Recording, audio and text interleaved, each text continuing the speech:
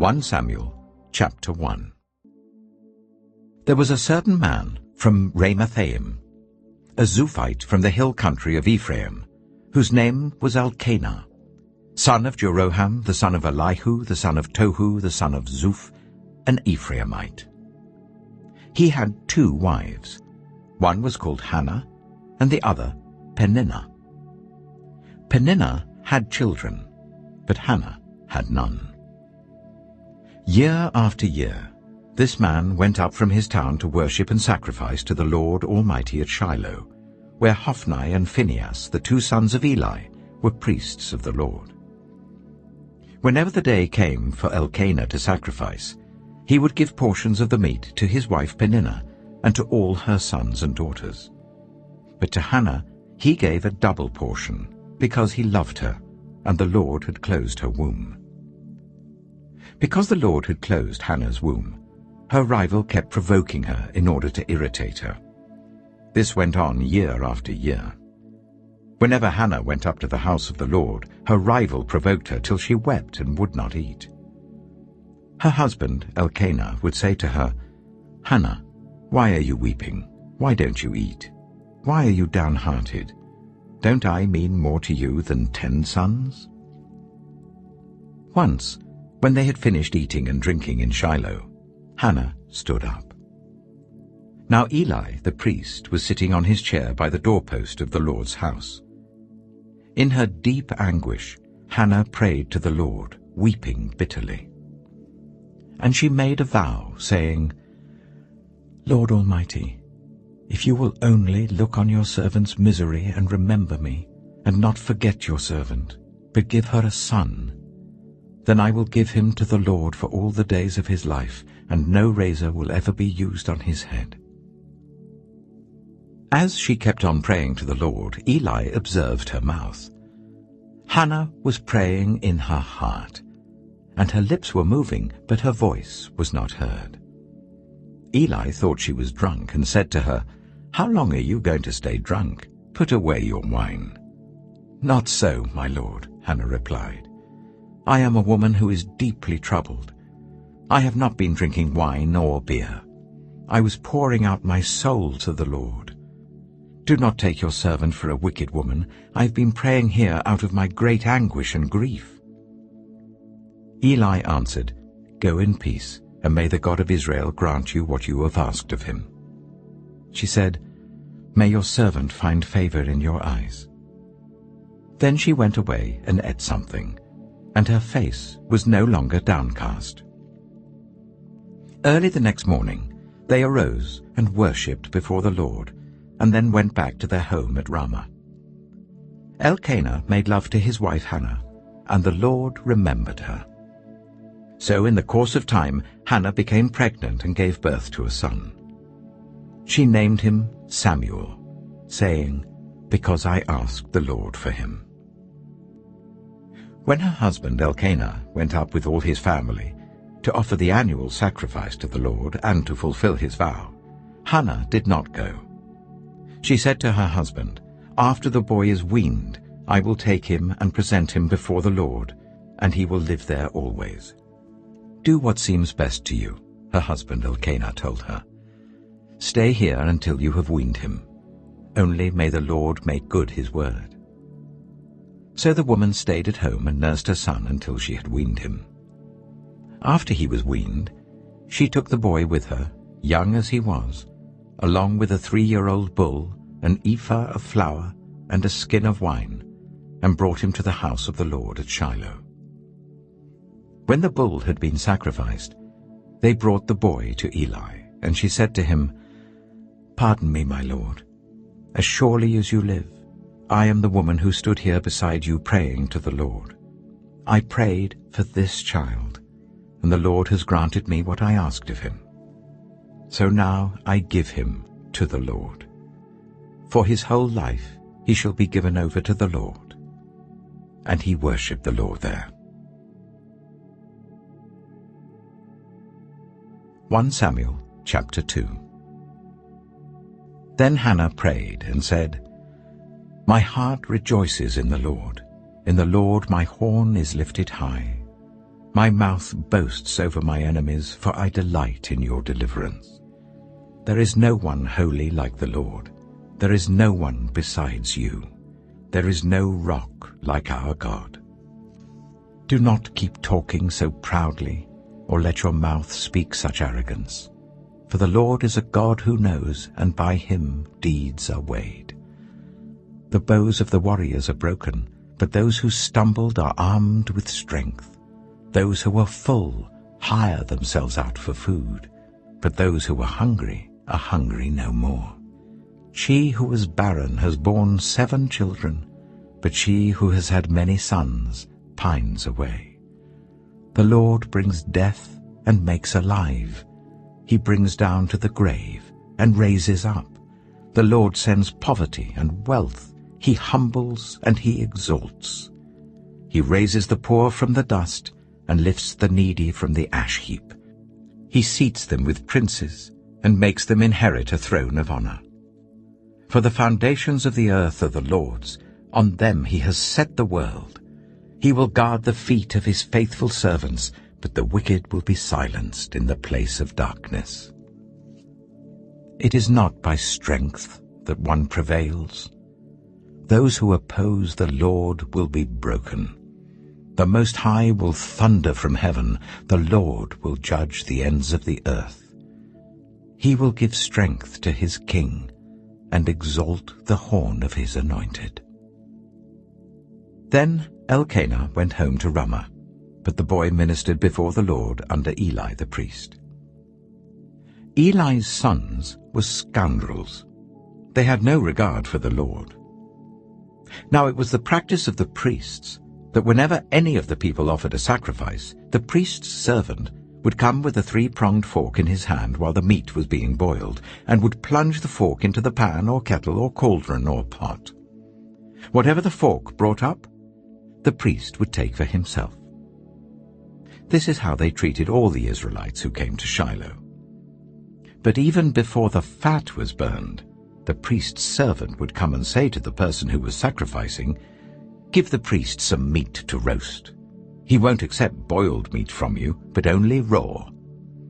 If the person said to him, "Let the fat be burned first, and then take whatever you want," the servant would answer, "No, hand it over now. If you don't, I'll take it by force." This sin of the young men was very great in the Lord's sight, for they were treating the Lord's offering with contempt. But Samuel was ministering before the Lord, a boy wearing a linen ephod. Each year his mother made him a little robe and took it to him, when she went up with her husband to offer the annual sacrifice. Eli would bless Elkanah and his wife, saying, "May the Lord give you children by this woman to take the place of the one she prayed for and gave to the Lord." Then they would go home. And the Lord was gracious to Hannah. She gave birth to 3 sons and 2 daughters. Meanwhile, the boy Samuel grew up in the presence of the Lord. Now Eli, who was very old, heard about everything his sons were doing to all Israel, and how they slept with the women who served at the entrance to the tent of meeting. So he said to them, "Why do you do such things? I hear from all the people about these wicked deeds of yours. No, my sons, the report I hear spreading among the Lord's people is not good. If one person sins against another, God may mediate for the offender. But if anyone sins against the Lord, who will intercede for them?" His sons, however, did not listen to their father's rebuke, for it was the Lord's will to put them to death. And the boy Samuel continued to grow in stature and in favor with the Lord and with people. Now a man of God came to Eli and said to him, "This is what the Lord says. Did I not clearly reveal myself to your ancestors' family when they were in Egypt under Pharaoh? I chose your ancestor out of all the tribes of Israel to be my priest, to go up to my altar, to burn incense, and to wear an ephod in my presence. I also gave your ancestors' family all the food offerings presented by the Israelites. Why do you scorn my sacrifice and offering that I prescribed for my dwelling? Why do you honor your sons more than me, by fattening yourselves on the choice parts of every offering made by my people Israel? Therefore the Lord, the God of Israel, declares, I promised that members of your family would minister before me forever. But now the Lord declares, far be it from me. Those who honor me I will honor, but those who despise me will be disdained. The time is coming when I will cut short your strength and the strength of your priestly house, so that no one in it will reach old age, and you will see distress in my dwelling. Although good will be done to Israel, no one in your family line will ever reach old age. Every one of you that I do not cut off from serving at my altar, I will spare only to destroy your sight and sap your strength, and all your descendants will die in the prime of life. And what happens to your 2 sons, Hophni and Phinehas, will be assigned to you. They will both die on the same day. I will raise up for myself a faithful priest, who will do according to what is in my heart and mind. I will firmly establish his priestly house, and they will minister before my anointed one always. Then everyone left in your family line will come and bow down before him for a piece of silver and a loaf of bread, and plead, appoint me to some priestly office, so that I can have food to eat. 1 Samuel chapter 3. The boy Samuel ministered before the Lord under Eli. In those days the word of the Lord was rare. There were not many visions. One night, Eli, whose eyes were becoming so weak that he could barely see, was lying down in his usual place. The lamp of God had not yet gone out, and Samuel was lying down in the house of the Lord where the ark of God was. Then the Lord called Samuel. Samuel answered, Here I am. And he ran to Eli and said, Here I am, you called me. But Eli said, I did not call. Go back and lie down. So he went and lay down. Again the Lord called Samuel. Then Samuel got up and went to Eli and said, Here I am, you called me. My son, Eli said, I did not call. Go back and lie down. Now Samuel did not yet know the Lord. The word of the Lord had not yet been revealed to him. A third time the Lord called, Samuel. And Samuel got up and went to Eli and said, Here I am, you called me. Then Eli realized that the Lord was calling the boy. So Eli told Samuel, Go and lie down, and if he calls you, say, Speak, Lord, for your servant is listening. So Samuel went and lay down in his place. The Lord came and stood there, calling as at the other times, Samuel, Samuel. Then Samuel said, Speak, for your servant is listening. And the Lord said to Samuel, See, I am about to do something in Israel that will make the ears of everyone who hears about it tingle. At that time I will carry out against Eli everything I spoke against his family, from beginning to end. For I told him that I would judge his family forever, because of the sin he knew about. His sons uttered blasphemies against God, and he failed to restrain them. Therefore I swore to the house of Eli, the guilt of Eli's house will never be atoned for by sacrifice or offering. Samuel lay down until morning, and then opened the doors of the house of the Lord. He was afraid to tell Eli the vision, but Eli called him and said, Samuel, my son. Samuel answered, Here I am. What was it he said to you? Eli asked. Do not hide it from me. May God deal with you, be it ever so severely, if you hide from me anything he told you. So Samuel told him everything, hiding nothing from him. Then Eli said, He is the Lord.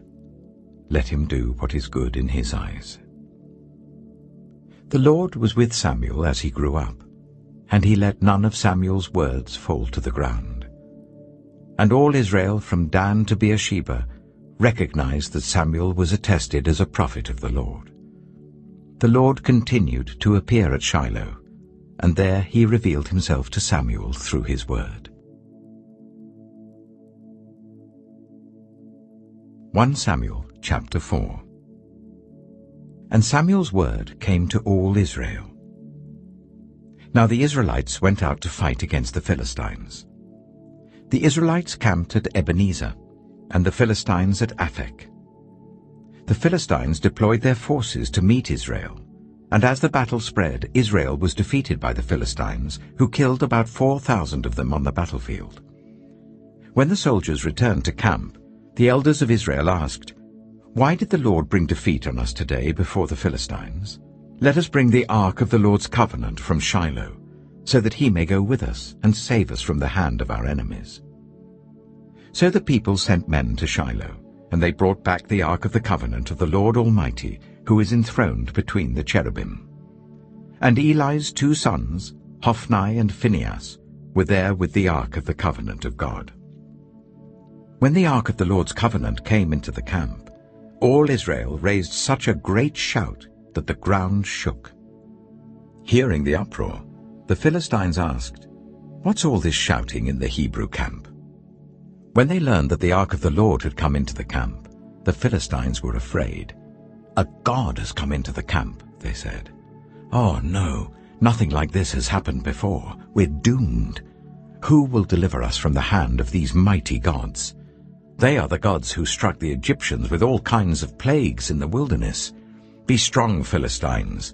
Be men, or you will be subject to the Hebrews, as they have been to you. Be men and fight." So the Philistines fought, and the Israelites were defeated, and every man fled to his tent. The slaughter was very great. Israel lost 30,000 foot soldiers. The ark of God was captured, and Eli's 2 sons, Hophni and Phinehas, died. That same day, a Benjaminite ran from the battle line and went to Shiloh with his clothes torn and dust on his head. When he arrived, there was Eli sitting on his chair by the side of the road, watching, because his heart feared for the ark of God. When the man entered the town and told what had happened, the whole town sent up a cry. Eli heard the outcry and asked, "What is the meaning of this uproar?" The man hurried over to Eli, who was 98 years old, and whose eyes had failed so that he could not see. He told Eli, "I have just come from the battle line. I fled from it this very day." Eli asked, "What happened, my son?" The man who brought the news replied, "Israel fled before the Philistines, and the army has suffered heavy losses. Also your 2 sons, Hophni and Phinehas, are dead, and the ark of God has been captured." When he mentioned the ark of God, Eli fell backwards off his chair by the side of the gate.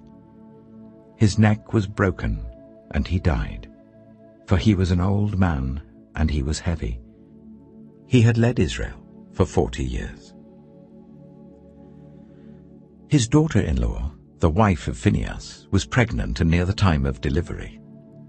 When she heard the news that the ark of God had been captured and that her father-in-law and her husband were dead, she went into labor and gave birth, but was overcome by her labor pains. As she was dying, the women attending her said, "Don't despair, you've given birth to a son." But she did not respond or pay any attention. She named the boy Ichabod, saying, "The glory has departed from Israel," because of the capture of the ark of God and the deaths of her father-in-law and her husband. She said, "The glory has departed from Israel, for the ark of God has been captured."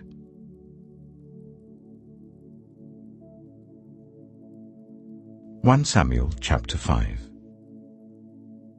After the Philistines had captured the ark of God, they took it from Ebenezer to Ashdod. Then they carried the ark into Dagon's temple and set it beside Dagon. When the people of Ashdod rose early the next day, there was Dagon, fallen on his face on the ground before the ark of the Lord. They took Dagon and put him back in his place. But the following morning when they rose, there was Dagon, fallen on his face on the ground before the ark of the Lord. His head and hands had been broken off and were lying on the threshold. Only his body remained. That is why to this day neither the priests of Dagon nor any others who enter Dagon's temple at Ashdod step on the threshold. The Lord's hand was heavy on the people of Ashdod and its vicinity. He brought devastation on them and afflicted them with tumors. When the people of Ashdod saw what was happening, they said, "The ark of the God of Israel must not stay here with us, because his hand is heavy on us and on Dagon our God." So they called together all the rulers of the Philistines and asked them, "What shall we do with the ark of the God of Israel?" They answered, "Let the ark of the God of Israel be moved to Gath." So they moved the ark of the God of Israel. But after they had moved it, the Lord's hand was against that city, throwing it into a great panic. He afflicted the people of the city, both young and old, with an outbreak of tumors. So they sent the ark of God to Ekron. As the ark of God was entering Ekron, the people of Ekron cried out, "They have brought the ark of the God of Israel round to us to kill us and our people." So they called together all the rulers of the Philistines and said, "Send the ark of the God of Israel away. Let it go back to its own place, or it will kill us and our people." For death had filled the city with panic. God's hand was very heavy on it. Those who did not die were afflicted with tumors, and the outcry of the city went up to heaven. 1 Samuel chapter 6. When the ark of the Lord had been in Philistine territory for 7 months, the Philistines called for the priests and the diviners, and said, "What shall we do with the ark of the Lord? Tell us how we should send it back to its place." They answered, "If you return the ark of the God of Israel, do not send it back to him without a gift. By all means send a guilt offering to him. Then you will be healed, and you will know why his hand has not been lifted from you." The Philistines asked, "What guilt offering should we send to him?" They replied, 5 gold tumors and 5 gold rats, according to the number of the Philistine rulers, because the same plague has struck both you and your rulers. Make models of the tumors and of the rats that are destroying the country, and give glory to Israel's God. Perhaps he will lift his hand from you and your gods and your land. Why do you harden your hearts as the Egyptians and Pharaoh did? When Israel's God dealt harshly with them, did they not send the Israelites out so that they could go on their way? Now then, get a new cart ready, with 2 cows that have calved and have never been yoked. Hitch the cows to the cart, but take their calves away and pen them up. Take the ark of the Lord and put it on the cart, and in a chest beside it put the gold objects you are sending back to him as a guilt offering. Send it on its way, but keep watching it. If it goes up to its own territory, towards Beth-Shemesh, then the Lord has brought this great disaster on us. But if it does not, then we shall know that it was not his hand that struck us, but that it happened to us by chance." So they did this. They took 2 such cows and hitched them to the cart and penned up their calves. They placed the ark of the Lord on the cart, and along with it the chest containing the gold rats and the models of the tumors. Then the cows went straight up towards Beth-Shemesh, keeping on the road and lowing all the way. They did not turn to the right or to the left. The rulers of the Philistines followed them as far as the border of Beth-Shemesh. Now the people of Beth-Shemesh were harvesting their wheat in the valley, and when they looked up and saw the ark, they rejoiced at the sight. The ark came to the field of Joshua of Beth-Shemesh, and there it stopped beside a large rock. The people chopped up the wood of the cart and sacrificed the cows as a burnt offering to the Lord. The Levites took down the ark of the Lord, together with the chest containing the gold objects, and placed them on the large rock. On that day, the people of Beth-shemesh offered burnt offerings and made sacrifices to the Lord. The 5 rulers of the Philistines saw all this, and then returned that same day to Ekron. These are the gold tumors the Philistines sent as a guilt offering to the Lord. 1 each for Ashdod, Gaza, Ashkelon, Gath, and Ekron. And the number of the gold rats was according to the number of Philistine towns belonging to the 5 rulers, the fortified towns with their country villages. The large rock on which the Levites set the ark of the Lord is a witness to this day in the field of Joshua of Beth-shemesh. But God struck down some of the inhabitants of Beth-shemesh, putting 70 of them to death because they looked into the ark of the Lord. The people mourned because of the heavy blow the Lord had dealt them. And the people of Beth-shemesh asked, "Who can stand in the presence of the Lord, this holy God? To whom will the ark go up from here?" Then they sent messengers to the people of Kiriath-jearim, saying, "The Philistines have returned the ark of the Lord. Come down and take it up to your town." 1 Samuel chapter 7. So the men of Kiriath-jearim came and took up the ark of the Lord. They brought it to Abinadab's house on the hill, and consecrated Eleazar his son to guard the ark of the Lord. The ark remained at Kiriath-jearim a long time, 20 years in all. Then all the people of Israel turned back to the Lord. So Samuel said to all the Israelites, "If you are returning to the Lord with all your hearts, then rid yourselves of the foreign gods and the Ashtoreths, and commit yourselves to the Lord and serve him only, and he will deliver you out of the hand of the Philistines." So the Israelites put away their Baals and Ashtoreths and served the Lord only. Then Samuel said, "Assemble all Israel at Mizpah, and I will intercede with the Lord for you." When they had assembled at Mizpah, they drew water and poured it out before the Lord. On that day they fasted, and there they confessed, "We have sinned against the Lord." Now Samuel was serving as leader of Israel at Mizpah. When the Philistines heard that Israel had assembled at Mizpah, the rulers of the Philistines came up to attack them. When the Israelites heard of it, they were afraid because of the Philistines. They said to Samuel, "Do not stop crying out to the Lord our God for us, that he may rescue us from the hand of the Philistines." Then Samuel took a suckling lamb and sacrificed it as a whole burnt offering to the Lord. He cried out to the Lord on Israel's behalf, and the Lord answered him. While Samuel was sacrificing the burnt offering, the Philistines drew near to engage Israel in battle. But that day the Lord thundered with loud thunder against the Philistines, and threw them into such a panic that they were routed before the Israelites. The men of Israel rushed out of Mizpah and pursued the Philistines, slaughtering them along the way to a point below Beth-kar. Then Samuel took a stone and set it up between Mizpah and Shen. He named it Ebenezer, saying, "Thus far the Lord has helped us." So the Philistines were subdued, and they stopped invading Israel's territory. Throughout Samuel's lifetime, the hand of the Lord was against the Philistines.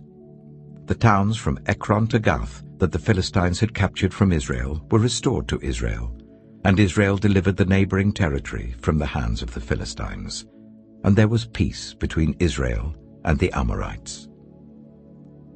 Samuel continued as Israel's leader all the days of his life. From year to year, he went on a circuit from Bethel to Gilgal to Mizpah, judging Israel in all those places. But he always went back to Ramah, where his home was, and there he also held court for Israel. And he built an altar there to the Lord. 1 Samuel chapter 8. When Samuel grew old, he appointed his sons as Israel's leaders. The name of his firstborn was Joel, and the name of his second was Abijah, and they served at Beersheba. But his sons did not follow his ways. They turned aside after dishonest gain and accepted bribes and perverted justice. So all the elders of Israel gathered together and came to Samuel at Ramah. They said to him, "You are old, and your sons do not follow your ways. Now appoint a king to lead us, such as all the other nations have." But when they said, "Give us a king to lead us," this displeased Samuel. So he prayed to the Lord. And the Lord told him, "Listen to all that the people are saying to you. It is not you they have rejected, but they have rejected me as their king, as they have done from the day I brought them up out of Egypt until this day, forsaking me and serving other gods. So they are doing to you. Now listen to them, but warn them solemnly, and let them know what the king who will reign over them will claim as his rights." Samuel told all the words of the Lord to the people who were asking him for a king. He said, "This is what the king who will reign over you will claim as his rights. He will take your sons and make them serve with his chariots and horses, and they will run in front of his chariots. Some he will assign to be commanders of thousands and commanders of fifties, and others to plough his ground and reap his harvest, and still others to make weapons of war and equipment for his chariots. He will take your daughters to be perfumers and cooks and bakers. He will take the best of your fields and vineyards and olive groves and give them to his attendants. He will take 1/10 of your grain and of your vintage and give it to his officials and attendants. Your male and female servants and the best of your cattle and donkeys he will take for his own use. He will take 1/10 of your flocks, and you yourselves will become his slaves. When that day comes, you will cry out for relief from the king you have chosen, but the Lord will not answer you in that day." But the people refused to listen to Samuel. "No," they said, "we want a king over us. Then we shall be like all the other nations, with a king to lead us, and to go out before us and fight our battles." When Samuel heard all that the people said, he repeated it before the Lord. The Lord answered, "Listen to them, and give them a king." Then Samuel said to the Israelites, "Everyone go back to your own town." 1 Samuel chapter 9. There was a Benjaminite, a man of standing, whose name was Kish, son of Abihail, the son of Zeror, the son of Bechorath, and the son of Aphiah of Benjamin. Kish had a son named Saul, as handsome a young man as could be found anywhere in Israel, and he was a head taller than anyone else.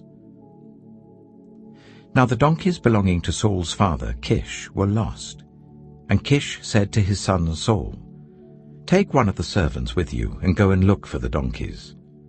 So he passed through the hill country of Ephraim and through the area around Shalisha, but they did not find them. They went on into the district of Shaalim, but the donkeys were not there. Then he passed through the territory of Benjamin, but they did not find them. When they reached the district of Zaph, Saul said to the servant who was with him, "Come, let's go back, or my father will stop thinking about the donkeys and start worrying about us." But the servant replied, "Look, in this town there is a man of God. He is highly respected, and everything he says comes true. Let's go there now. Perhaps he will tell us what way to take." Saul said to his servant, "If we go, what can we give the man? The food in our sacks is gone. We have no gift to take to the man of God. What do we have?" The servant answered him again. "Look," he said, "I have 1/4 of a shekel of silver. I will give it to the man of God, so that he will tell us what way to take." Formerly in Israel, if someone went to inquire of God, they would say, "Come, let us go to the seer," because the prophet of today used to be called a seer. "Good," Saul said to his servant. "Come, let's go." So they set out for the town where the man of God was. As they were going up the hill to the town, they met some young women coming out to draw water, and they asked them, "Is the seer here?" "He is," they answered. "He's ahead of you. Hurry now, he has just come to our town today, for the people have a sacrifice at the high place. As soon as you enter the town, you will find him before he goes up to the high place to eat. The people will not begin eating until he comes, because he must bless the sacrifice. Afterwards, those who are invited will eat. Go up now. You should find him about this time." They went up to the town, and as they were entering it, there was Samuel coming towards them on his way up to the high place. Now the day before Saul came, the Lord had revealed this to Samuel. "About this time tomorrow, I will send you a man from the land of Benjamin. Anoint him ruler over my people Israel. He will deliver them from the hand of the Philistines. I have looked on my people, for their cry has reached me." When Samuel caught sight of Saul, the Lord said to him, "This is the man I spoke to you about. He will govern my people." Saul approached Samuel in the gateway and asked, "Would you please tell me where the seer's house is?" "I am the seer," Samuel replied. "Go up ahead of me to the high place, for today you are to eat with me, and in the morning I will send you on your way and will tell you all that is in your heart. As for the donkeys you lost 3 days ago, do not worry about them. They have been found. And to whom is all the desire of Israel turned, if not to you and your whole family line?"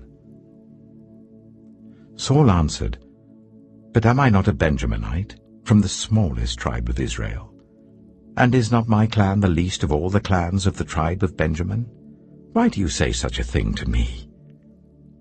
Then Samuel brought Saul and his servant into the hall, and seated them at the head of those who were invited, about 30 in number. Samuel said to the cook, "Bring the piece of meat I gave you, the one I told you to lay aside." So the cook took up the thigh with what was on it, and set it in front of Saul. Samuel said, "Here is what has been kept for you. Eat, because it was set aside for you for this occasion, from the time I said, 'I have invited guests.'" And Saul dined with Samuel that day. After they came down from the high place to the town, Samuel talked with Saul on the roof of his house. They rose about daybreak, and Samuel called to Saul on the roof, "Get ready, and I will send you on your way." When Saul got ready, he and Samuel went outside together. As they were going down to the edge of the town, Samuel said to Saul, "Tell the servant to go on ahead of us." And the servant did so. "But you stay here for a while, so that I may give you a message from God." 1 Samuel chapter 10. Then Samuel took a flask of olive oil and poured it on Saul's head and kissed him, saying, "Has not the Lord anointed you ruler over his inheritance? When you leave me today, you will meet 2 men near Rachel's tomb at Zelzah, on the border of Benjamin. They will say to you, 'The donkeys you set out to look for have been found, and now your father has stopped thinking about them and is worried about you. He is asking, "What shall I do about my son?" Then you will go on from there until you reach the great tree of Tabor. 3 men going up to worship God at Bethel will meet you there. One will be carrying 3 young goats, another 3 loaves of bread, and another a skin of wine. They will greet you and offer you 2 loaves of bread, which you will accept from them. After that, you will go to Gibeah of God, where there is a Philistine outpost. As you approach the town, you will meet a procession of prophets coming down from the high place, with lyres, tambourines, pipes, and harps being played before them, and they will be prophesying. The Spirit of the Lord will come powerfully upon you, and you will prophesy with them, and you will be changed into a different person. Once these signs are fulfilled, do whatever your hand finds to do, for God is with you. Go down ahead of me to Gilgal. I will surely come down to you to sacrifice burnt offerings and fellowship offerings. But you must wait 7 days until I come to you and tell you what you are to do."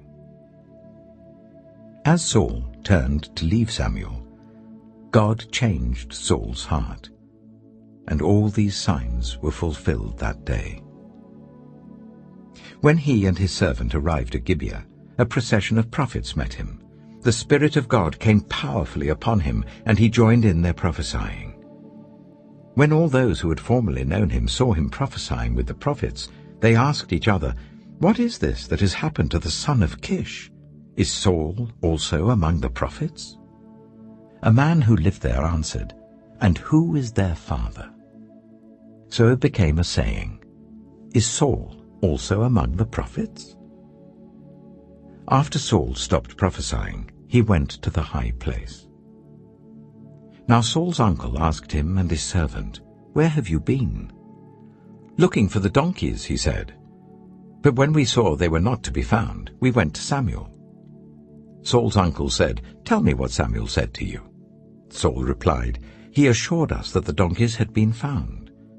But he did not tell his uncle what Samuel had said about the kingship. Samuel summoned the people of Israel to the Lord at Mizpah and said to them, "This is what the Lord, the God of Israel, says. I brought Israel up out of Egypt, and I delivered you from the power of Egypt and all the kingdoms that oppressed you. But you have now rejected your God, who saves you out of all your disasters and calamities. And you have said, 'No, appoint a king over us.' So now present yourselves before the Lord by your tribes and clans." When Samuel had made all Israel come forward by tribes, the tribe of Benjamin was taken by lot. Then he brought forward the tribe of Benjamin clan by clan, and Matri's clan was taken. Finally, Saul, son of Kish, was taken. But when they looked for him, he was not to be found. So they inquired further of the Lord, "Has the man come here yet?"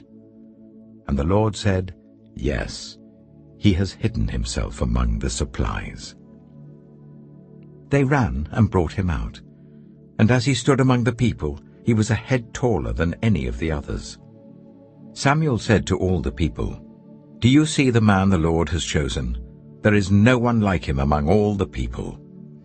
Then the people shouted, "Long live the king!" Samuel explained to the people the rights and duties of kingship. He wrote them down on a scroll and deposited it before the Lord. Then Samuel dismissed the people to go to their own homes. Saul also went to his home in Gibeah, accompanied by valiant men whose hearts God had touched. But some scoundrels said, "How can this fellow save us?" They despised him and brought him no gifts, but Saul kept silent. 1 Samuel chapter 11. Nahash the Ammonite went up and besieged Jabesh-Gilead. And all the men of Jabesh said to him, "Make a treaty with us, and we will be subject to you." But Nahash the Ammonite replied, "I will make a treaty with you only on the condition that I gouge out the right eye of every one of you, and so bring disgrace on all Israel." The elders of Jabesh said to him, "Give us 7 days so that we can send messengers throughout Israel. If no one comes to rescue us, we will surrender to you." When the messengers came to Gibeah of Saul and reported these terms to the people, they all wept aloud. Just then Saul was returning from the fields behind his oxen, and he asked, "What is wrong with everyone? Why are they weeping?" Then they repeated to him what the men of Jabesh had said. When Saul heard their words, the Spirit of God came powerfully upon him, and he burned with anger. He took a pair of oxen, cut them into pieces, and sent the pieces by messengers throughout Israel, proclaiming, "This is what will be done to the oxen of anyone who does not follow Saul and Samuel." Then the terror of the Lord fell on the people, and they came out together as one. When Saul mustered them at Bezek, the men of Israel numbered 300,000, and those of Judah 30,000.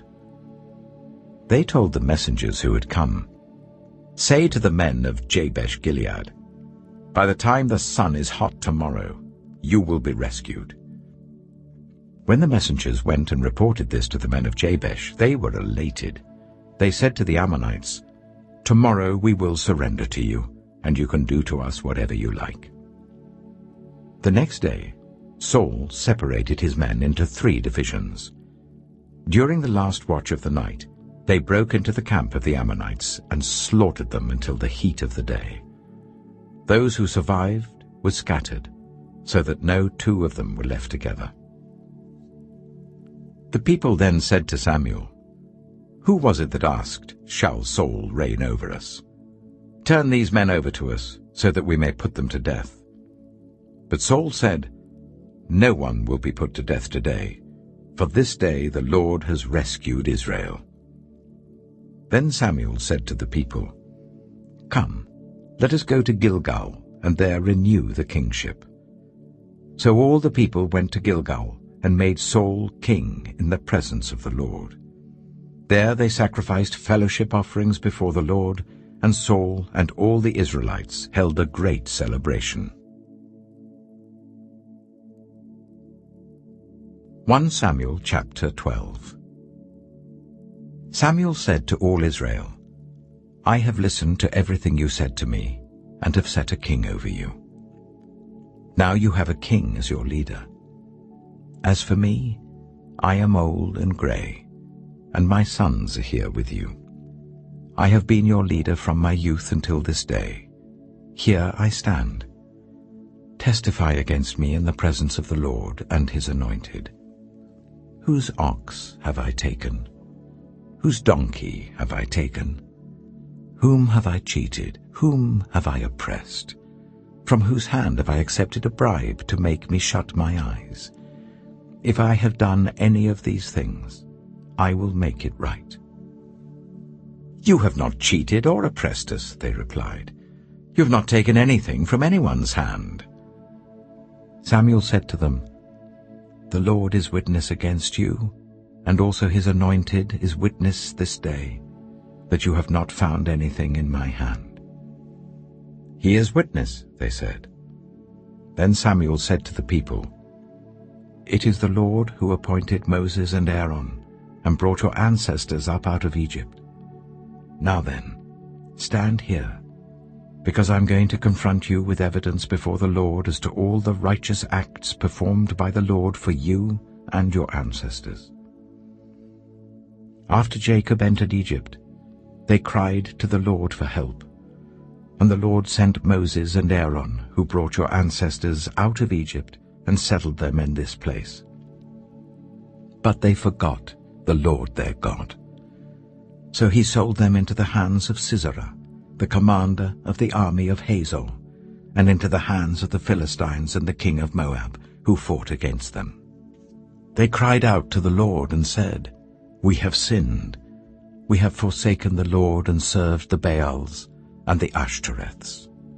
But now deliver us from the hands of our enemies, and we will serve you." Then the Lord sent Jerubbaal, Barak, Jephthah, and Samuel, and he delivered you from the hands of your enemies all around you, so that you lived in safety. But when you saw that Nahash, king of the Ammonites, was moving against you, you said to me, "No, we want a king to rule over us," even though the Lord your God was your king.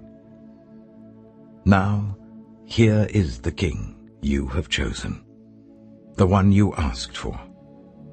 See, the Lord has set a king over you. If you fear the Lord and serve and obey him and do not rebel against his commands, and if both you and the king who reigns over you follow the Lord your God, good. But if you do not obey the Lord, and if you rebel against his commands, his hand will be against you as it was against your ancestors. Now then, stand still and see this great thing the Lord is about to do before your eyes. Is not wheat harvest now? I will call on the Lord to send thunder and rain, and you will realize what an evil thing you did in the eyes of the Lord when you asked for a king." Then Samuel called on the Lord, and that same day the Lord sent thunder and rain. So all the people stood in awe of the Lord and of Samuel. The people all said to Samuel, "Pray to the Lord your God for your servants, so that we will not die. For we have added to all our other sins the evil of asking for a king." "Do not be afraid," Samuel replied. "You have done all this evil. Yet do not turn away from the Lord, but serve the Lord with all your heart. Do not turn away after useless idols. They can do you no good, nor can they rescue you, because they are useless. For the sake of his great name the Lord will not reject his people, because the Lord was pleased to make you his own. As for me, far be it from me that I should sin against the Lord by failing to pray for you. And I will teach you the way that is good and right. But be sure to fear the Lord and serve him faithfully with all your heart. Consider what great things he has done for you. Yet, if you persist in doing evil, both you and your king will perish."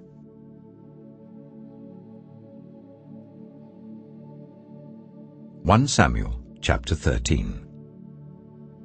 Saul was 30 years old when he became king, and he reigned over Israel for 42 years. Saul chose 3,000 men from Israel. 2,000 were with him at Michmash in the hill country of Bethel, and 1,000 were with Jonathan at Gibeah in Benjamin. The rest of the men he sent back to their homes. Jonathan attacked the Philistine outpost at Geba, and the Philistines heard about it. Then Saul had the trumpet blown throughout the land and said, "Let the Hebrews hear." So all Israel heard the news. Saul has attacked the Philistine outpost, and now Israel has become obnoxious to the Philistines. And the people were summoned to join Saul at Gilgal. The Philistines assembled to fight Israel, with 3,000 chariots, 6,000 charioteers, and soldiers as numerous as the sand on the seashore. They went up and camped at Michmash, east of Bethaven. When the Israelites saw that their situation was critical and that their army was hard-pressed, they hid in caves and thickets among the rocks, and in pits and cisterns. Some Hebrews even crossed the Jordan to the land of Gad and Gilead. Saul remained at Gilgal, and all the troops with him were quaking with fear. He waited for 7 days, the time set by Samuel. But Samuel did not come to Gilgal, and Saul's men began to scatter. So he said, "Bring me the burnt offering and the fellowship offerings." And Saul offered up the burnt offering. Just as he finished making the offering, Samuel arrived, and Saul went out to greet him. "What have you done?" asked Samuel. Saul replied, "When I saw that the men were scattering, and that you did not come at the set time, and that the Philistines were assembling at Michmash, I thought, now the Philistines will come down against me at Gilgal, and I have not sought the Lord's favor. So I felt compelled to offer the burnt offering." "Oh, you have done a foolish thing," Samuel said. "You have not kept the command the Lord your God gave you. If you had, he would have established your kingdom over Israel for all time. But now your kingdom will not endure. The Lord has sought out a man after his own heart, and appointed him ruler of his people, because you have not kept the Lord's command." Then Samuel left Gilgal and went up to Gibeah in Benjamin. And Saul counted the men who were with him. They numbered about 600. Saul and his son Jonathan and the men with them were staying at Gibeah of Benjamin, while the Philistines camped at Michmash. Raiding parties went out from the Philistine camp in 3 detachments. One turned towards Ophrah in the vicinity of Shual, another towards Beth-horon, and the third towards the borderland overlooking the valley of Zeboim, facing the wilderness. Not a blacksmith could be found in the whole land of Israel, because the Philistines had said, otherwise the Hebrews will make swords and spears." So all Israel went down to the Philistines to have their plowshares, mattocks, axes, and sickles sharpened. The price was 2/3 of a shekel for sharpening plowshares and mattocks, and 1/3 of a shekel for sharpening forks and axes, and for repointing goads. So on the day of the battle, not a soldier with Saul and Jonathan had a sword or spear in his hand. Only Saul and his son Jonathan had them. Now a detachment of Philistines had gone out to the pass at Michmash. 1 Samuel chapter 14. One day, Jonathan, son of Saul, said to his young armor-bearer, "Come, let's go over to the Philistine outpost on the other side." But he did not tell his father. Saul was staying on the outskirts of Gibeah, under a pomegranate tree in Migron. With him were about 600 men, among whom was Ahijah, who was wearing an ephod. He was a son of Ichabod's brother, Ahitub, son of Phinehas, the son of Eli, the Lord's priest in Shiloh. No one was aware that Jonathan had left. On each side of the pass that Jonathan intended to cross to reach the Philistine outpost was a cliff. One was called Bozez, and the other Sineh. One cliff stood to the north towards Michmash, the other to the south towards Geba. Jonathan said to his young armor-bearer, "Come, let's go over to the outpost of those uncircumcised men. Perhaps the Lord will act on our behalf. Nothing can hinder the Lord from saving, whether by many or by few." "Do all that you have in mind," his armor-bearer said. "Go ahead. I am with you, heart and soul." Jonathan said, "Come on then. We will cross over towards them and let them see us. If they say to us, 'Wait there until we come to you,' we will stay where we are and not go up to them. But if they say, 'Come up to us,' we will climb up, because that will be our sign that the Lord has given them into our hands." So both of them showed themselves to the Philistine outpost.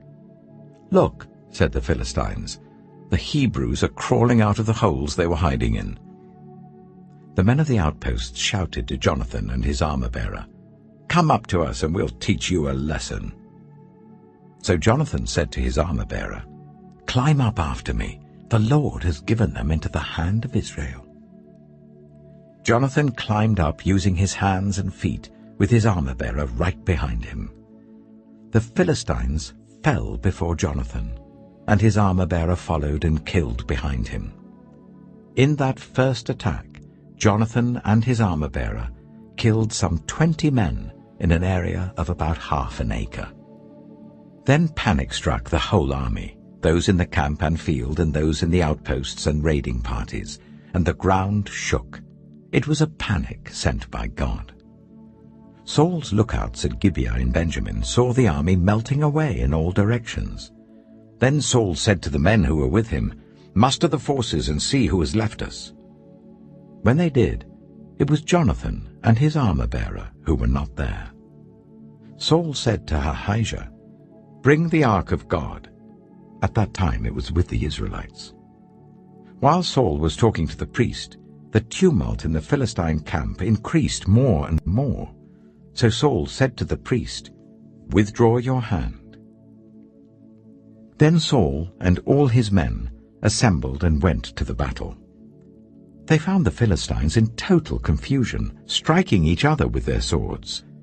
Those Hebrews who had previously been with the Philistines and had gone up with them to their camp went over to the Israelites who were with Saul and Jonathan. When all the Israelites who had hidden in the hill country of Ephraim heard that the Philistines were on the run, they joined the battle in hot pursuit. So on that day the Lord saved Israel, and the battle moved on beyond Beth-aven. Now the Israelites were in distress that day, because Saul had bound the people under an oath, saying, "Cursed be anyone who eats food before evening comes, before I have avenged myself on my enemies." So none of the troops tasted food. The entire army entered the woods, and there was honey on the ground. When they went into the woods, they saw the honey oozing out. Yet no one put his hand to his mouth because they feared the oath.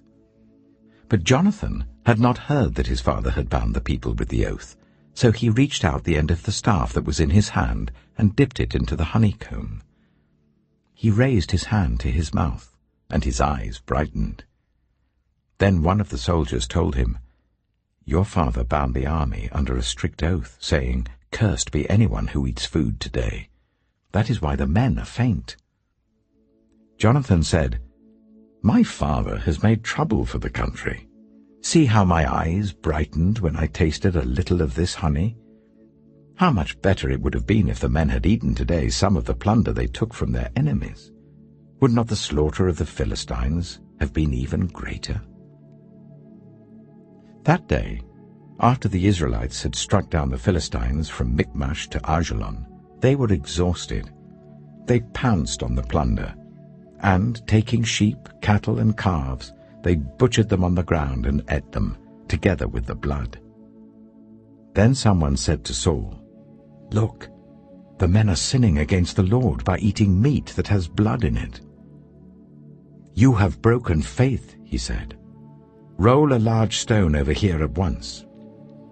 Then he said, "Go out among the men and tell them, 'Each of you bring me your cattle and sheep, and slaughter them here and eat them. Do not sin against the Lord by eating meat with blood still in it.'" So everyone brought his ox that night and slaughtered it there. Then Saul built an altar to the Lord. It was the first time he had done this. Saul said, "Let us go down and pursue the Philistines by night and plunder them till dawn, and let us not leave one of them alive." "Do whatever seems best to you," they replied. But the priest said, "Let us inquire of God here." So Saul asked God, "Shall I go down and pursue the Philistines? Will you give them into Israel's hand?" But God did not answer him that day. Saul therefore said, "Come here, all you who are leaders of the army, and let us find out what sin has been committed today. As surely as the Lord who rescues Israel lives, even if the guilt lies with my son Jonathan, he must die." But not one of them said a word. Saul then said to all the Israelites, "You stand over there. I and Jonathan my son will stand over here." "Do what seems best to you," they replied. Then Saul prayed to the Lord, the God of Israel, "Why have you not answered your servant today? If the fault is in me or my son Jonathan, respond with Urim. But if the men of Israel are at fault, respond with Thummim." Jonathan and Saul were taken by lot, and the men were cleared. Saul said, "Cast the lot between me and Jonathan my son." And Jonathan was taken.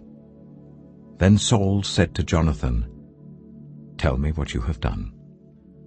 So Jonathan told him, "I tasted a little honey with the end of my staff, and now I must die?" Saul said, "May God deal with me, be it ever so severely, if you do not die, Jonathan." But the men said to Saul, "Should Jonathan die? He who has brought about this great deliverance in Israel? Never. As surely as the Lord lives, not a hair of his head shall fall to the ground, for he did this today with God's help." So the men rescued Jonathan, and he was not put to death. Then Saul stopped pursuing the Philistines, and they withdrew to their own land. After Saul had assumed rule over Israel, he fought against their enemies on every side: Moab, the Ammonites, Edom, the kings of Zobah, and the Philistines. Wherever he turned, he inflicted punishment on them. He fought valiantly and defeated the Amalekites, delivering Israel from the hands of those who had plundered them. Saul's sons were Jonathan, Ishvi, and Malchishua. The name of his elder daughter was Merab, and that of the younger was Michal. His wife's name was Ahinoam, daughter of Ahimaaz. The name of the commander of Saul's army was Abner, son of Ner, and Ner was Saul's uncle. Saul's father, Kish, and Abner's father Ner were sons of Abiel. All the days of Saul there was bitter war with the Philistines, and whenever Saul saw a mighty or brave man, he took him into his service. 1 Samuel chapter 15. Samuel said to Saul, I am the one the Lord sent to anoint you king over his people Israel. So listen now to the message from the Lord. This is what the Lord Almighty says. I will punish the Amalekites for what they did to Israel when they waylaid them as they came up from Egypt. Now go, attack the Amalekites, and totally destroy all that belongs to them. Do not spare them. Put to death men and women, children and infants, cattle and sheep, camels and donkeys. So Saul summoned the men and mustered them at Telaim, 200,000 foot soldiers and 10,000 from Judah. Saul went to the city of Amalek and set an ambush in the ravine. Then he said to the Kenites, Go away, leave the Amalekites, so that I do not destroy you along with them. For you showed kindness to all the Israelites when they came up out of Egypt. So the Kenites moved away from the Amalekites. Then Saul attacked the Amalekites all the way from Havilah to Shur, near the eastern border of Egypt. He took Agag, king of the Amalekites, alive, and all his people he totally destroyed with the sword.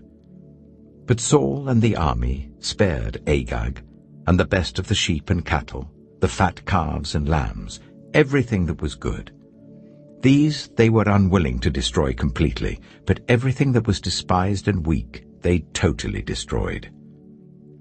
Then the word of the Lord came to Samuel. I regret that I have made Saul king, because he has turned away from me and has not carried out my instructions. Samuel was angry, and he cried out to the Lord all that night. Early in the morning, Samuel got up and went to meet Saul, but he was told, Saul has gone to Carmel. There he has set up a monument in his own honor, and has turned and gone on down to Gilgal. When Samuel reached him, Saul said, The Lord bless you. I have carried out the Lord's instructions. But Samuel said, What then is this bleating of sheep in my ears? What is this lowing of cattle that I hear? Saul answered, The soldiers brought them from the Amalekites. They spared the best of the sheep and cattle to sacrifice to the Lord your God, but we totally destroyed the rest. Enough, Samuel said to Saul. Let me tell you what the Lord said to me last night. Tell me, Saul replied. Samuel said, Although you were once small in your own eyes, did you not become the head of the tribes of Israel? The Lord anointed you king over Israel, and he sent you on a mission, saying, Go and completely destroy those wicked people, the Amalekites. Wage war against them until you have wiped them out. Why did you not obey the Lord? Why did you pounce on the plunder and do evil in the eyes of the Lord? But I did obey the Lord, Saul said. I went on the mission the Lord assigned me. I completely destroyed the Amalekites and brought back Agag, their king. The soldiers took sheep and cattle from the plunder, the best of what was devoted to God, in order to sacrifice them to the Lord your God at Gilgal. But Samuel replied, Does the Lord delight in burnt offerings and sacrifices as much as in obeying the Lord? To obey is better than sacrifice, and to heed is better than the fat of rams. For rebellion is like the sin of divination, and arrogance like the evil of idolatry. Because you have rejected the word of the Lord, he has rejected you as king. Then Saul said to Samuel, I have sinned. I violated the Lord's command and your instructions. I was afraid of the men, and so I gave in to them. Now I beg you, forgive my sin and come back with me, so that I may worship the Lord. But Samuel said to him, I will not go back with you. You have rejected the word of the Lord, and the Lord has rejected you as king over Israel." As Samuel turned to leave, Saul caught hold of the hem of his robe, and it tore. Samuel said to him, "The Lord has torn the kingdom of Israel from you today, and has given it to one of your neighbors, to one better than you. He who is the glory of Israel does not lie or change his mind, for he is not a human being that he should change his mind." Saul replied, "I have sinned, but please honor me before the elders of my people and before Israel. Come back with me so that I may worship the Lord your God." So Samuel went back with Saul, and Saul worshipped the Lord. Then Samuel said, "Bring me Agag, king of the Amalekites." Agag came to him in chains, and he thought, "Surely the bitterness of death is past." But Samuel said, "As your sword has made women childless, so will your mother be childless among women." And Samuel put Agag to death before the Lord at Gilgal. Then Samuel left for Ramah, but Saul went up to his home in Gibeah of Saul. Until the day Samuel died, he did not go to see Saul again, though Samuel mourned for him. And the Lord regretted that he had made Saul king over Israel. 1 Samuel chapter 16. The Lord said to Samuel, "How long will you mourn for Saul, since I have rejected him as king over Israel? Fill your horn with oil and be on your way. I am sending you to Jesse of Bethlehem. I have chosen one of his sons to be king." But Samuel said, "How can I go? If Saul hears about it, he will kill me." The Lord said, "Take a heifer with you and say, 'I have come to sacrifice to the Lord.' Invite Jesse to the sacrifice, and I will show you what to do. You are to anoint for me the one I indicate." Samuel did what the Lord said. When he arrived at Bethlehem, the elders of the town trembled when they met him. They asked, "Do you come in peace?" Samuel replied, "Yes, in peace. I have come to sacrifice to the Lord. Consecrate yourselves and come to the sacrifice with me." Then he consecrated Jesse and his sons and invited them to the sacrifice. When they arrived, Samuel saw Eliab and thought, "Surely the Lord's anointed stands here before the Lord." But the Lord said to Samuel, "Do not consider his appearance or his height, for I have rejected him. The Lord does not look at the things people look at. People look at the outward appearance, but the Lord looks at the heart." Then Jesse called Abinadab and made him pass in front of Samuel. But Samuel said, "The Lord has not chosen this one either." Jesse then made Shammah pass by, but Samuel said, "Nor has the Lord chosen this one." Jesse made 7 of his sons pass before Samuel, but Samuel said to him, "The Lord has not chosen these." So he asked Jesse, "Are these all the sons you have?" "There is still the youngest," Jesse answered. "He's tending the sheep." Samuel said, "Send for him. We will not sit down until he arrives." So he sent for him and had him brought in. He was glowing with health and had a fine appearance and handsome features. Then the Lord said, "Rise and anoint him. This is the one."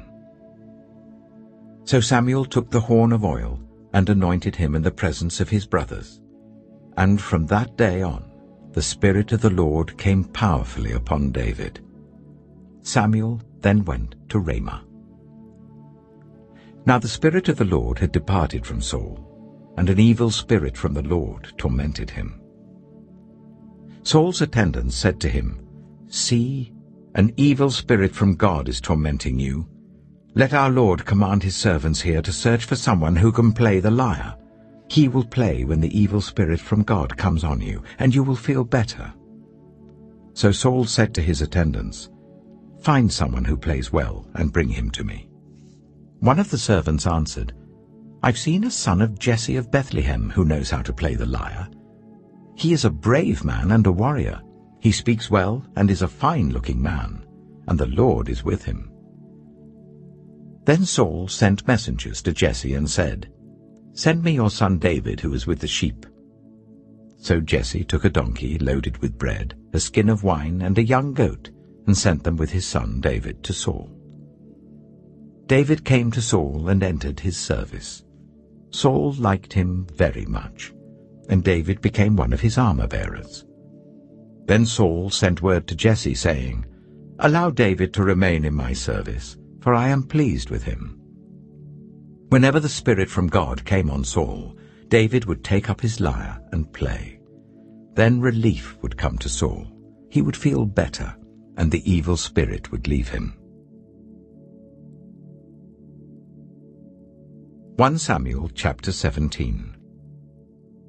Now the Philistines gathered their forces for war and assembled at Socoh in Judah.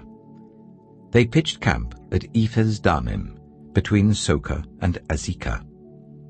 Saul and the Israelites assembled and camped in the valley of Elah, and drew up their battle line to meet the Philistines. The Philistines occupied one hill, and the Israelites another, with the valley between them. A champion named Goliath, who was from Gath, came out of the Philistine camp. His height was 6 cubits and a span. He had a bronze helmet on his head, and wore a coat of scale armor of bronze weighing 5,000 shekels. On his legs he wore bronze greaves, and a bronze javelin was slung on his back. His spear shaft was like a weaver's rod, and its iron point weighed 600 shekels. His shield-bearer went ahead of him. Goliath stood and shouted to the ranks of Israel, "Why do you come out and line up for battle? Am I not a Philistine, and are you not the servants of Saul? Choose a man and let him come down to me. If he is able to fight and kill me, we will become your subjects. But if I overcome him and kill him, you will become our subjects and serve us." Then the Philistine said, "This day I defy the armies of Israel. Give me a man and let us fight each other." On hearing the Philistines' words, Saul and all the Israelites were dismayed and terrified. Now David was the son of an Ephrathite named Jesse, who was from Bethlehem in Judah. Jesse had 8 sons, and in Saul's time he was very old.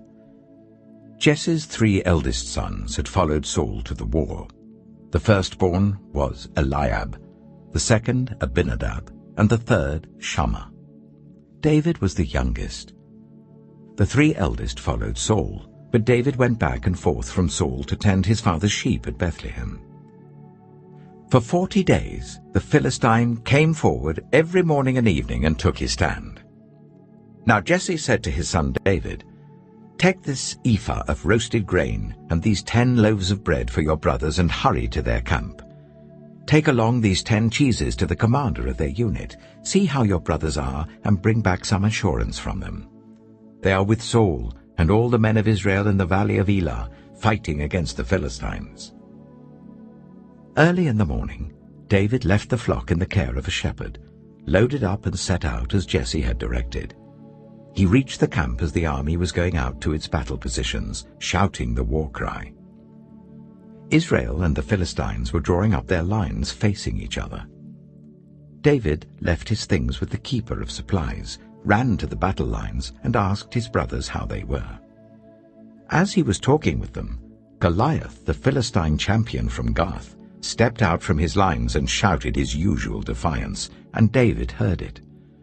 Whenever the Israelites saw the man, they all fled from him in great fear. Now the Israelites had been saying, "Do you see how this man keeps coming out? He comes out to defy Israel. The king will give great wealth to the man who kills him. He will also give him his daughter in marriage, and will exempt his family from taxes in Israel." David asked the men standing near him, "What will be done for the man who kills this Philistine and removes this disgrace from Israel?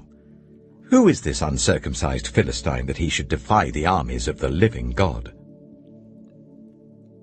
They repeated to him what they had been saying, and told him, "This is what will be done for the man who kills him." When Eliab, David's eldest brother, heard him speaking with the men, he burned with anger at him and asked, "Why have you come down here?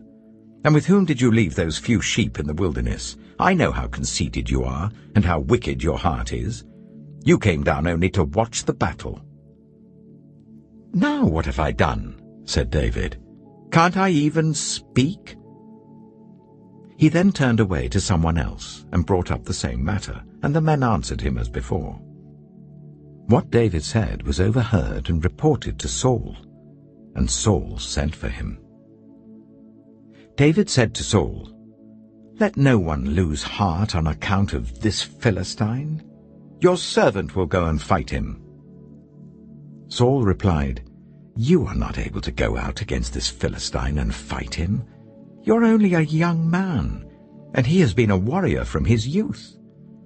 But David said to Saul, "Your servant has been keeping his father's sheep. When a lion or a bear came and carried off a sheep from the flock, I went after it, struck it, and rescued the sheep from its mouth. When it turned on me, I seized it by its hair, struck it, and killed it. Your servant has killed both the lion and the bear. This uncircumcised Philistine will be like one of them, because he has defied the armies of the living God. The Lord who rescued me from the paw of the lion and the paw of the bear will rescue me from the hand of this Philistine." Saul said to David, "Go, and the Lord be with you." Then Saul dressed David in his own tunic. He put a coat of armor on him and a bronze helmet on his head. David fastened on his sword over the tunic and tried walking around because he was not used to them. "I cannot go in these," he said to Saul, "because I'm not used to them." So he took them off. Then he took his staff in his hand, chose 5 smooth stones from the stream, put them in the pouch of his shepherd's bag, and, with his sling in his hand, approached the Philistine. Meanwhile, the Philistine, with his shield-bearer in front of him, kept coming closer to David. He looked David over and saw that he was little more than a boy, glowing with health and handsome, and he despised him. He said to David, "Am I a dog that you come at me with sticks?"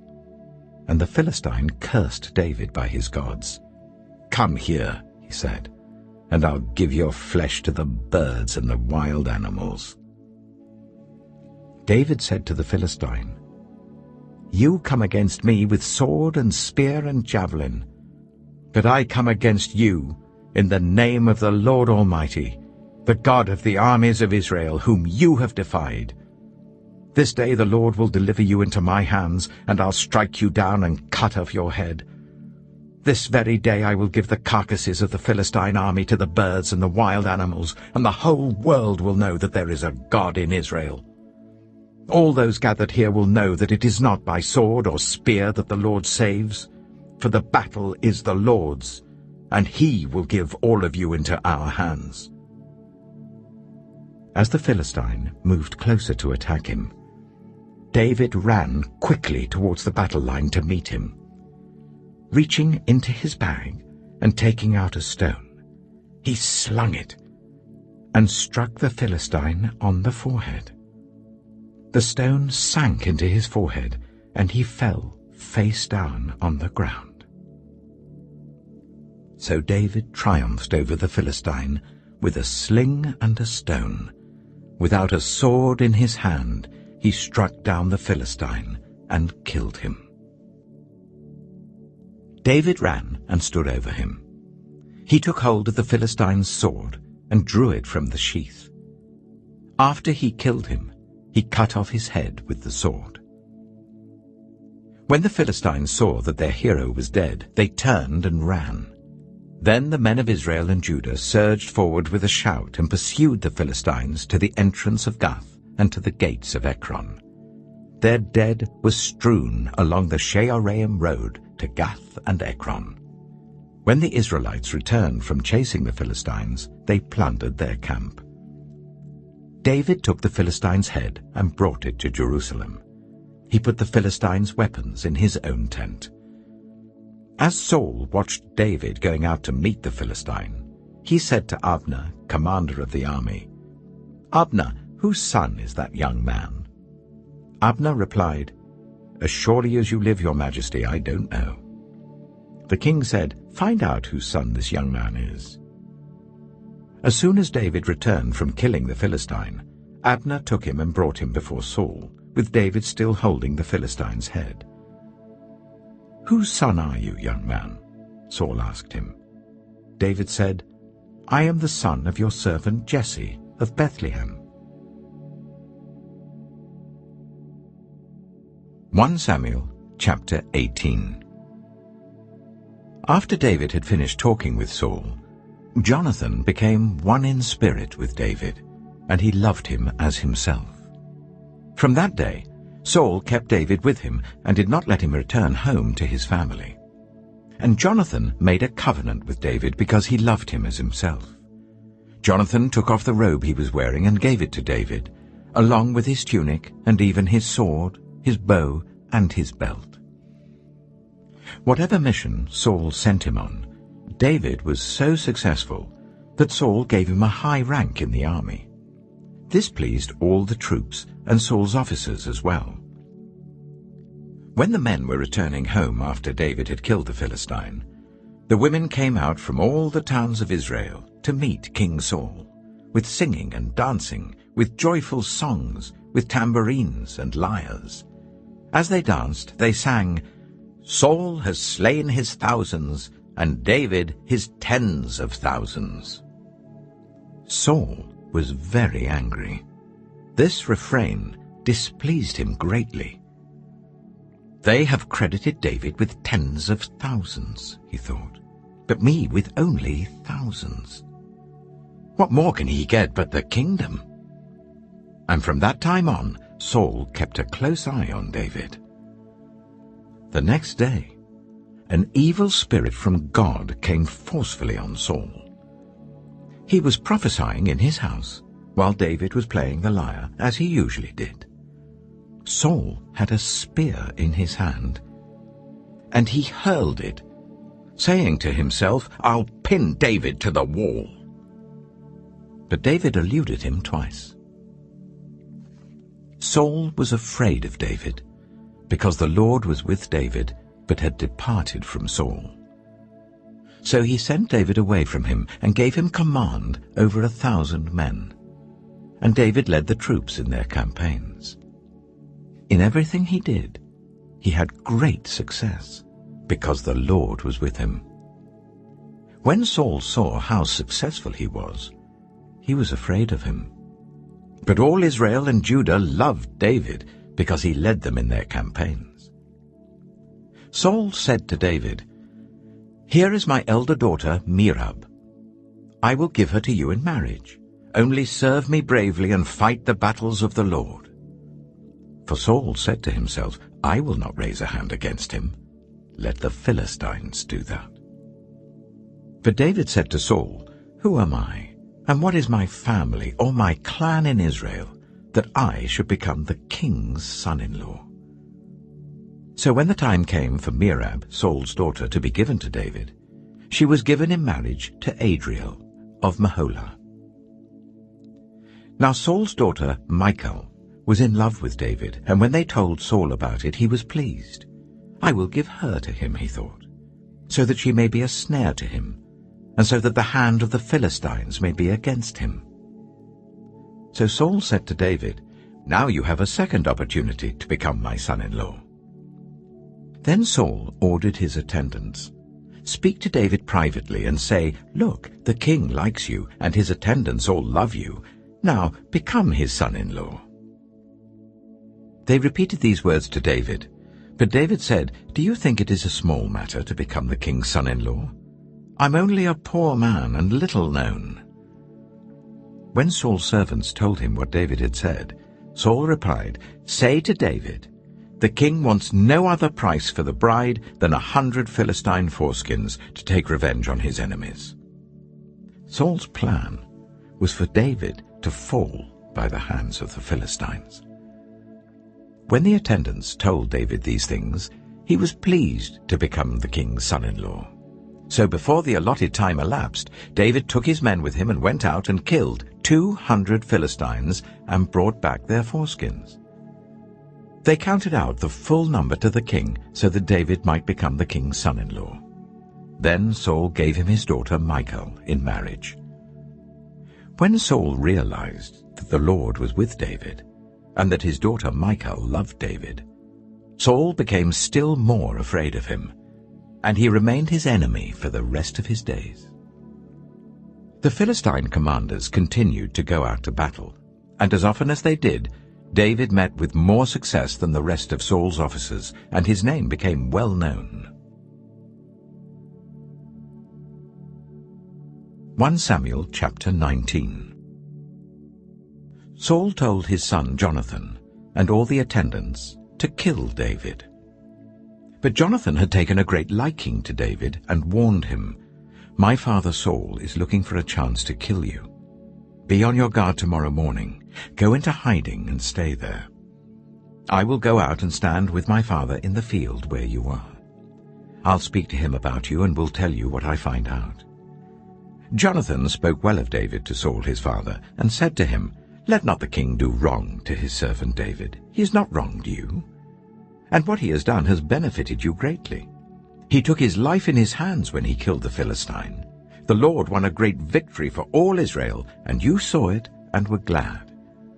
Why then would you do wrong to an innocent man like David by killing him for no reason?" Saul listened to Jonathan and took this oath, "As surely as the Lord lives, David will not be put to death." So Jonathan called David and told him the whole conversation. He brought him to Saul, and David was with Saul as before. Once more war broke out, and David went out and fought the Philistines. He struck them with such force that they fled before him. But an evil spirit from the Lord came on Saul as he was sitting in his house with his spear in his hand. While David was playing the lyre, Saul tried to pin him to the wall with his spear, but David eluded him as Saul drove the spear into the wall. That night David made good his escape. Saul sent men to David's house to watch it and to kill him in the morning. But Michal, David's wife, warned him, "If you don't run for your life tonight, tomorrow you'll be killed." So Michal let David down through a window, and he fled and escaped. Then Michal took an idol and laid it on the bed, covering it with a garment and putting some goat's hair at the head. When Saul sent the men to capture David, Michal said, "He is ill." Then Saul sent the men back to see David and told them, "Bring him up to me in his bed so that I may kill him." But when the men entered, there was the idol in the bed, and at the head was some goat's hair. Saul said to Michal, "Why did you deceive me like this and send my enemy away so that he escaped?" Michal told him, "He said to me, 'Let me get away. Why should I kill you?'" When David had fled and made his escape, he went to Samuel at Ramah and told him all that Saul had done to him. Then he and Samuel went to Naioth and stayed there. Word came to Saul, "David is in Naioth at Ramah." So he sent men to capture him. But when they saw a group of prophets prophesying, with Samuel standing there as their leader, the Spirit of God came on Saul's men, and they also prophesied. Saul was told about it, and he sent more men, and they prophesied too. Saul sent men a third time, and they also prophesied. Finally, he himself left for Ramah and went to the great cistern at Sikhu. And he asked, "Where are Samuel and David?" "Over in Naioth at Ramah," they said. So Saul went to Naioth at Ramah, but the Spirit of God came even on him. And he walked along prophesying until he came to Naioth. He stripped off his garments, and he too prophesied in Samuel's presence. He lay naked all that day and all that night. That is why people say, Is Saul also among the prophets? 1 Samuel chapter 20. Then David fled from Naioth at Ramah, and went to Jonathan and asked, "What have I done? What is my crime? How have I wronged your father, that he is trying to kill me?" "Never," Jonathan replied. "You're not going to die. Look, my father doesn't do anything, great or small, without letting me know. Why should he hide this from me? It isn't so." But David took an oath and said, "Your father knows very well that I have found favor in your eyes. And he has said to himself, 'Jonathan must not know this, or he will be grieved.' Yet as surely as the Lord lives and as you live, there is only a step between me and death." Jonathan said to David, "Whatever you want me to do, I'll do for you." So David said, "Look, tomorrow is the new moon feast, and I am supposed to dine with the king. But let me go and hide in the field until the evening of the day after tomorrow. If your father misses me at all, tell him, 'David earnestly asked my permission to hurry to Bethlehem, his hometown, because an annual sacrifice is being made there for his whole clan.' If he says, 'Very well,' then your servant is safe. But if he loses his temper, you can be sure that he is determined to harm me. As for you, show kindness to your servant, for you have brought him into a covenant with you before the Lord. If I am guilty, then kill me yourself. Why hand me over to your father?" "Never," Jonathan said. "If I had the least inkling that my father was determined to harm you, wouldn't I tell you?" David asked, "Who will tell me if your father answers you harshly?" "Come," Jonathan said, "let's go out into the field." So they went there together. Then Jonathan said to David, "I swear by the Lord, the God of Israel, that I will surely sound out my father by this time the day after tomorrow. If he is favorably disposed towards you, will I not send you word and let you know? But if my father intends to harm you, may the Lord deal with me, be it ever so severely, if I do not let you know and send you away in peace. May the Lord be with you, as he has been with my father. But show me unfailing kindness like the Lord's kindness as long as I live, so that I may not be killed. And do not ever cut off your kindness from my family, not even when the Lord has cut off every one of David's enemies from the face of the earth." So Jonathan made a covenant with the house of David, saying, "May the Lord call David's enemies to account."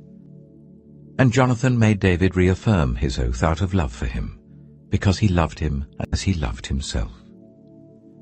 Then Jonathan said to David, "Tomorrow is the new moon feast. You will be missed, because your seat will be empty. The day after tomorrow, towards evening, go to the place where you hid when this trouble began, and wait by the stone easel. I will shoot 3 arrows to the side of it, as though I were shooting at a target. Then I will send a boy and say, 'Go find the arrows.' If I say to him, 'Look, the arrows are on this side of you, bring them here,' then come, because as surely as the Lord lives, you are safe, there is no danger. But if I say to the boy, 'Look, the arrows are beyond you,' then you must go, because the Lord has sent you away.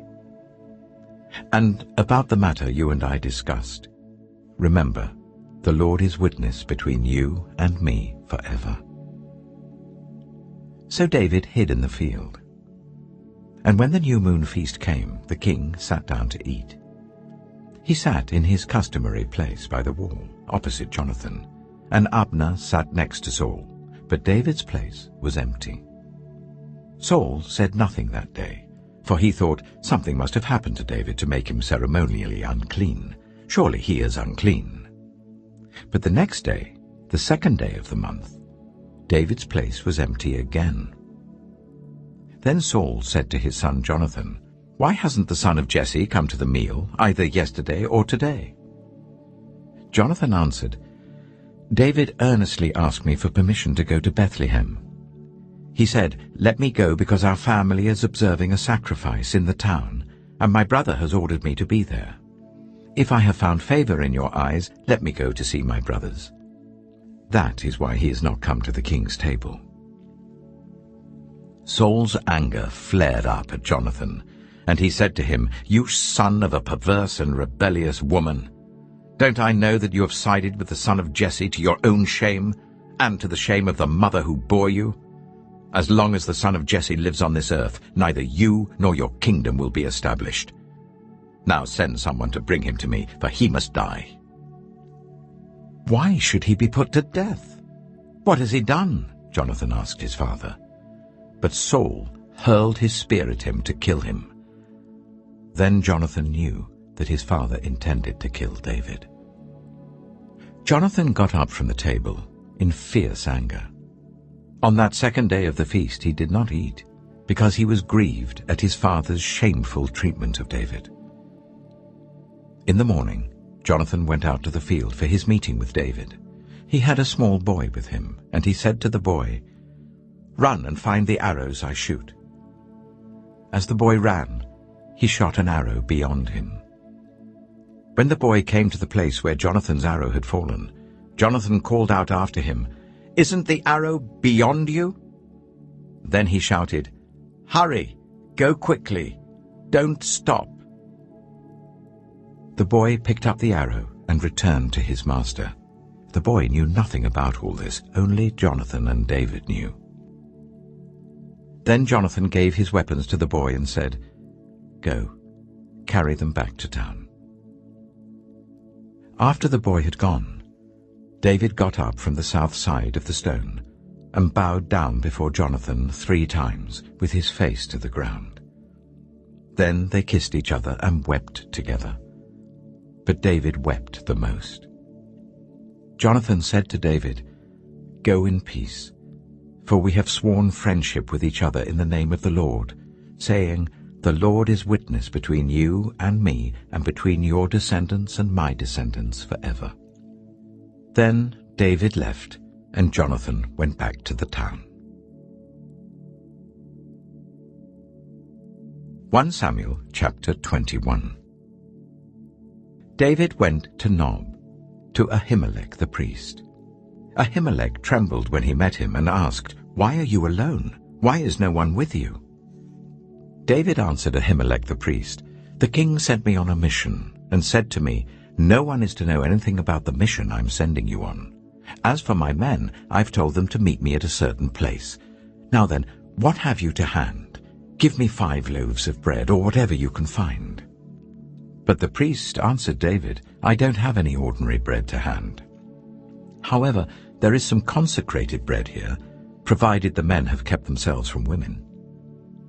David replied, 'Indeed, women have been kept from us, as usual whenever I set out. The men's bodies are holy even on missions that are not holy. How much more so today?' So the priest gave him the consecrated bread, since there was no bread there except the bread of the presence that had been removed from before the Lord and replaced by hot bread on the day it was taken away. Now one of Saul's servants was there that day, detained before the Lord. He was Doeg, the Edomite, Saul's chief shepherd. David asked Ahimelech, "Don't you have a spear or sword here? I haven't brought my sword or any other weapon, because the king's mission was urgent." The priest replied, "The sword of Goliath the Philistine, whom you killed in the valley of Elah, is here. It is wrapped in a cloth behind the ephod. If you want it, take it. There is no sword here but that one." David said, "There is none like it. Give it to me." That day David fled from Saul and went to Achish, king of Gath. But the servants of Achish said to him, "Isn't this David, the king of the land? Isn't he the one they sing about in their dances?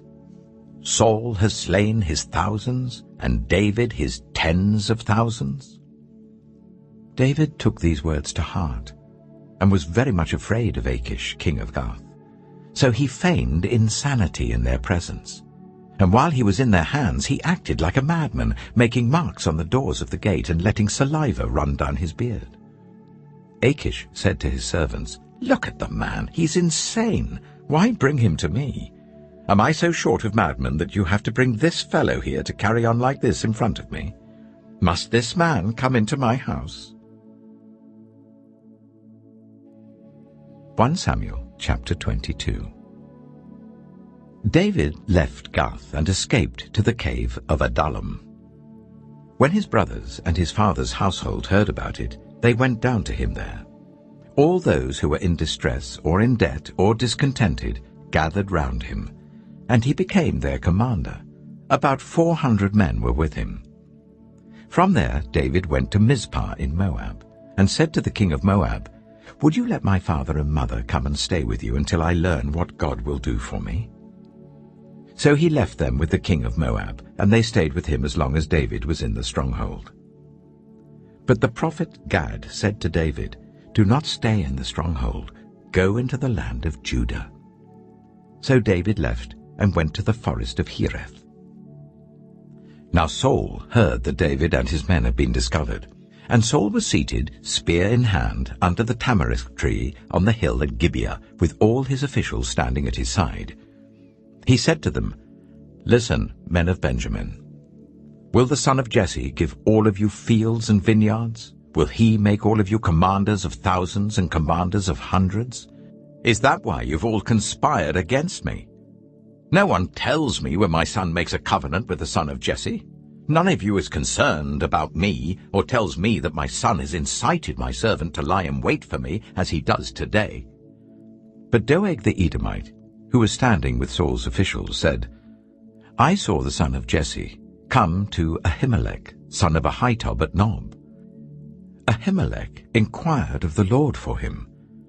He also gave him provisions and the sword of Goliath the Philistine." Then the king sent for the priest Ahimelech, son of Ahitub, and all the men of his family, who were the priests at Nob, and they all came to the king. Saul said, "Listen now, son of Ahitub." "Yes, my lord," he answered. Saul said to him, "Why have you conspired against me, you and the son of Jesse, giving him bread and a sword, and inquiring of God for him, so that he has rebelled against me and lies in wait for me, as he does today?" Ahimelech answered the king, "Who of all your servants is as loyal as David, the king's son-in-law, captain of your bodyguard, and highly respected in your household? Was that day the first time I inquired of God for him? Of course not. Let not the king accuse your servant or any of his father's family, for your servant knows nothing at all about this whole affair." But the king said, "You shall surely die, Ahimelech, you and your whole family." Then the king ordered the guards at his side, "Turn and kill the priests of the Lord, because they too have sided with David. They knew he was fleeing, yet they did not tell me." But the king's officials were unwilling to raise a hand to strike the priests of the Lord. The king then ordered Doeg, "You turn and strike down the priests." So Doeg the Edomite turned and struck them down. That day he killed 85 men who wore the linen ephod. He also put to the sword Nob, the town of the priests, with its men and women, its children and infants, and its cattle, donkeys, and sheep. But one son of Ahimelech, son of Ahitub, named Abiathar, escaped and fled to join David. He told David that Saul had killed the priests of the Lord. Then David said to Abiathar, "That day, when Doeg the Edomite was there, I knew he would be sure to tell Saul. I am responsible for the death of your whole family. Stay with me, don't be afraid. The man who wants to kill you is trying to kill me too. You will be safe with me." 1 Samuel chapter 23. When David was told, "Look, the Philistines are fighting against Keilah and are looting the threshing floors," he inquired of the Lord, saying, "Shall I go and attack these Philistines?" The Lord answered him, "Go, attack the Philistines, and save Keilah." But David's men said to him, "Here in Judah we are afraid. How much more then if we go to Keilah against the Philistine forces?" Once again David inquired of the Lord, and the Lord answered him, "Go down to Keilah, for I am going to give the Philistines into your hand." So David and his men went to Keilah, fought the Philistines and carried off their livestock. He inflicted heavy losses on the Philistines and saved the people of Keilah. Now Abiathar, son of Ahimelech, had brought the ephod down with him when he fled to David at Keilah. Saul was told that David had gone to Keilah, and he said, "God has delivered him into my hands, for David has imprisoned himself by entering a town with gates and bars." And Saul called up all his forces for battle, to go down to Keilah to besiege David with his men. When David learned that Saul was plotting against him, he said to Abiathar the priest, "Bring the ephod." David said, "Lord God of Israel, your servant has heard definitely that Saul plans to come to Keilah and destroy the town on account of me. Will the citizens of Keilah surrender me to him? Will Saul come down as your servant has heard? Lord God of Israel, tell your servant." And the Lord said, "He will." Again David asked, "Will the citizens of Keilah surrender me and my men to Saul?" And the Lord said, "They will." So David and his men, about 600 in number, left Keilah and kept moving from place to place. When Saul was told that David had escaped from Keilah, he did not go there. David stayed in the wilderness strongholds and in the hills of the desert of Ziph. Day after day Saul searched for him, but God did not give David into his hands. While David was at Horesh in the desert of Ziph, he learned that Saul had come out to take his life, and Saul's son Jonathan went to David at Horesh and helped him to find strength in God. "Don't be afraid," he said. "My father Saul will not lay a hand on you. You shall be king over Israel, and I will be second to you. Even my father Saul knows this." The two of them made a covenant before the Lord. Then Jonathan went home, but David remained at Horesh. The Ziphites went up to Saul at Gibeah and said, "Is not David hiding among us in the strongholds at Horesh, on the hill of Keilah, south of Jeshimon? Now, your majesty, come down whenever it pleases you to do so, and we will be responsible for giving him into your hands." Saul replied, "The Lord bless you for your concern for me. Go and get more information. Find out where David usually goes and who has seen him there. They tell me he's very crafty.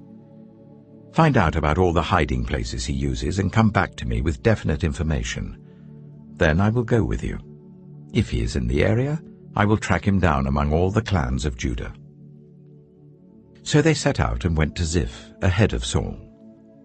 Now David and his men were in the desert of Maon, in the Arabah south of Jeshimon. Saul and his men began to search, and when David was told about it, he went down to the rock and stayed in the desert of Maon.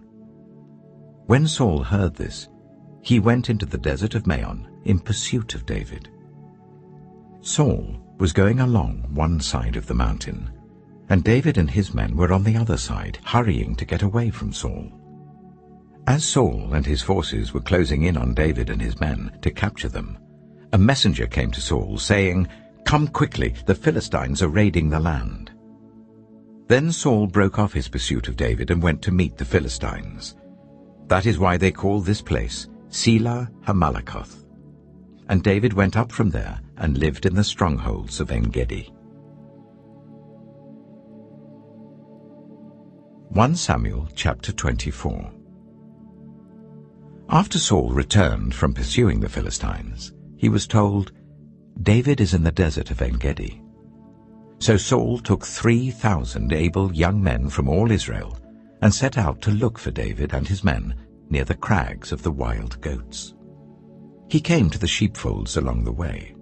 A cave was there, and Saul went in to relieve himself. David and his men were far back in the cave. The men said, "This is the day the Lord spoke of when he said to you, I will give your enemy into your hands for you to deal with as you wish." Then David crept up unnoticed and cut off a corner of Saul's robe. Afterwards, David was conscience-stricken for having cut off a corner of his robe. He said to his men, "The Lord forbid that I should do such a thing to my master, the Lord's anointed, or lay my hand on him. For he is the anointed of the Lord." With these words David sharply rebuked his men, and did not allow them to attack Saul. And Saul left the cave and went his way. Then David went out of the cave and called out to Saul, "My lord the king." When Saul looked behind him, David bowed down and prostrated himself with his face to the ground. He said to Saul, "Why do you listen when men say, 'David is bent on harming you'? This day you have seen with your own eyes how the Lord gave you into my hands in the cave. Some urged me to kill you, but I spared you. I said, 'I will not lay my hand on my Lord, because he is the Lord's anointed.' See, my father, look at this piece of your robe in my hand. I cut off the corner of your robe, but did not kill you. See that there is nothing in my hand to indicate that I am guilty of wrongdoing or rebellion. I have not wronged you, but you are hunting me down to take my life. May the Lord judge between you and me, and may the Lord avenge the wrongs you have done to me, but my hand will not touch you.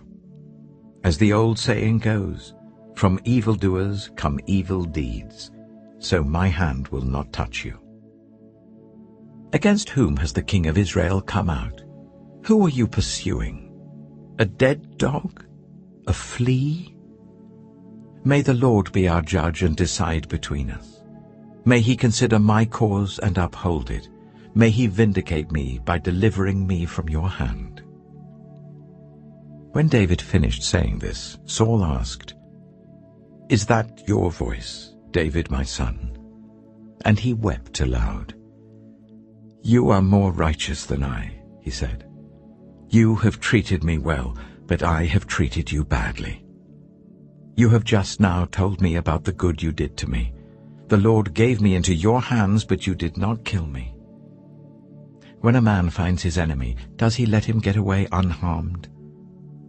May the Lord reward you well for the way you've treated me today. I know that you will surely be king, and that the kingdom of Israel will be established in your hands. Now swear to me by the Lord that you will not kill off my descendants, or wipe out my name from my father's family." So David gave his oath to Saul. Then Saul returned home, but David and his men went up to the stronghold. 1 Samuel chapter 25. Now Samuel died, and all Israel assembled and mourned for him, and they buried him at his home in Ramah. Then David moved down into the desert of Paran. A certain man in Maon, who had property there at Carmel, was very wealthy. He had 1,000 goats and 3,000 sheep, which he was shearing in Carmel. His name was Nabal, and his wife's name was Abigail. She was an intelligent and beautiful woman, but her husband was surly and mean in his dealings. He was a Calebite. While David was in the wilderness, he heard that Nabal was shearing sheep. So he sent 10 young men and said to them, "Go up to Nabal at Carmel and greet him in my name. Say to him, 'Long life to you, good health to you and your household, and good health to all that is yours. Now I hear that it is sheep shearing time. When your shepherds were with us, we did not ill-treat them, and the whole time they were at Carmel nothing of theirs was missing. Ask your own servants, and they will tell you. Therefore be favorable towards my men, since we come at a festive time. Please give your servants and your son David whatever you can find for them." When David's men arrived, they gave Nabal this message in David's name. Then they waited. Nabal answered David's servant, "Who is this David? Who is this son of Jesse? Many servants are breaking away from their masters these days. Why should I take my bread and water and the meat I've slaughtered for my shearers and give it to men coming from who knows where?" David's men turned round and went back. When they arrived, they reported every word. David said to his men, "Each of you strap on your sword." So they did, and David strapped his on as well. About 400 men went up with David, while 200 stayed with the supplies. One of the servants told Abigail, Nabal's wife, "David sent messengers from the wilderness to give our master his greetings, but he hurled insults at them. Yet these men were very good to us. They did not ill-treat us, and the whole time we were out in the fields near them, nothing was missing. Night and day, they were a wall around us the whole time we were herding our sheep near them. Now think it over and see what you can do, because disaster is hanging over our master and his whole household. He is such a wicked man that no one can talk to him." Abigail acted quickly. She took 200 loaves of bread, 2 skins of wine, 5 dressed sheep, 5 seahs of roasted grain, 100 cakes of raisins, and 200 cakes of pressed figs, and loaded them on donkeys. Then she told her servants, "Go on ahead, I'll follow you." But she did not tell her husband Nabal. As she came riding on her donkey into a mountain ravine, there were David and his men descending towards her, and she met them. David had just said, "It's been useless, all my watching over this fellow's property in the wilderness, so that nothing of his was missing. He has paid me back evil for good. May God deal with David, be it ever so severely, if by morning I leave alive one male of all who belong to him." When Abigail saw David, she quickly got off her donkey and bowed down before David with her face to the ground. She fell at his feet and said, "Pardon your servant, my lord, and let me speak to you. Hear what your servant has to say. Please pay no attention, my lord, to that wicked man Nabal. He is just like his name. His name means fool, and folly goes with him. As for me, your servant, I did not see the men my lord sent. And now, my lord, as surely as the Lord your God lives and as you live, since the Lord has kept you from bloodshed and from avenging yourself with your own hands, may your enemies and all who are intent on harming my lord be like Nabal. And let this gift which your servant has brought to my lord be given to the men who follow you. Please forgive your servant's presumption. The Lord your God will certainly make a lasting dynasty for my lord, because you fight the Lord's battles, and no wrongdoing will be found in you as long as you live. Even though someone is pursuing you to take your life, the life of my lord will be bound securely in the bundle of the living by the Lord your God, but the lives of your enemies he will hurl away as from the pocket of a sling. When the Lord has fulfilled for my lord every good thing he promised concerning him, and has appointed him ruler over Israel, my lord will not have on his conscience the staggering burden of needless bloodshed or of having avenged himself. And when the Lord your God has brought my lord success, remember your servant." David said to Abigail, "Praise be to the Lord, the God of Israel, who has sent you today to meet me. May you be blessed for your good judgment and for keeping me from bloodshed this day and from avenging myself with my own hands. Otherwise, as surely as the Lord, the God of Israel, lives, who has kept me from harming you, if you had not come quickly to meet me, not one male belonging to Nabal would have been left alive by daybreak." Then David accepted from her hand what she had brought to him and said, "Go home in peace. I have heard your words and granted your request." When Abigail went to Nabal, he was in the house holding a banquet like that of a king. He was in high spirits and very drunk. So she told him nothing at all until daybreak. Then, in the morning, when Nabal was sober, his wife told him all these things, and his heart failed him, and he became like a stone. About 10 days later, the Lord struck Nabal, and he died. When David heard that Nabal was dead, he said, "Praise be to the Lord, who has upheld my cause against Nabal for treating me with contempt. He has kept his servant from doing wrong and has brought Nabal's wrongdoing down on his own head." Then David sent word to Abigail, asking her to become his wife. His servants went to Carmel and said to Abigail, "David has sent us to you to take you to become his wife." She bowed down with her face to the ground and said, "I am your servant, and am ready to serve you and wash the feet of my Lord's servants."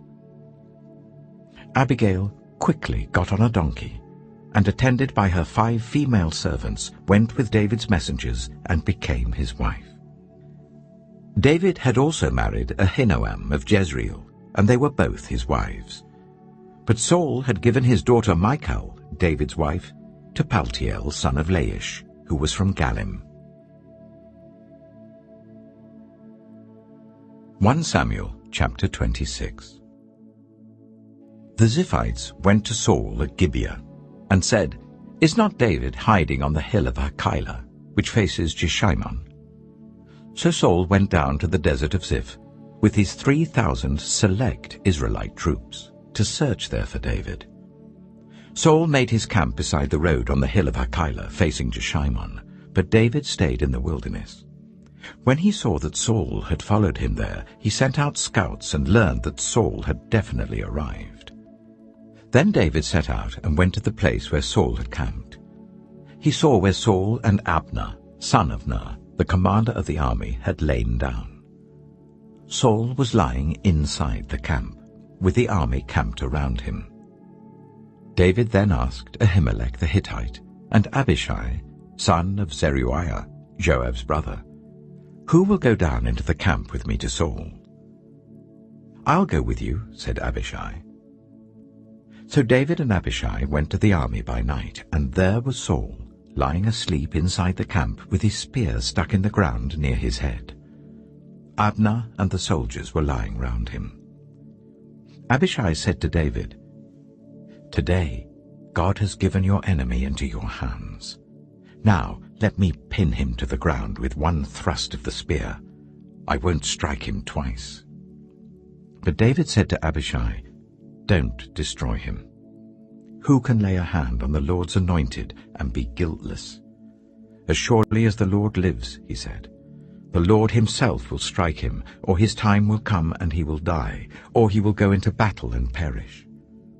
But the Lord forbid that I should lay a hand on the Lord's anointed. Now get the spear and water jug that are near his head, and let's go." So David took the spear and water jug near Saul's head, and they left. No one saw or knew about it, nor did anyone wake up. They were all sleeping, because the Lord had put them into a deep sleep. Then David crossed over to the other side and stood on top of the hill some distance away. There was a wide space between them. He called out to the army and to Abner, son of Ner, "Aren't you going to answer me, Abner?" Abner replied, "Who are you who calls to the king?" David said, "You're a man, aren't you? And who is like you in Israel? Why didn't you guard your lord the king? Someone came to destroy your lord the king. What you have done is not good. As surely as the Lord lives, you and your men must die, because you did not guard your master, the Lord's anointed. Look around you. Where are the king's spear and water jug that were near his head?" Saul recognized David's voice and said, "Is that your voice, David, my son?" David replied, "Yes, it is, my lord the king." And he added, "Why is my lord pursuing his servant? What have I done, and what wrong am I guilty of? Now let my lord the king listen to his servant's words. If the Lord has incited you against me, then may he accept an offering. If, however, people have done it, may they be cursed before the Lord. They have driven me today from my share in the Lord's inheritance, and have said, 'Go serve other gods.' Now do not let my blood fall to the ground far from the presence of the Lord. The king of Israel has come out to look for a flea, as one hunts a partridge in the mountains." Then Saul said, "I have sinned. Come back, David my son. Because you considered my life precious today, I will not try to harm you again. Surely I have acted like a fool and have been terribly wrong." "Here is the king's spear," David answered. "Let one of your young men come over and get it. The Lord rewards everyone for their righteousness and faithfulness. The Lord gave you into my hands today, but I would not lay a hand on the Lord's anointed. As surely as I valued your life today, so may the Lord value my life and deliver me from all trouble." Then Saul said to David, "May you be blessed, David my son. You will do great things and surely triumph." So David went on his way, and Saul returned home. 1 Chapter 27. But David thought to himself, "One of these days I shall be destroyed by the hand of Saul. The best thing I can do is to escape to the land of the Philistines. Then Saul will give up searching for me anywhere in Israel, and I will slip out of his hand." So David and the 600 men with him left and went over to Achish, son of Maok, king of Gath. David and his men settled in Gath with Achish. Each man had his family with him, and David had his 2 wives, Ahinoam of Jezreel and Abigail of Carmel, the widow of Nabal. When Saul was told that David had fled to Gath, he no longer searched for him. Then David said to Achish, "If I have found favor in your eyes, let a place be assigned to me in one of the country towns, that I may live there. Why should your servant live in the royal city with you?" So on that day Achish gave him Ziklag, and it has belonged to the kings of Judah ever since. David lived in Philistine territory for 1 year and 4 months. Now David and his men went up and raided the Geshurites, the Girzites, and the Amalekites. From ancient times these people had lived in the land extending to Shur and Egypt. Whenever David attacked an area, he did not leave a man or woman alive, but took sheep and cattle, donkeys and camels, and clothes. Then he returned to Achish. When Achish asked, "Where did you go raiding today?" David would say, "Against the Negev of Judah," or "Against the Negev of Jerahmeel," or "Against the Negev of the Kenites." He did not leave a man or woman alive to be brought to Gath, for he thought they might inform on us and say, "This is what David did." And such was his practice as long as he lived in Philistine territory. Achish trusted David and said to himself, "He has become so obnoxious to his people, the Israelites, that he will be my servant for life." 1 Samuel chapter 28. In those days the Philistines gathered their forces to fight against Israel. Achish said to David, "You must understand that you and your men will accompany me in the army." David said, "Then you will see for yourself what your servant can do." Achish replied, "Very well. I will make you my bodyguard for life." Now Samuel was dead, and all Israel had mourned for him and buried him in his own town of Ramah. Saul had expelled the mediums and spiritists from the land. The Philistines assembled and came up and set up camp at Shunem, while Saul gathered all Israel and set up camp at Gilboa. When Saul saw the Philistine army, he was afraid. Terror filled his heart. He inquired of the Lord, but the Lord did not answer him by dreams or Urim or prophets. Saul then said to his attendants, "Find me a woman who is a medium, so that I may go and inquire of her." "There is one in Endor," they said. So Saul disguised himself, putting on other clothes, and at night he and 2 men went to the woman. "Consult a spirit for me," he said, "and bring up for me the one I name." But the woman said to him, "Surely you know what Saul has done. He has cut off the mediums and spiritists from the land. Why have you set a trap for my life to bring about my death?" Saul swore to her by the Lord, "As surely as the Lord lives, you will not be punished for this." Then the woman asked, "Whom shall I bring up for you?" "Bring up Samuel," he said. When the woman saw Samuel, she cried out at the top of her voice and said to Saul, "Why have you deceived me? You are Saul." The king said to her, "Don't be afraid. What do you see?" The woman said, "I see a ghostly figure coming up out of the earth." "What does he look like?" he asked. "An old man wearing a robe is coming up," she said. Then Saul knew it was Samuel, and he bowed down and prostrated himself with his face to the ground. Samuel said to Saul, "Why have you disturbed me by bringing me up?" "I am in great distress," Saul said. "The Philistines are fighting against me, and God has departed from me. He no longer answers me either by prophets or by dreams. So I have called on you to tell me what to do." Samuel said, "Why do you consult me, now that the Lord has departed from you and become your enemy? The Lord has done what he predicted through me. The Lord has torn the kingdom out of your hands and given it to one of your neighbors, to David. Because you did not obey the Lord or carry out his fierce wrath against the Amalekites, the Lord has done this to you today. The Lord will deliver both Israel and you into the hands of the Philistines, and tomorrow you and your sons will be with me. The Lord will also give the army of Israel into the hands of the Philistines." Immediately Saul fell full length on the ground, filled with fear because of Samuel's words. His strength was gone, for he had eaten nothing all that day and all that night. When the woman came to Saul and saw that he was greatly shaken, she said, "Look, your servant has obeyed you. I took my life in my hands and did what you told me to do. Now please listen to your servant and let me give you some food, so that you may eat and have the strength to go on your way." He refused and said, "I will not eat." But his men joined with the woman in urging him, and he listened to them. He got up from the ground and sat on the couch. The woman had a fattened calf at the house, which she slaughtered at once.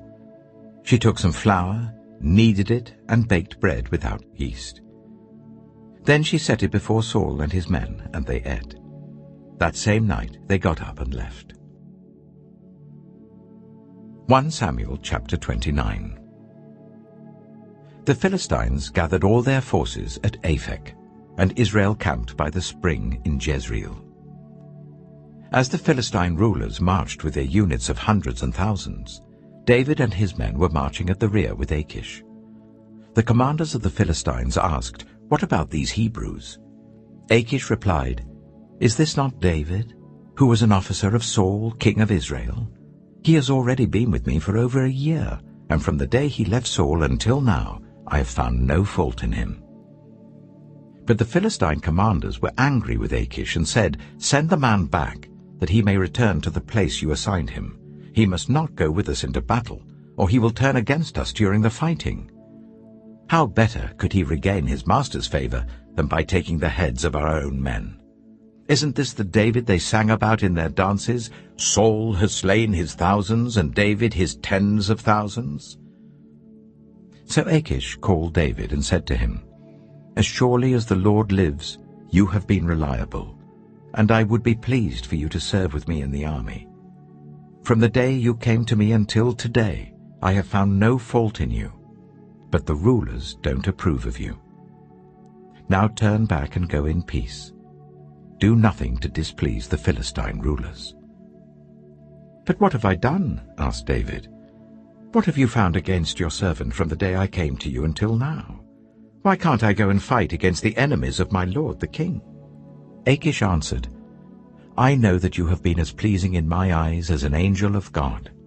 Nevertheless the Philistine commanders have said, 'He must not go up with us into battle.'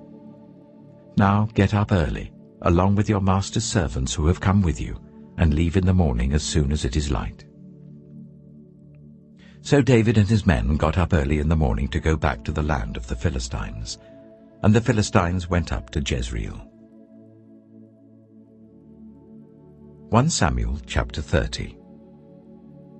David and his men reached Ziklag on the third day. Now the Amalekites had raided the Negev and Ziklag. They had attacked Ziklag and burned it, and had taken captive the women and everyone else in it, both young and old.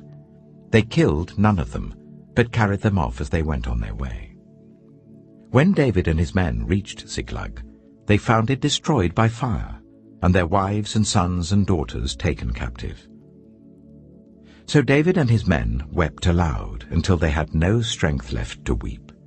David's 2 wives had been captured, Ahinoam of Jezreel and Abigail, the widow of Nabal of Carmel. David was greatly distressed because the men were talking of stoning him. Each one was bitter in spirit because of his sons and daughters. But David found strength in the Lord his God. Then David said to Abiathar the priest, the son of Ahimelech, "Bring me the ephod." Abiathar brought it to him, and David inquired of the Lord, "Shall I pursue this raiding party? Will I overtake them?" "Pursue them," he answered. "You will certainly overtake them and succeed in the rescue." David and 600 men with him came to the Bezor valley, where some stayed behind. 200 of them were too exhausted to cross the valley, but David and the other 400 continued the pursuit. They found an Egyptian in a field and brought him to David. They gave him water to drink and food to eat, part of a cake of pressed figs and 2 cakes of raisins. He ate and was revived, for he had not eaten any food or drunk any water for 3 days and 3 nights. David asked him, "Who do you belong to? Where do you come from?" He said, "I am an Egyptian, the slave of an Amalekite. My master abandoned me when I became ill 3 days ago. We raided the Negev of the Kirithites, some territory belonging to Judah, and the Negev of Caleb, and we burned Ziklag." David asked him, "Can you lead me down to this raiding party?" He said, "Swear to me before God that you will not kill me or hand me over to my master, and I will take you down to them." He led David down, and there they were, scattered over the countryside, eating, drinking, and reveling because of the great amount of plunder they had taken from the land of the Philistines and from Judah. David fought them from dusk until the evening of the next day, and none of them got away except 400 young men who rode off on camels and fled. David recovered everything the Amalekites had taken, including his 2 wives. Nothing was missing. Young or old, boy or girl, plunder or anything else they had taken, David brought everything back. He took all the flocks and herds, and his men drove them ahead of the other livestock, saying, "This is David's plunder." Then David came to the 200 men who had been too exhausted to follow him, and who were left behind at the Bezor valley. They came out to meet David and the men with him. As David and his men approached, he asked them how they were. But all the evil men and troublemakers among David's followers said, "Because they did not go out with us, we will not share with them the plunder we recovered. However, each man may take his wife and children and go." David replied, "No, my brothers, you must not do that with what the Lord has given us. He has protected us and delivered into our hands the raiding party that came against us. Who will listen to what you say? The share of the man who stayed with the supplies is to be the same as that of him who went down to the battle. All shall share alike." David made this a statute and ordinance for Israel from that day to this.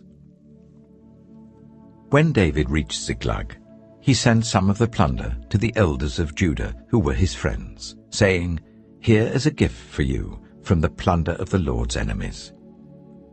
David sent it to those who were in Bethel, Ramoth Negev, and Yattah, to those in Aroah, Siphmoth, and Eshtemoa, and Rakal, to those in the towns of the Jerahmeelites and the Kenites, to those in Hormah, Bor-Ashan, Athak, and Hebron, and to those in all the other places where he and his men had roamed. 1 Samuel chapter 31. Now the Philistines fought against Israel. The Israelites fled before them, and many fell dead on Mount Gilboa. The Philistines were in hot pursuit of Saul and his sons, and they killed his sons Jonathan, Abinadab, and Malchishua. The fighting grew fierce around Saul, and when the archers overtook him, they wounded him critically. Saul said to his armor-bearer, "Draw your sword and run me through, or these uncircumcised fellows will come and run me through and abuse me." But the armor-bearer was terrified and would not do it. So Saul took his own sword and fell on it. When the armor-bearer saw that Saul was dead, he too fell on his sword and died with him. So Saul and his 3 sons and his armor-bearer and all his men died together that same day. When the Israelites along the valley and those across the Jordan saw that the Israelite army had fled and that Saul and his sons had died, they abandoned their towns and fled. And the Philistines came and occupied them. The next day, when the Philistines came to strip the dead, they found Saul and his 3 sons fallen on Mount Gilboa. They cut off his head and stripped off his armor, and they sent messengers throughout the land of the Philistines to proclaim the news in the temple of their idols and among their people. They put his armor in the temple of the Ashtoreths and fastened his body to the wall of Beth-shan. When the people of Jabesh-Gilead heard what the Philistines had done to Saul, all their valiant men marched through the night to Beth-shan. They took down the bodies of Saul and his sons from the wall of Beth-shan and went to Jabesh, where they burned them. Then they took their bones and buried them under a tamarisk tree at Jabesh, and they fasted 7 days.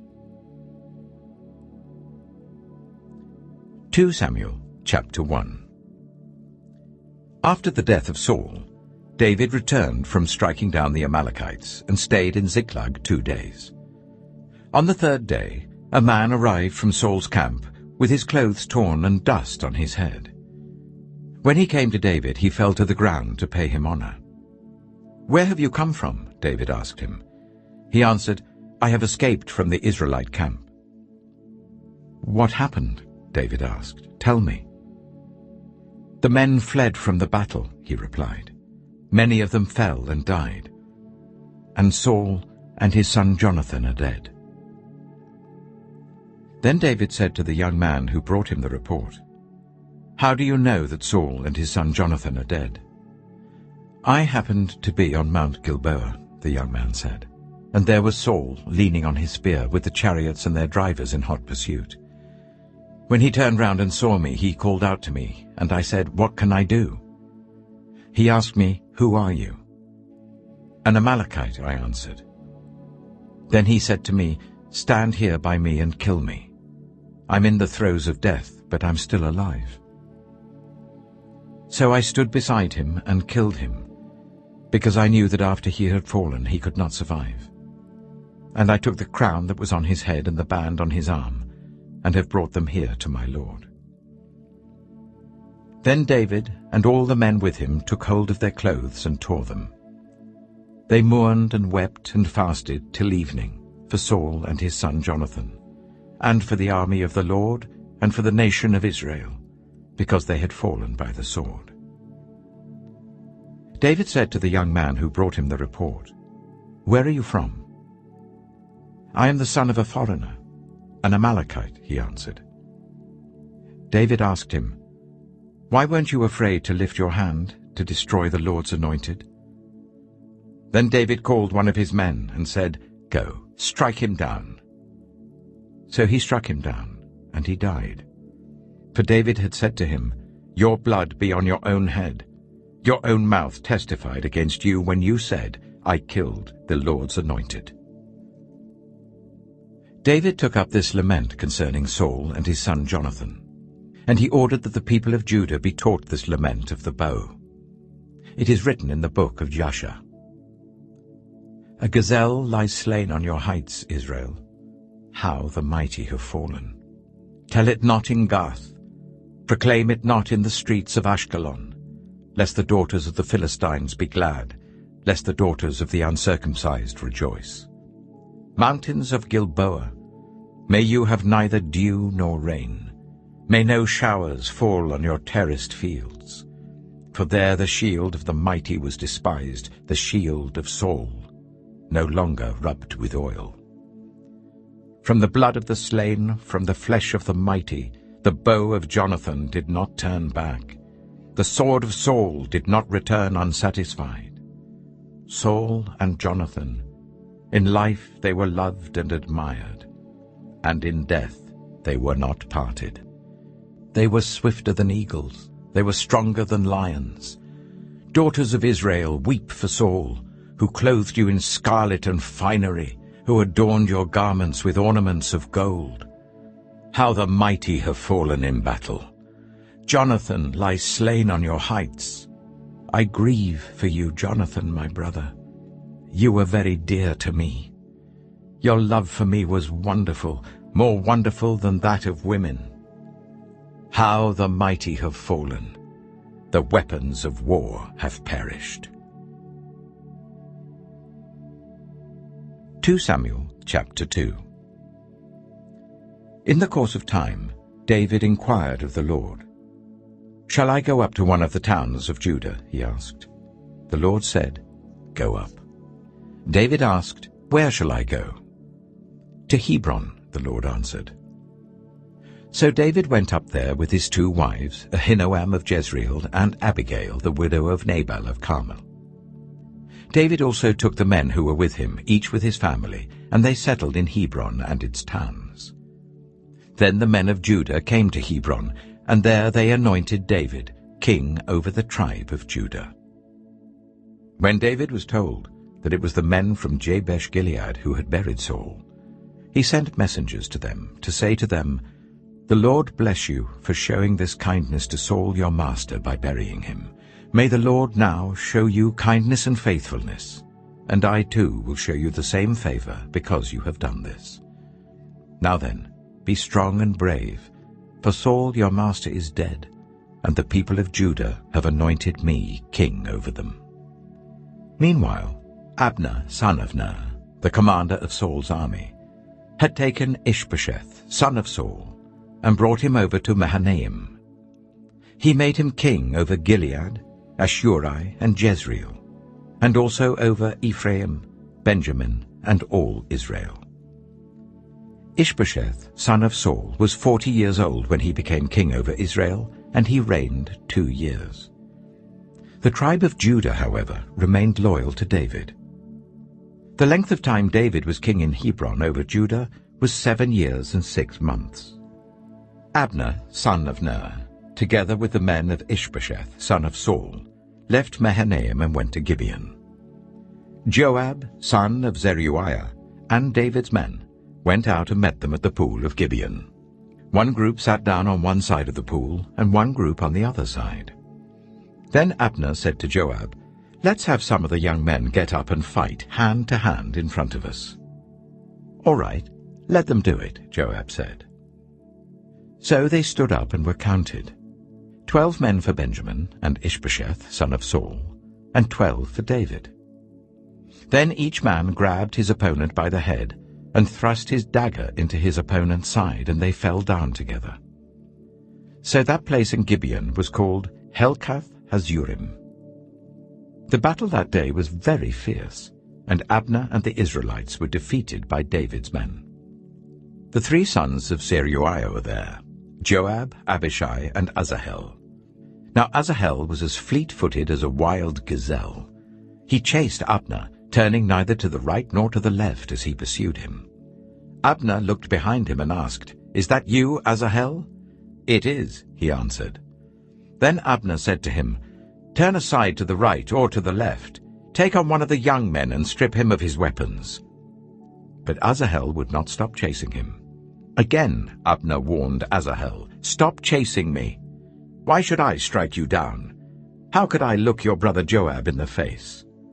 But Asahel refused to give up the pursuit. So Abner thrust the butt of his spear into Asahel's stomach, and the spear came out through his back. He fell there and died on the spot.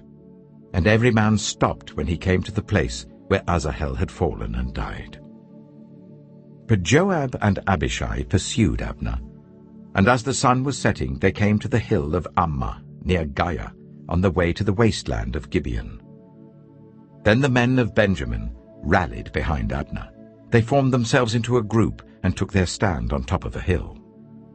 Abner called out to Joab, "Must the sword devour forever? Don't you realize that this will end in bitterness? How long before you order your men to stop pursuing their fellow Israelites?"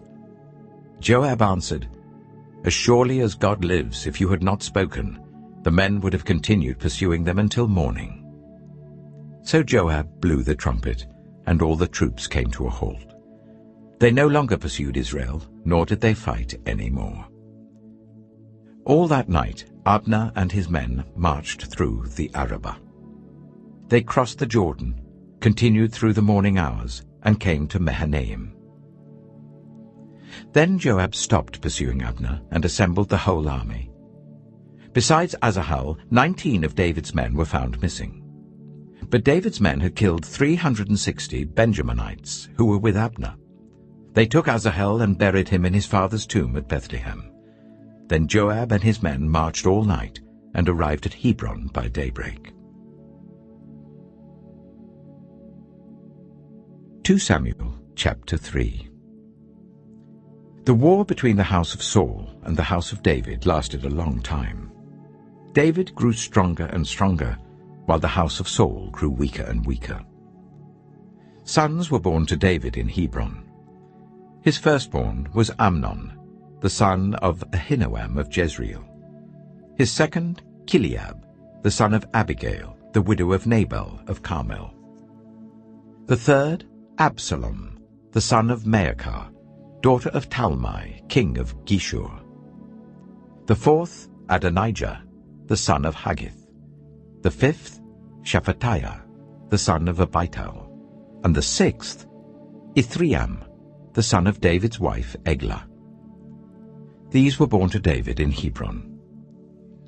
During the war between the house of Saul and the house of David, Abner had been strengthening his own position in the house of Saul.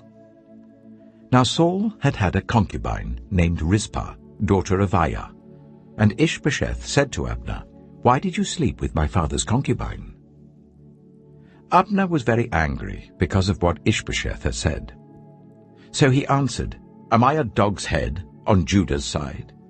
This very day I am loyal to the house of your father Saul and to his family and friends. I haven't handed you over to David. Yet now you accuse me of an offense involving this woman.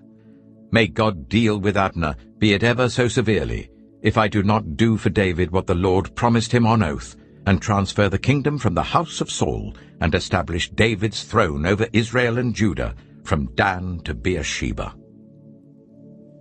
Ishbosheth did not dare to say another word to Abner, because he was afraid of him. Then Abner sent messengers on his behalf to say to David, "Whose land is it? Make an agreement with me, and I will help you bring all Israel over to you." "Good," said David, "I will make an agreement with you. But I demand one thing of you. Do not come into my presence unless you bring Michal, daughter of Saul, when you come to see me." Then David sent messengers to Ishbosheth, son of Saul, demanding, "Give me my wife Michal, whom I betrothed to myself for the price of 100 Philistine foreskins." So Ishbosheth gave orders and had her taken away from her husband Paltiel, son of Laish. Her husband, however, went with her, weeping behind her all the way to Bahurim. Then Abner said to him, "Go back home." So he went back. Abner conferred with the elders of Israel and said, "For some time you have wanted to make David your king. Now do it. For the Lord promised David, 'By my servant David I will rescue my people Israel from the hand of the Philistines and from the hand of all their enemies.'" Abner also spoke to the Benjaminites in person. Then he went to Hebron to tell David everything that Israel and the whole tribe of Benjamin wanted to do. When Abner, who had 20 men with him, came to David at Hebron, David prepared a feast for him and his men. Then Abner said to David, "Let me go at once and assemble all Israel for my lord the king, so that they may make a covenant with you, and that you may rule over all that your heart desires." So David sent Abner away, and he went in peace. Just then, David's men and Joab returned from a raid and brought with them a great deal of plunder. But Abner was no longer with David in Hebron, because David had sent him away, and he had gone in peace. When Joab and all the soldiers with him arrived, he was told that Abner, son of Ner, had come to the king, and that the king had sent him away, and that he had gone in peace. So Joab went to the king and said, "What have you done? Look, Abner came to you. Why did you let him go? Now he is gone. You know Abner, son of Ner. He came to deceive you and observe your movements and find out everything you are doing." Joab then left David and sent messengers after Abner, and they brought him back from the cistern at Sirah. But David did not know it. Now when Abner returned to Hebron, Joab took him aside into an inner chamber, as if to speak with him privately.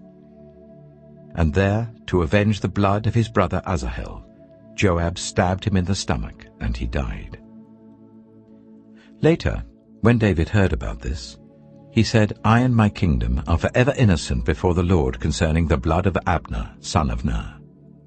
May his blood fall on the head of Joab and on his whole family. May Joab's family never be without someone who has a running sore or leprosy, or who leans on a crutch, or who falls by the sword, or who lacks food." Joab and his brother Abishai murdered Abner because he had killed their brother Asahel in the battle of Gibeon. Then David said to Joab and all the people with him, "Tear your clothes and put on sackcloth and walk in mourning in front of Abner." King David himself walked behind the bier. They buried Abner in Hebron, and the king wept aloud at Abner's tomb. All the people wept also. The king sang this lament for Abner. "Should Abner have died as the lawless die? Your hands were not bound, your feet were not fettered. You fell as one falls before the wicked." And all the people wept over him again. Then they all came and urged David to eat something while it was still day. But David took an oath, saying, "May God deal with me, be it ever so severely, if I taste bread or anything else before the sun sets."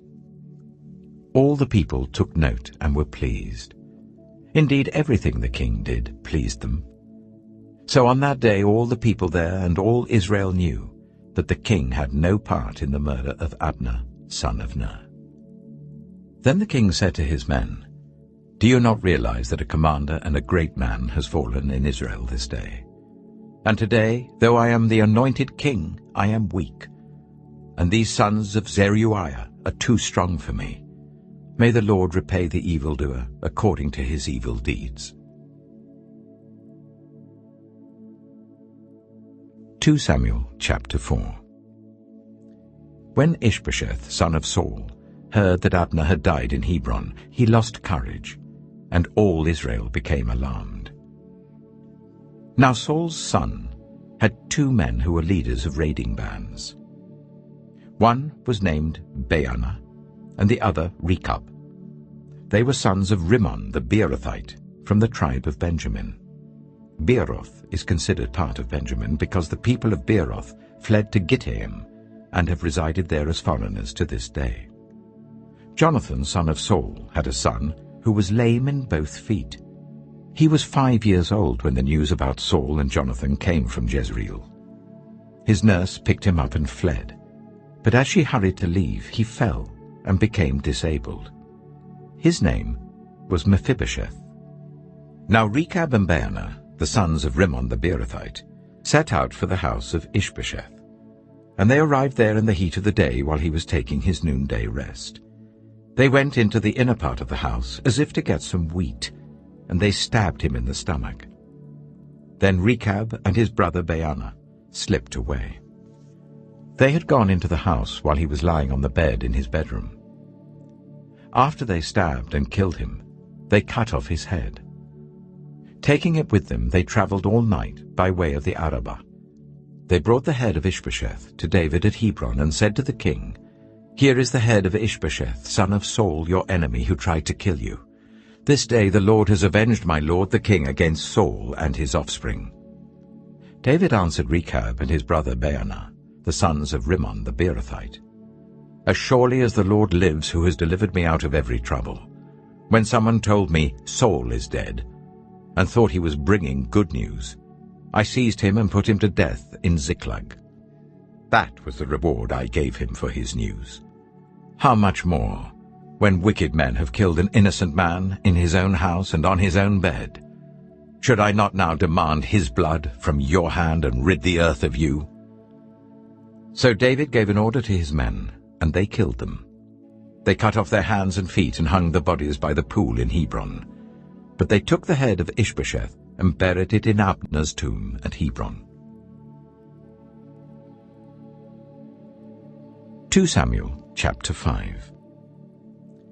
All the tribes of Israel came to David at Hebron and said, "We are your own flesh and blood. In the past, while Saul was king over us, you were the one who led Israel on their military campaigns. And the Lord said to you, 'You shall shepherd my people Israel, and you shall become their ruler.'" When all the elders of Israel had come to King David at Hebron, the king made a covenant with them at Hebron before the Lord, and they anointed David king over Israel. David was 30 years old when he became king, and he reigned for 40 years. In Hebron he reigned over Judah for 7 years and 6 months, and in Jerusalem he reigned over all Israel and Judah for 33 years.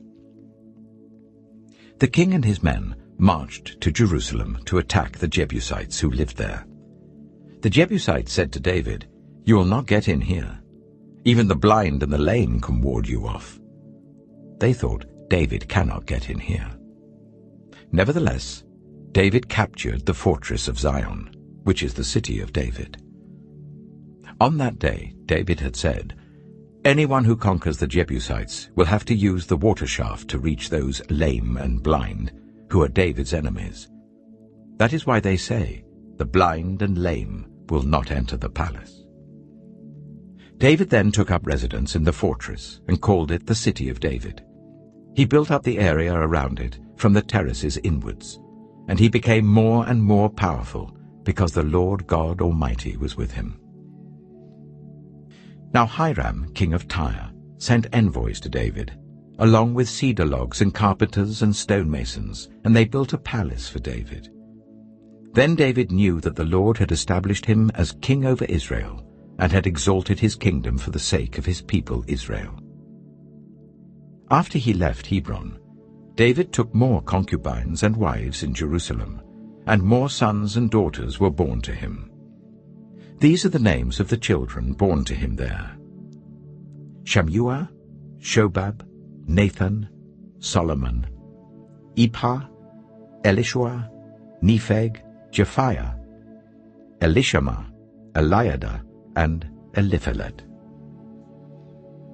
When the Philistines heard that David had been anointed king over Israel, they went up in full force to search for him. But David heard about it and went down to the stronghold. Now the Philistines had come and spread out in the valley of Rephaim. So David inquired of the Lord, "Shall I go and attack the Philistines? Will you deliver them into my hands?" The Lord answered him, "Go, for I will surely deliver the Philistines into your hands." So David went to Baal-perazim, and there he defeated them. He said, "As the waters break out, the Lord has broken out against my enemies before me." So that place was called Baal-perazim. The Philistines abandoned their idols there, and David and his men carried them off. Once more the Philistines came up, and spread out in the valley of Rephaim. So David inquired of the Lord, and he answered, "Do not go straight up, but circle round behind them and attack them in front of the poplar trees. As soon as you hear the sound of marching in the tops of the poplar trees, move quickly, because that will mean the Lord has gone out in front of you to strike the Philistine army." So David did as the Lord commanded him, and he struck down the Philistines all the way from Gibeon to Gezer. 2 Samuel chapter 6. David again brought together all the able young men of Israel, 30,000. He and all his men went to Baalah in Judah to bring up from there the ark of God, which is called by the name of the Lord Almighty, who is enthroned between the cherubim on the ark. They set the ark of God on a new cart and brought it from the house of Abinadab, which was on the hill. Uzzah and Ahio, sons of Abinadab, were guiding the new cart with the ark of God on it, and Ahio was walking in front of it. David and all Israel was celebrating with all their might before the Lord, with castanets, harps, lyres, tambourines, rattles, and cymbals. When they came to the threshing floor of Nakon, Uzzah reached out and took hold of the ark of God because the oxen stumbled. The Lord's anger burned against Uzzah because of his irreverent act. Therefore God struck him down, and he died there beside the ark of God. Then David was angry because the Lord's wrath had broken out against Uzzah, and to this day that place is called Perez Uzzah. David was afraid of the Lord that day and said, "How can the ark of the Lord ever come to me?" He was not willing to take the ark of the Lord to be with him in the city of David. Instead, he took it to the house of Obed-Edom, the Gittite. The ark of the Lord remained in the house of Obed-Edom the Gittite for 3 months, and the Lord blessed him and his entire household. Now King David was told, "The Lord has blessed the household of Obed-Edom and everything he has because of the ark of God." So David went to bring up the ark of God from the house of Obed-Edom to the city of David with rejoicing. When those who were carrying the ark of the Lord had taken 6 steps, he sacrificed a bull and a fattened calf. Wearing a linen ephod, David was dancing before the Lord with all his might, while he and all Israel were bringing up the ark of the Lord with shouts and the sound of trumpets. As the ark of the Lord was entering the city of David, Michal, daughter of Saul, watched from a window, and when she saw King David leaping and dancing before the Lord, she despised him in her heart. They brought the ark of the Lord and set it in its place inside the tent that David had pitched for it, and David sacrificed burnt offerings and fellowship offerings before the Lord. After he had finished sacrificing the burnt offerings and fellowship offerings, he blessed the people in the name of the Lord Almighty. Then he gave a loaf of bread, a cake of dates, and a cake of raisins to each person in the whole crowd of Israelites, both men and women, and all the people went to their homes. When David returned home to bless his household, Michal, daughter of Saul, came out to meet him and said, "How the king of Israel has distinguished himself today, going around half naked in full view of the slave girls of his servants, as any vulgar fellow would." David said to Michal, "It was before the Lord, who chose me rather than your father or anyone from his house when he appointed me ruler over the Lord's people Israel. I will celebrate before the Lord. I will become even more undignified than this. I will be humiliated in my own eyes. But by these slave girls you spoke of, I will be held in honor." And Michal, daughter of Saul, had no children to the day of her death. 2 Samuel chapter 7. After the king was settled in his palace, and the Lord had given him rest from all his enemies around him, he said to Nathan the prophet, "Here I am, living in a house of cedar, while the ark of God remains in a tent." Nathan replied to the king, "Whatever you have in mind, go ahead and do it, for the Lord is with you." But that night the word of the Lord came to Nathan, saying, "Go and tell my servant David, this is what the Lord says. Are you the one to build me a house to dwell in? I have not dwelt in a house from the day I brought the Israelites up out of Egypt to this day. I have been moving from place to place with a tent as my dwelling. Wherever I have moved with all the Israelites, did I ever say to any of their rulers, whom I commanded to shepherd my people Israel, why have you not built me a house of cedar?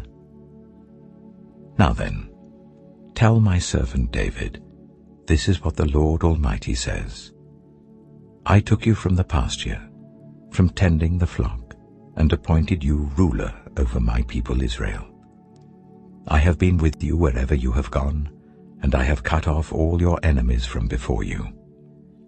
Now I will make your name great, like the names of the greatest men on earth. And I will provide a place for my people Israel, and will plant them so that they can have a home of their own, and no longer be disturbed. Wicked people shall not oppress them any more, as they did at the beginning, and have done ever since the time I appointed leaders over my people Israel. I will also give you rest from all your enemies. The Lord declares to you that the Lord himself will establish a house for you. When your days are over and you rest with your ancestors, I will raise up your offspring to succeed you, your own flesh and blood, and I will establish his kingdom. He is the one who will build a house for my name, and I will establish the throne of his kingdom forever. I will be his father, and he shall be my son.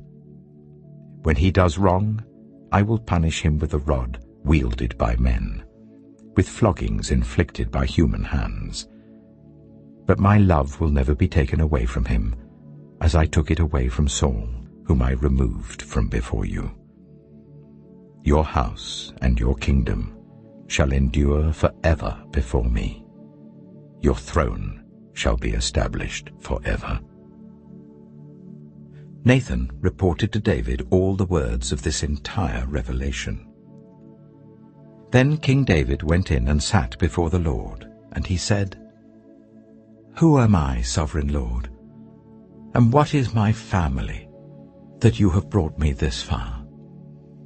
And as if this were not enough in your sight, sovereign Lord, you have also spoken about the future of the house of your servant, and this decree, sovereign Lord, is for a mere human. What more can David say to you? For you know your servant, sovereign Lord. For the sake of your word and according to your will, you have done this great thing and made it known to your servant. How great you are, sovereign Lord! There is no one like you, and there is no God but you, as we have heard with our own ears. And who is like your people Israel, the one nation on earth that God went out to redeem as a people for himself, and to make a name for himself, and to perform great and awesome wonders by driving out nations and their gods from before your people, whom you redeemed from Egypt? You have established your people Israel as your very own forever, and you, Lord, have become their God.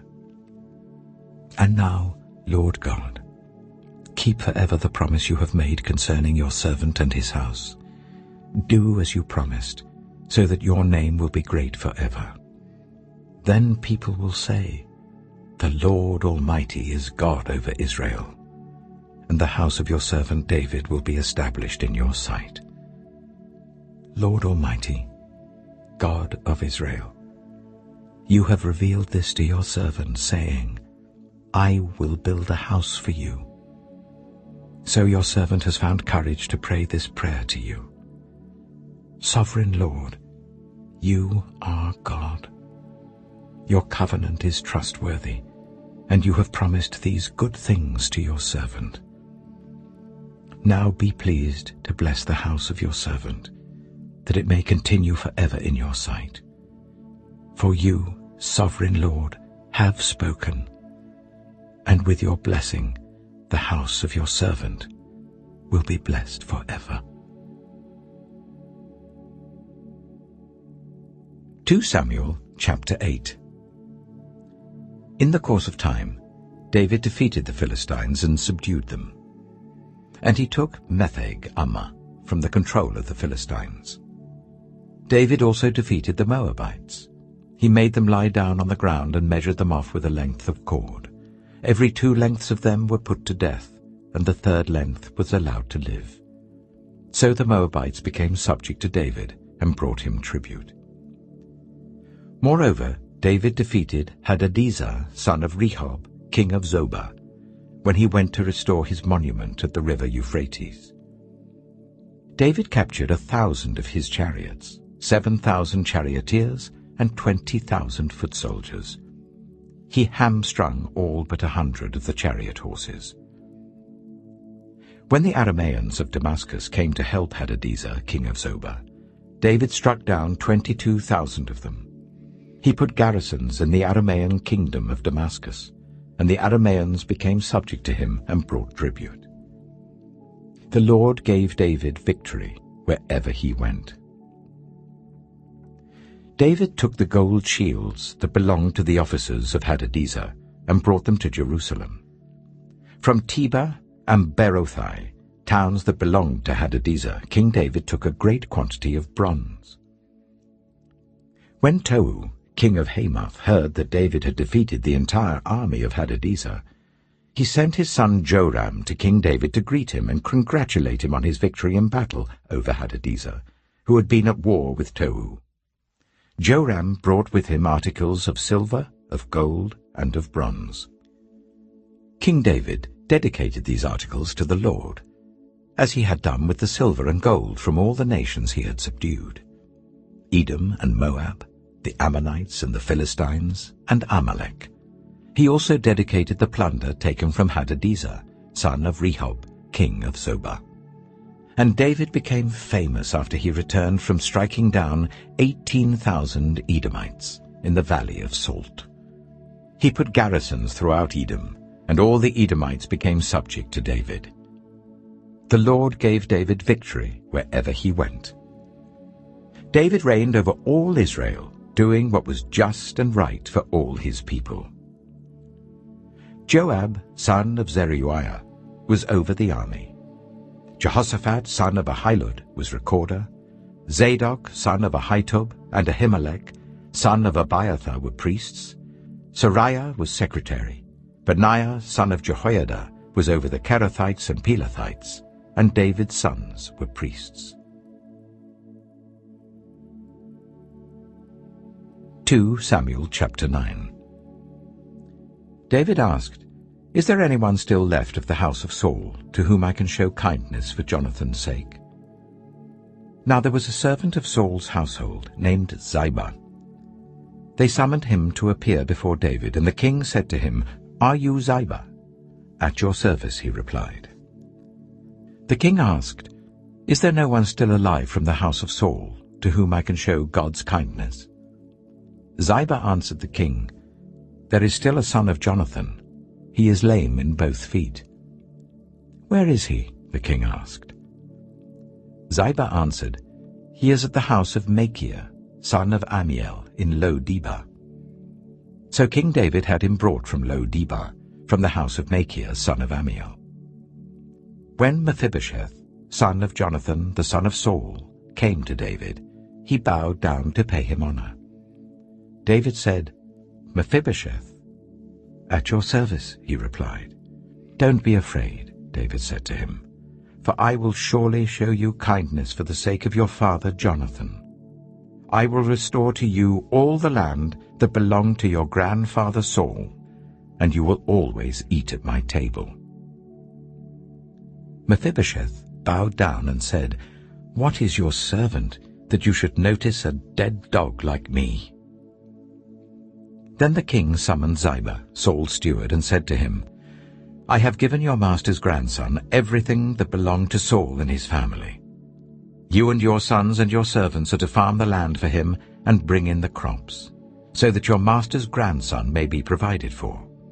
And Mephibosheth, grandson of your master, will always eat at my table." Now Ziba had 15 sons and 20 servants. Then Ziba said to the king, "Your servant will do whatever my lord the king commands his servant to do." So Mephibosheth ate at David's table like one of the king's sons. Mephibosheth had a young son named Micah, and all the members of Ziba's household were servants of Mephibosheth. and Mephibosheth lived in Jerusalem because he always ate at the king's table. He was lame in both feet. 2 Samuel chapter 10. In the course of time, the king of the Ammonites died, and his son Hanun succeeded him as king. David thought, "I will show kindness to Hanun, son of Nahash, just as his father showed kindness to me." So David sent a delegation to express his sympathy to Hanun concerning his father. When David's men came to the land of the Ammonites, the Ammonite commanders said to Hanun their lord, "Do you think David is honoring your father by sending envoys to you to express sympathy? Hasn't David sent them to you only to explore the city and spy it out and overthrow it?" So Hanun seized David's envoys, shaved off half of each man's beard, cut off their garments at the buttocks, and sent them away. When David was told about this, he sent messengers to meet the men, for they were greatly humiliated. The king said, "Stay at Jericho till your beards have grown, and then come back." When the Ammonites realized that they had become obnoxious to David, they hired 20,000 Aramean foot soldiers from Beth-rehob and Zobah, as well as the king of Maacah with 1,000 men, and also 12,000 men from Tob. On hearing this, David sent Joab out with the entire army of fighting men. The Ammonites came out and drew up in battle formation at the entrance of their city gate, while the Arameans of Zobah and Rehob and the men of Tob and Maacah were by themselves in the open country. Joab saw that there were battle lines in front of him and behind him. So he selected some of the best troops in Israel and deployed them against the Arameans. He put the rest of the men under the command of Abishai his brother and deployed them against the Ammonites. Joab said, "If the Arameans are too strong for me, then you are to come to my rescue. But if the Ammonites are too strong for you, then I will come to rescue you. Be strong, and let us fight bravely for our people and the cities of our God. The Lord will do what is good in his sight." Then Joab and the troops with him advanced to fight the Arameans, and they fled before him. When the Ammonites realized that the Arameans were fleeing, they fled before Abishai and went inside the city. So Joab returned from fighting the Ammonites and came to Jerusalem. After the Arameans saw that they had been routed by Israel, they regrouped. Hadadezer had Arameans brought from beyond the river Euphrates. They went to Helam, with Shobach the commander of Hadadezer's army leading them. When David was told of this, he gathered all Israel, crossed the Jordan, and went to Helam. The Arameans formed their battle lines to meet David and fought against him. But they fled before Israel, and David killed 700 of their charioteers and 40,000 of their foot soldiers. He also struck down Shobach, the commander of their army, and he died there. When all the kings who were vassals of Hadadezer saw that they had been routed by Israel, they made peace with the Israelites and became subject to them. So the Arameans were afraid to help the Ammonites any more. 2 Samuel chapter 11. In the spring, at the time when kings go off to war, David sent Joab out with the king's men and the whole Israelite army. They destroyed the Ammonites and besieged Rabbah, but David remained in Jerusalem. One evening, David got up from his bed and walked around on the roof of the palace. From the roof, he saw a woman washing. The woman was very beautiful, and David sent someone to find out about her. The man said, "She is Bathsheba, the daughter of Eliam, and the wife of Uriah the Hittite." Then David sent messengers to get her. She came to him, and he slept with her. Now she was purifying herself from her monthly uncleanness. Then she went back home. The woman conceived and sent word to David, saying, "I am pregnant." So David sent this word to Joab, "Send me Uriah the Hittite." And Joab sent him to David. When Uriah came to him, David asked him how Joab was, how the soldiers were, and how the war was going. Then David said to Uriah, "Go down to your house and wash your feet." So Uriah left the palace, and a gift from the king was sent after him. But Uriah slept at the entrance to the palace with all his master's servants, and did not go down to his house. David was told Uriah did not go home. So he asked Uriah, "Haven't you just come from a military campaign? Why didn't you go home?" Uriah said to David, "The ark and Israel and Judah are staying in tents, and my commander Joab and my lord's men are camped in the open country. How could I go to my house to eat and drink and make love to my wife? As surely as you live, I will not do such a thing." Then David said to him, "Stay here one more day, and tomorrow I will send you back." So Uriah remained in Jerusalem that day and the next. At David's invitation, he ate and drank with him, and David made him drunk. But in the evening Uriah went out to sleep on his mat among his master's servants. He did not go home. In the morning David wrote a letter to Joab and sent it with Uriah. In it he wrote, "Put Uriah out in front, where the fighting is fiercest. Then withdraw from him, so that he will be struck down and die." So while Joab had the city under siege, he put Uriah at a place where he knew the strongest defenders were. When the men of the city came out and fought against Joab, some of the men in David's army fell. Moreover, Uriah the Hittite died. Joab sent David a full account of the battle. He instructed the messenger, "When you have finished giving the king this account of the battle, the king's anger may flare up, and he may ask you, 'Why did you get so close to the city to fight? Didn't you know they would shoot arrows from the wall? Who killed Abimelech, son of Jerubesheth? Didn't a woman drop an upper millstone on him from the wall so that he died in Thebez? Why did you get so close to the wall?' If he asks you this, then say to him, 'Moreover, your servant Uriah the Hittite is dead.'" The messenger set out, and when he arrived he told David everything Joab had sent him to say. The messenger said to David, "The men overpowered us and came out against us in the open, but we drove them back to the entrance of the city gate.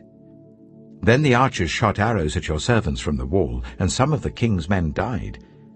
Moreover, your servant Uriah the Hittite is dead." David told the messenger, "Say this to Joab. Don't let this upset you. The sword devours one as well as another. Press the attack against the city and destroy it." Say this to encourage Joab. When Uriah's wife heard that her husband was dead, she mourned for him. After the time of mourning was over, David had her brought to his house, and she became his wife and bore him a son. But the thing David had done displeased the Lord. 2 Samuel chapter 12. The Lord sent Nathan to David. When he came to him, he said, "There were 2 men in a certain town, one rich and the other poor. The rich man had a very large number of sheep and cattle, but the poor man had nothing except one little ewe lamb that he had bought.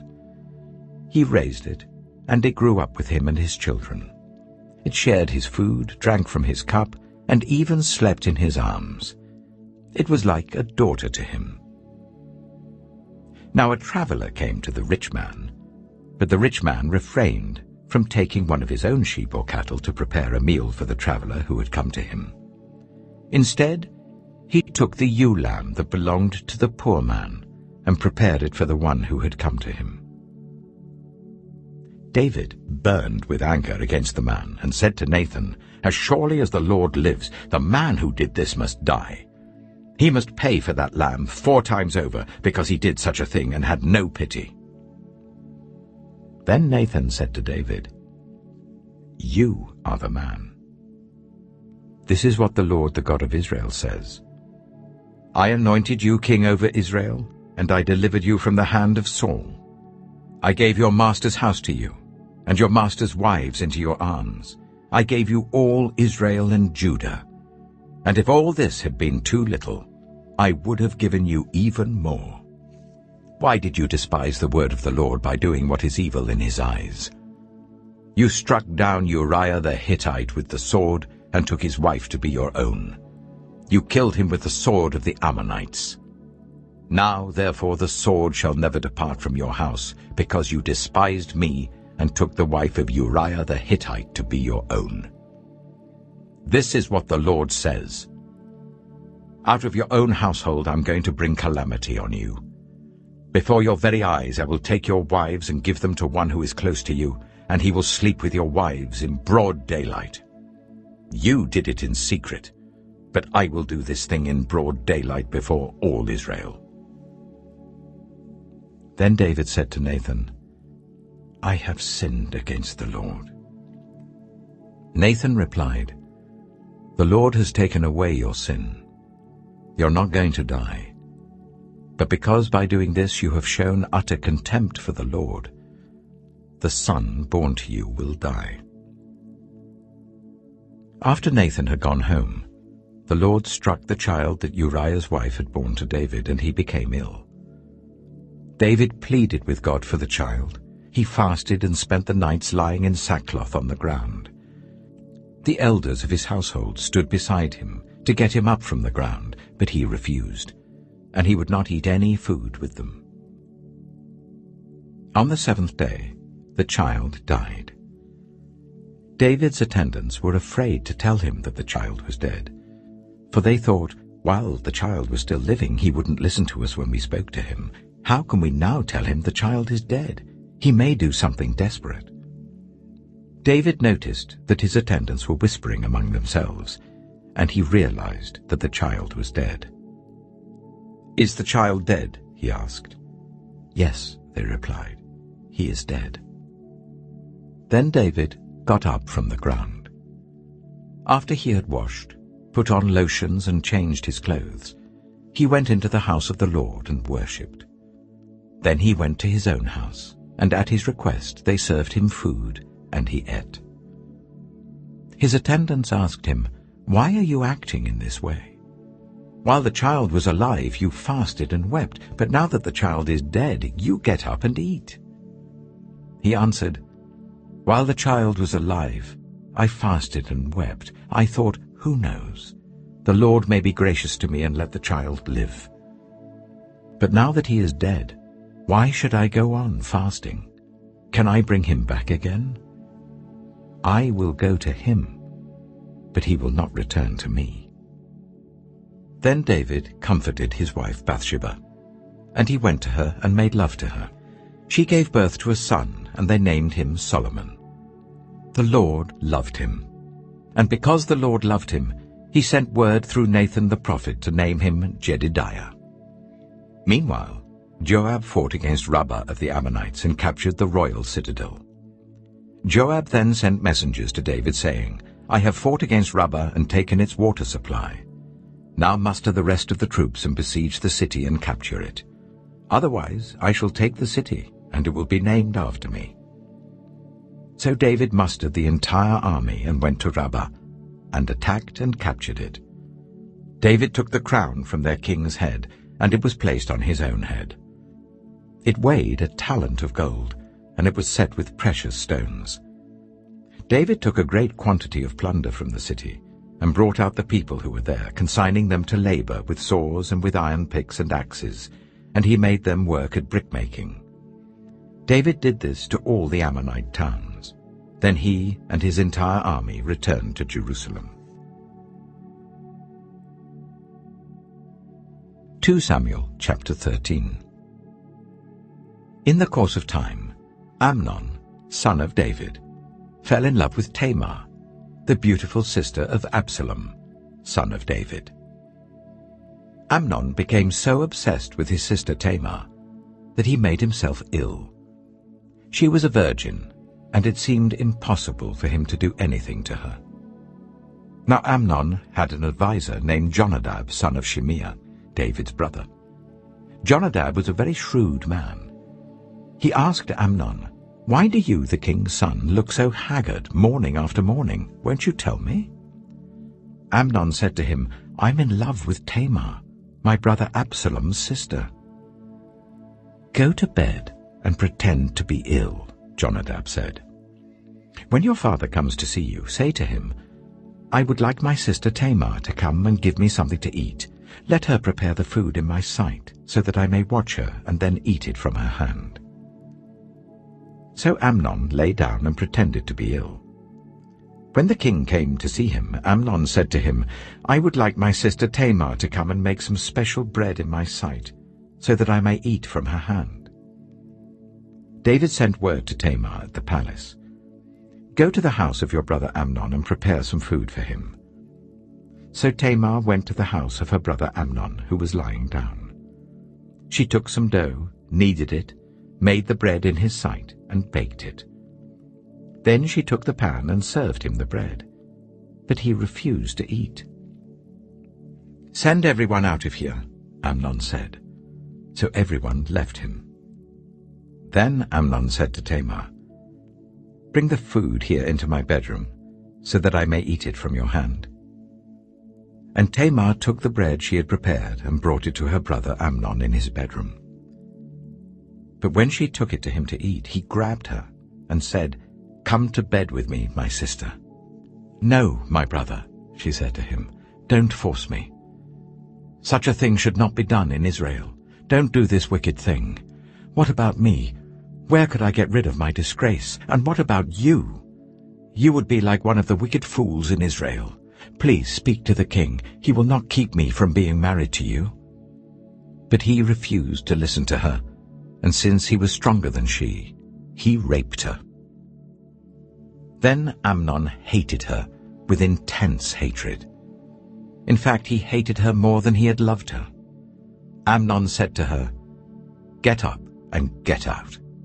"No," she said to him.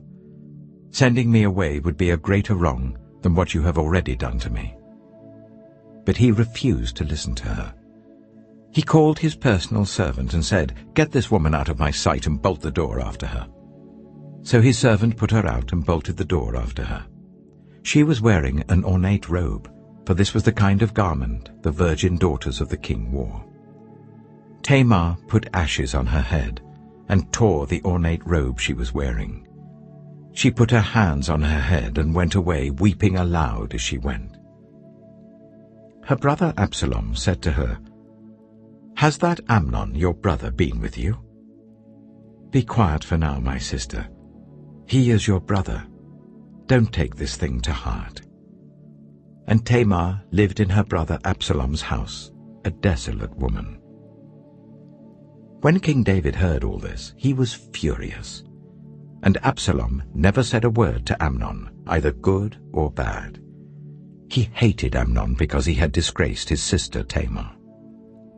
2 years later, when Absalom's sheep shearers were at Baal Hazor, near the border of Ephraim, he invited all the king's sons to come there. Absalom went to the king and said, "Your servant has had shearers come. Will the king and his attendants please join me?" "No, my son," the king replied.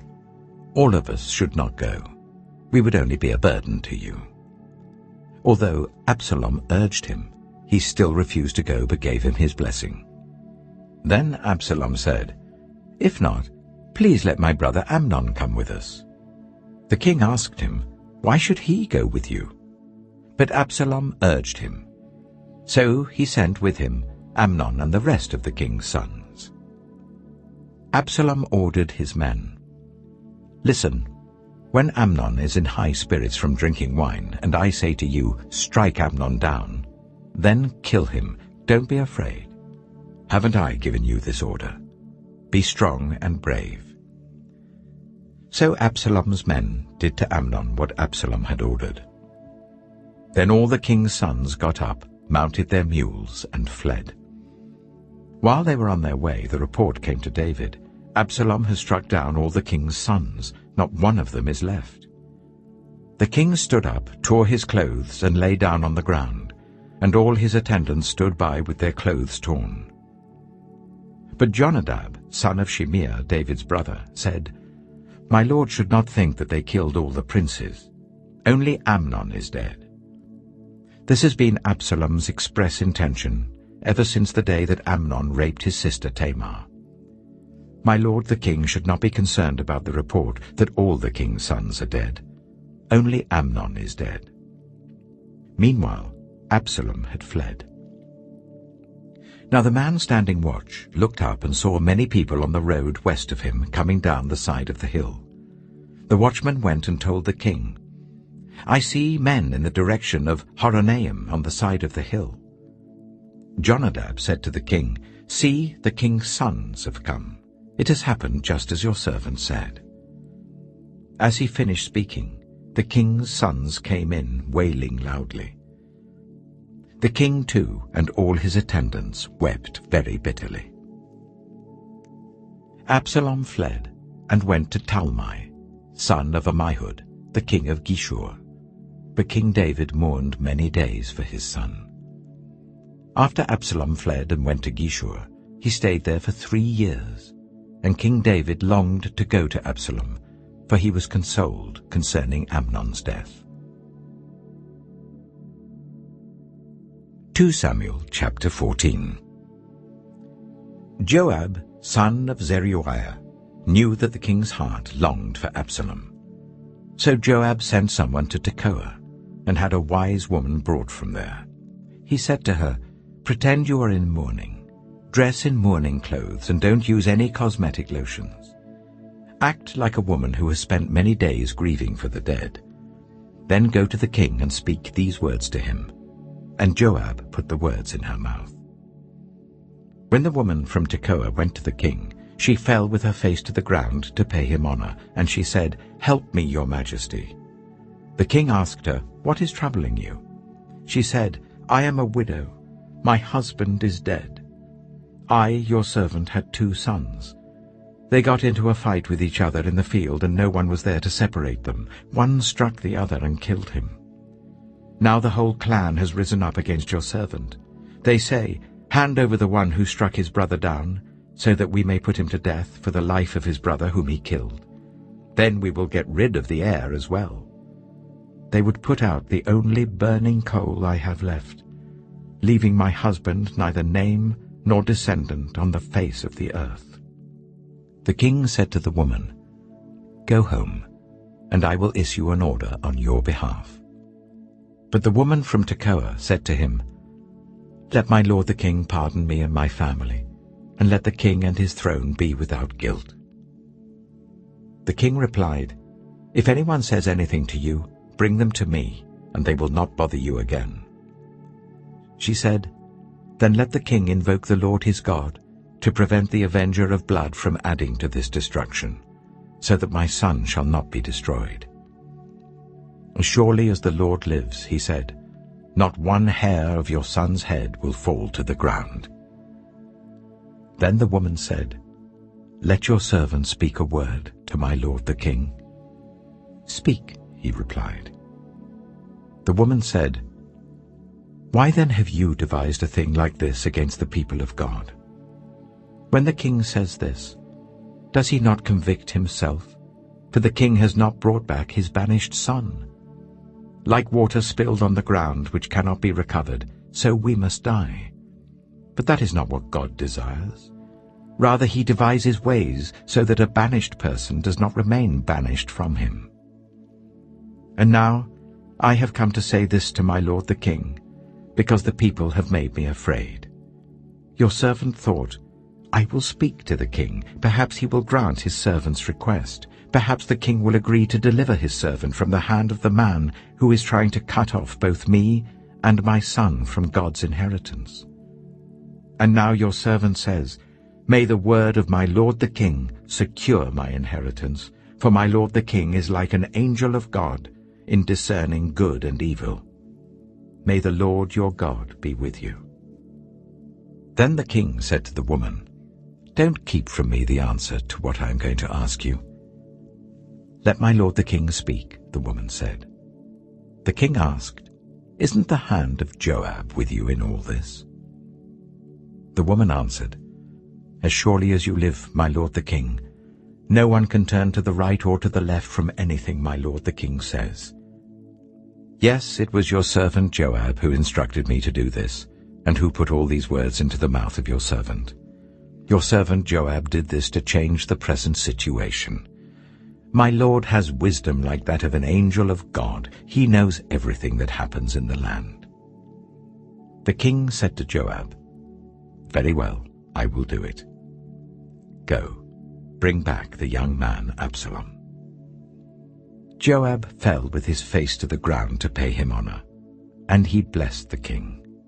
Joab said, Today your servant knows that he has found favor, because the king has granted his servant's request. Then Joab went to Geshur and brought Absalom back to Jerusalem. But the king said, He must go to his own house, he must not see my face. So Absalom went to his own house and did not see the face of the king. In all Israel there was not a man so highly praised for his handsome appearance as Absalom. From the top of his head to the sole of his foot there was no blemish in him. Whenever he cut the hair of his head, he used to cut his hair once a year because it became too heavy for him, he would weigh it, and its weight was 200 shekels by the royal standard. 3 sons and a daughter were born to Absalom. His daughter's name was Tamar, and she became a beautiful woman. Absalom lived for 2 years in Jerusalem without seeing the king's face. Then Absalom sent for Joab in order to send him to the king, but Joab refused to come to him. So he sent a second time, but he refused to come. Then he said to his servants, Look, Joab's field is next to mine, and he has barley there. Go and set it on fire. So Absalom's servants set the field on fire. Then Joab did go to Absalom's house, and he said to him, Why have your servants set my field on fire? Absalom said to Joab, Look, I sent word to you and said, Come here so that I can send you to the king to ask, Why have I come from Geshur? It would be better for me if I was still there. Now then, I want to see the king's face, and if I'm guilty of anything, let him put me to death. So Joab went to the king and told him this. Then the king summoned Absalom, and he came in and bowed down with his face to the ground before the king, and the king kissed Absalom.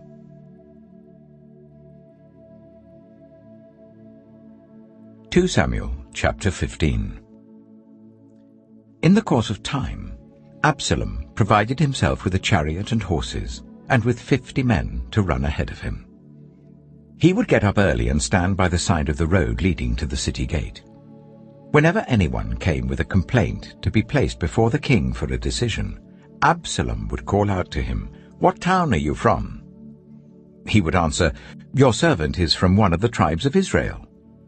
Then Absalom would say to him, Look, your claims are valid and proper, but there is no representative of the king to hear you. And Absalom would add, If only I were appointed judge in the land, then everyone who has a complaint or case could come to me, and I would see that they receive justice. Also, whenever anyone approached him to bow down before him, Absalom would reach out his hand, take hold of him, and kiss him. Absalom behaved in this way towards all the Israelites who came to the king asking for justice, and so he stole the hearts of the people of Israel. At the end of 4 years, Absalom said to the king, Let me go to Hebron and fulfill a vow I made to the Lord. While your servant was living in Geshur in Aram, I made this vow. If the Lord takes me back to Jerusalem, I will worship the Lord in Hebron. The king said to him, Go in peace. So he went to Hebron. Then Absalom sent secret messengers throughout the tribes of Israel to say, As soon as you hear the sound of the trumpets, then say, Absalom is king in Hebron. 200 men from Jerusalem had accompanied Absalom. They had been invited as guests and went quite innocently, knowing nothing about the matter. While Absalom was offering sacrifices, he also sent for Ahithophel, the Gilonite, David's counselor, to come from Gilo, his hometown. And so the conspiracy gained strength, and Absalom's following kept on increasing. A messenger came and told David, "The hearts of the people of Israel are with Absalom." Then David said to all his officials who were with him in Jerusalem, "Come, we must flee, or none of us will escape from Absalom. We must leave immediately, or he will move quickly to overtake us and bring ruin on us, and put the city to the sword." The king's officials answered him, "Your servants are ready to do whatever our lord the king chooses." The king set out, with his entire household following him. But he left 10 concubines to take care of the palace. So the king set out, with all the people following him, and they halted at the edge of the city. All his men marched past him, along with all the Kerethites and the Pelethites, and all the 600 Gittites who had accompanied him from Gath marched before the king. The king said to Ittai the Gittite, "Why should you come along with us? Go back and stay with King Absalom. You are a foreigner, an exile from your homeland. You came only yesterday. And today shall I make you wander about with us, when I do not know where I'm going? Go back and take your people with you. May the Lord show you kindness and faithfulness." But Ittai replied to the king, "As surely as the Lord lives and as my lord the king lives, wherever my lord the king may be, whether it means life or death, there will your servant be." David said to Ittai, "Go ahead, march on." So Ittai the Gittite marched on with all his men and the families that were with him. The whole countryside wept aloud as all the people passed by. The king also crossed the Kidron Valley, and all the people moved on towards the wilderness. Zadok was there too, and all the Levites who were with him were carrying the Ark of the Covenant of God. They set down the Ark of God, and Abiathar offered sacrifices until all the people had finished leaving the city. Then the king said to Zadok, "Take the Ark of God back into the city. If I find favor in the Lord's eyes, he will bring me back and let me see it and his dwelling place again. But if he says, 'I am not pleased with you,' then I am ready. Let him do to me whatever seems good to him." The king also said to Zadok the priest, "Do you understand? Go back to the city with my blessing. Take your son Ahimaaz with you, and also Abiathar's son Jonathan. You and Abiathar return with your 2 sons. I will wait at the fords in the wilderness until word comes from you to inform me." So Zadok and Abiathar took the Ark of God back to Jerusalem and stayed there. But David continued up the Mount of Olives, weeping as he went. His head was covered and he was barefoot. All the people with him covered their heads too and were weeping as they went up. Now David had been told Ahithophel is among the conspirators with Absalom. So David prayed, "Lord, turn Ahithophel's counsel into foolishness." When David arrived at the summit, where people used to worship God, Hushai the Archite was there to meet him, his robe torn and dust on his head. David said to him, "If you go with me, you will be a burden to me. But if you return to the city and say to Absalom, 'Your Majesty, I will be your servant. I was your father's servant in the past, but now I will be your servant,' then you can help me by frustrating Ahithophel's advice. Won't the priests Zadok and Abiathar be there with you? Tell them anything you hear in the king's palace." Their 2 sons, Ahimaaz son of Zadok and Jonathan son of Abiathar, are there with them.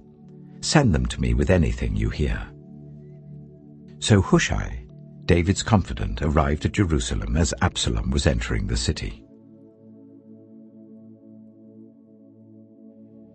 2 Samuel chapter 16. When David had gone a short distance beyond the summit, there was Ziba, the steward of Mephibosheth, waiting to meet him. He had a string of donkeys saddled and loaded with 200 loaves of bread, 100 cakes of raisins, 100 cakes of figs, and a skin of wine. The king asked Ziba, "Why have you brought these?" Ziba answered, The donkeys are for the king's household to ride on, the bread and fruit are for the men to eat, and the wine is to refresh those who become exhausted in the wilderness." The king then asked, "Where is your master's grandson?" Ziba said to him, "He is staying in Jerusalem because he thinks, 'Today the Israelites will restore to me my grandfather's kingdom.'" Then the king said to Ziba, "All that belonged to Mephibosheth is now yours."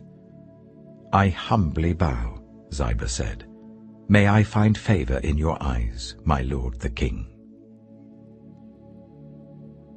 As King David approached Bahurim, a man from the same clan as Saul's family came out from there. His name was Shimei, the son of Jerah, and he cursed as he came out. He pelted David and all the king's officials with stones, though all the troops and the special guard were on David's right and left. As he cursed, Shimei said, get out, you murderer, you scoundrel! The Lord has repaid you for all the blood you shed in the household of Saul, in whose place you have reigned. The Lord has given the kingdom into the hands of your son Absalom. You have come to ruin because you are a murderer." Then Abishai, son of Zeruiah, said to the king, "Why should this dead dog curse my lord the king? Let me go over and cut off his head." But the king said, "What does this have to do with you, you sons of Zeruiah? If he is cursing because the Lord said to him, 'Curse David,' who can ask, 'Why do you do this?'" David then said to Abishai and all his officials, "My son, my own flesh and blood, is trying to kill me. How much more then this Benjaminite? Leave him alone, let him curse, for the Lord has told him to. It may be that the Lord will look upon my misery and restore to me his covenant blessing instead of his curse today." So David and his men continued along the road, while Shimei was going along the hillside opposite him, cursing as he went and throwing stones at him and showering him with dirt. The king and all the people with him arrived at their destination exhausted, and there he refreshed himself. Meanwhile, Absalom and all the men of Israel came to Jerusalem, and Ahithophel was with him. Then Hushai the Archite, David's confidant, went to Absalom and said to him, "Long live the king! Long live the king!" Absalom said to Hushai, "So this is the love you show your friend? If he's your friend, why didn't you go with him?" Hushai said to Absalom, "No, the one chosen by the Lord, by these people and by all the men of Israel, his I will be, and I will remain with him. Furthermore, whom should I serve? Should I not serve the Son? Just as I served your father, so I will serve you." Absalom said to Ahithophel, "Give us your advice. What should we do?" Ahithophel answered, "Sleep with your father's concubines, whom he left to take care of the palace. Then all Israel will hear that you have made yourself obnoxious to your father, and the hands of everyone with you will be more resolute." So they pitched a tent for Absalom on the roof, and he slept with his father's concubines in the sight of all Israel.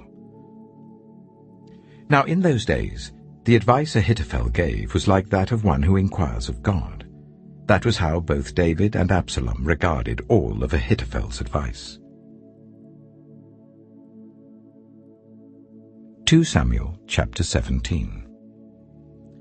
Ahithophel said to Absalom, "I would choose 12,000 men and set out tonight in pursuit of David.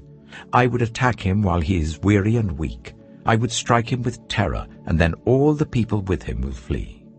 I would strike down only the king and bring all the people back to you. The death of the man you seek will mean the return of all. All the people will be unharmed." This plan seemed good to Absalom and to all the elders of Israel. But Absalom said, "Summon also Hushai the Archite, so that we can hear what he has to say as well." When Hushai came to him, Absalom said, "Ahithophel has given this advice. Should we do what he says? If not, give us your opinion." Hushai replied to Absalom, "The advice Ahithophel has given is not good this time. You know your father and his men. They're fighters. and as fierce as a wild bear robbed of her cubs. Besides, your father is an experienced fighter. He will not spend the night with the troops. Even now he is hidden in a cave or some other place. If he should attack your troops first, whoever hears about it will say, 'There has been a slaughter among the troops who follow Absalom.'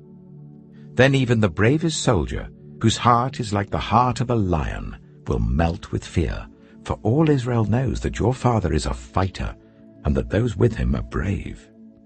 So I advise you, let all Israel, from Dan to Beersheba, as numerous as the sand on the seashore, be gathered to you, with you yourself leading them into battle.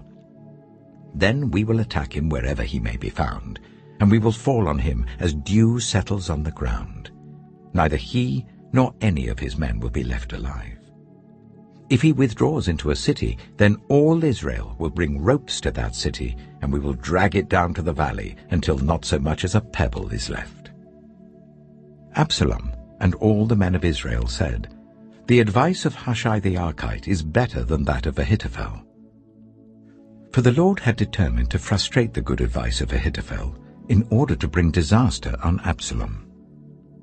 Hushai told Zadok and Abiathar the priests, "Ahithophel has advised Absalom and the elders of Israel to do such and such, but I have advised them to do so and so. Now send a message at once and tell David, 'Do not spend the night at the fords in the wilderness. Cross over without fail, or the king and all the people with him will be swallowed up.'" Jonathan and Ahimaaz were staying at En-Rogel. A female servant was to go and inform them, and they were to go and tell King David, for they could not risk being seen entering the city. But a young man saw them and told Absalom. So the two of them left at once and went to the house of a man in Bahurim. He had a well in his courtyard, and they climbed down into it. His wife took a covering and spread it out over the opening of the well and scattered corn over it. No one knew anything about it. When Absalom's men came to the woman of the house, they asked, "Where are Ahimaaz and Jonathan?" The woman answered them, "They crossed over the brook." The men searched but found no one, so they returned to Jerusalem.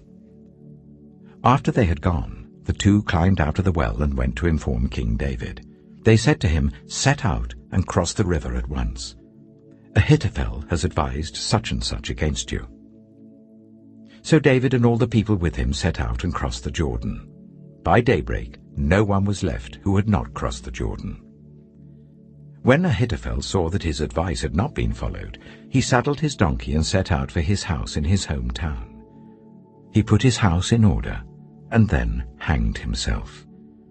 So he died and was buried in his father's tomb. David went to Mahanaim, and Absalom crossed the Jordan with all the men of Israel. Absalom had appointed Amasa over the army in place of Joab. Amasa was the son of Jether, an Ishmaelite who had married Abigail, the daughter of Nahash, the sister of Zeruiah, the mother of Joab. The Israelites and Absalom camped in the land of Gilead. When David came to Mahanaim, Shobai, son of Nahash from Rabbah of the Ammonites, and Machir, son of Amiel from Lo-debar, and Barzillai the Gilead from Rogelim, brought bedding and bowls and articles of pottery. They also brought wheat and barley, flour and roasted grain, beans and lentils, honey and curds, sheep and cheese from cow's milk for David and his people to eat. For they said, "The people have become exhausted and hungry and thirsty in the wilderness." 2 Samuel chapter 18. David mustered the men who were with him and appointed over them commanders of thousands and commanders of hundreds. David sent out his troops, a third under the command of Joab, a third under Joab's brother Abishai, son of Zeruiah, and a third under Ittai the Gittite. The king told the troops, "I myself will surely march out with you." But the men said, "You must not go out. If we are forced to flee, they won't care about us. Even if half of us die, they won't care. But you are worth 10,000 of us. It would be better now for you to give us support from the city." The king answered, "I will do whatever seems best to you." So the king stood beside the gate while all his men marched out in units of hundreds and of thousands. The king commanded Joab, Abishai, and Ittai, "Be gentle with the young man Absalom for my sake." And all the troops heard the king give orders concerning Absalom to each of the commanders. David's army marched out of the city to fight Israel, and the battle took place in the forest of Ephraim. There Israel's troops were routed by David's men, and the casualties that day were great, 20,000 men. The battle spread out over the whole countryside, and the forest swallowed up more men that day than the sword. Now Absalom happened to meet David's men. He was riding his mule, and as the mule went under the thick branches of a large oak, Absalom's hair got caught in the tree. He was left hanging in mid-air while the mule he was riding kept on going. When one of the men saw what had happened, he told Joab, "I have just seen Absalom hanging in an oak tree." Joab said to the man who had told him this, "What? You saw him? Why didn't you strike him to the ground right there? Then I would have had to give you 10 shekels of silver and a warrior's belt."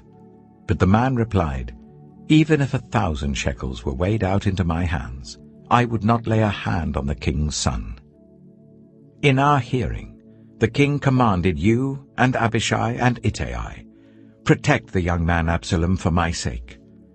And if I had put my life in jeopardy, and nothing is hidden from the king, you would have kept your distance from me." Joab said, "I'm not going to wait like this for you." So he took 3 javelins in his hand and plunged them into Absalom's heart while Absalom was still alive in the oak tree. And 10 of Joab's armor-bearers surrounded Absalom, struck him, and killed him. Then Joab sounded the trumpet, and the troops stopped pursuing Israel, for Joab halted them. They took Absalom, threw him into a big pit in the forest, and piled up a large heap of rocks over him. Meanwhile, all the Israelites fled to their homes. During his lifetime, Absalom had taken a pillar and erected it in the king's valley as a monument to himself, for he thought, "I have no son to carry on the memory of my name." He named the pillar after himself, and it is called Absalom's monument to this day. Now Ahimaaz, son of Zadok, said, "Let me run and take the news to the king that the Lord has vindicated him by delivering him from the hand of his enemies." "You are not the one to take the news today," Joab told him. "You may take the news another time, but you must not do so today, because the king's son is dead." Then Joab said to the Cushite, "Go tell the king what you have seen." The Cushite bowed down before Joab and ran off. Ahimaaz, son of Zadok, again said to Joab, "Come what may, please let me run behind the Cushite." But Joab replied, "My son, why do you want to go? You don't have any news that will bring you a reward." He said, "Come what may, I want to run." So Joab said, "Run." Then Ahimaaz ran by the way of the plain and outran the Cushite. While David was sitting between the inner and outer gates, the watchman went up to the roof of the gateway by the wall. As he looked out, he saw a man running alone. The watchman called out to the king and reported it. The king said, "If he is alone, he must have good news." And the runner came closer and closer. Then the watchman saw another runner, and he called down to the gatekeeper, "Look, another man running alone." The king said, "He must be bringing good news too." The watchman said, "It seems to me that the first one runs like Ahimaaz, son of Zadok." "He's a good man," the king said. "He comes with good news." Then Ahimaaz called out to the king, "All is well." He bowed down before the king with his face to the ground and said, "Praise be to the Lord your God. He has delivered up those who lifted their hands against my lord the king." The king asked, "Is the young man Absalom safe?" Ahimaaz answered, "I saw great confusion, just as Joab was about to send the king's servant and me, your servant, but I don't know what it was." The king said, "Stand aside and wait here." So he stepped aside and stood there. Then the Cushite arrived and said, "My lord the king, hear the good news. The Lord has vindicated you today by delivering you from the hand of all who rose up against you." The king asked the Cushite, "Is the young man Absalom safe?" The Cushite replied, "May the enemies of my lord the king and all who rise up to harm you be like that young man." The king was shaken. He went up to the room over the gateway and wept. As he went, he said, "Oh, my son Absalom, my son Absalom, if only I had died instead of you. Oh, Absalom, my son, my son."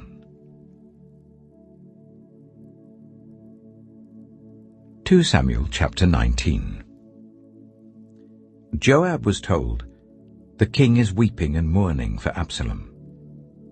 And for the whole army, the victory that day was turned into mourning, because on that day the troops heard it said, "The king is grieving for his son." The men stole into the city that day, as men steal in who are ashamed when they flee from battle.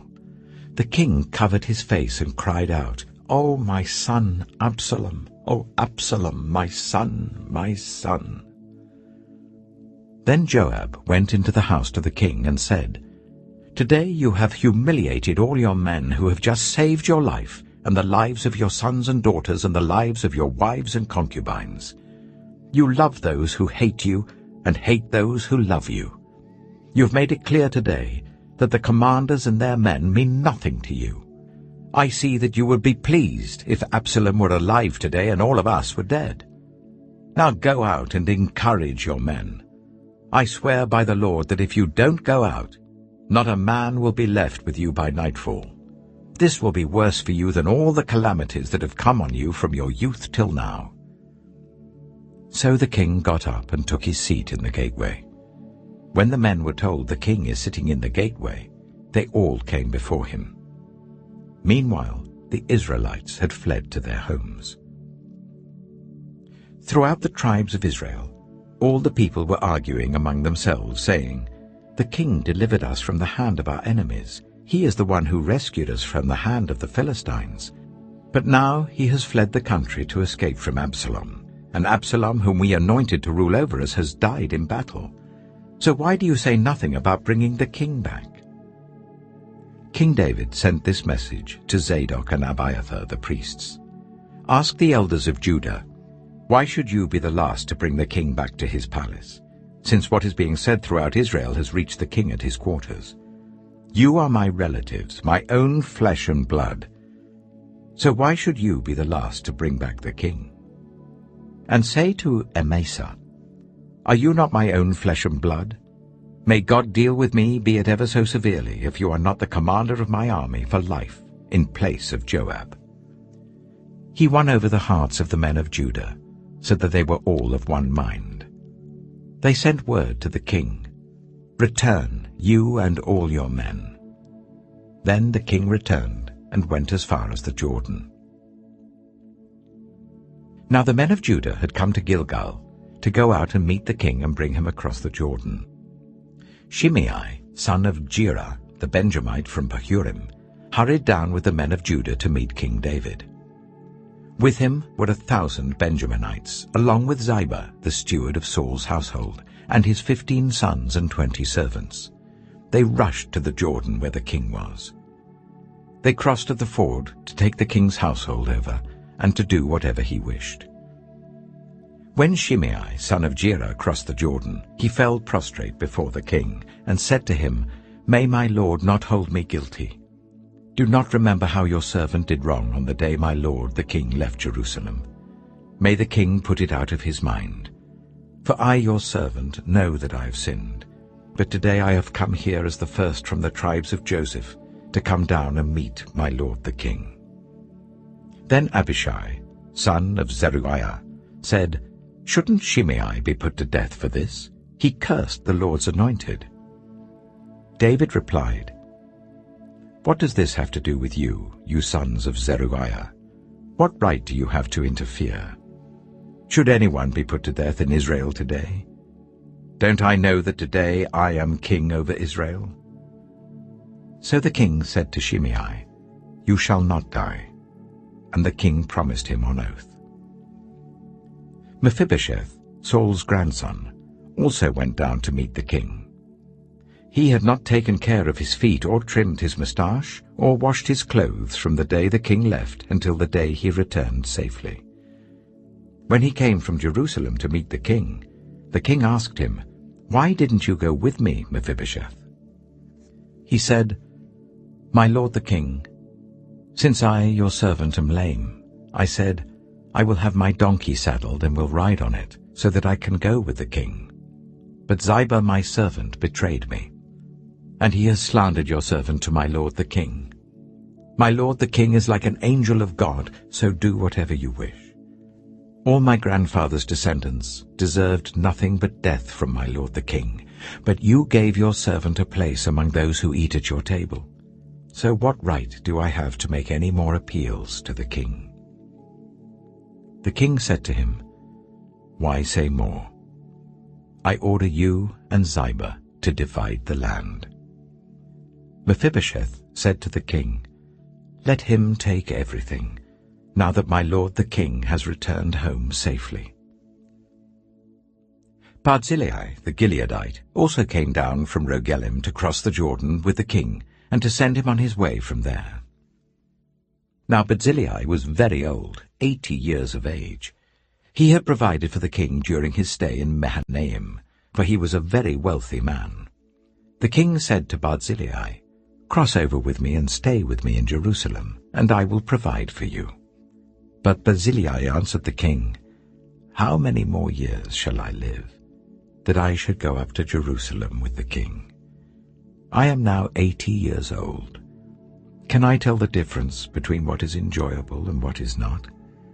Can your servant taste what he eats and drinks? Can I still hear the voices of male and female singers? Why should your servant be an added burden to my lord the king? Your servant will cross over the Jordan with the king for a short distance, but why should the king reward me in this way? Let your servant return, that I may die in my own town near the tomb of my father and mother. But here is your servant Kimham. Let him cross over with my lord the king. Do for him whatever you wish. The king said, Kimham shall cross over with me, and I will do for him whatever you wish.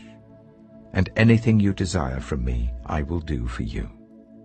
So all the people crossed the Jordan, and then the king crossed over. The king kissed Barzillai and bade him farewell, and Barzillai returned to his home.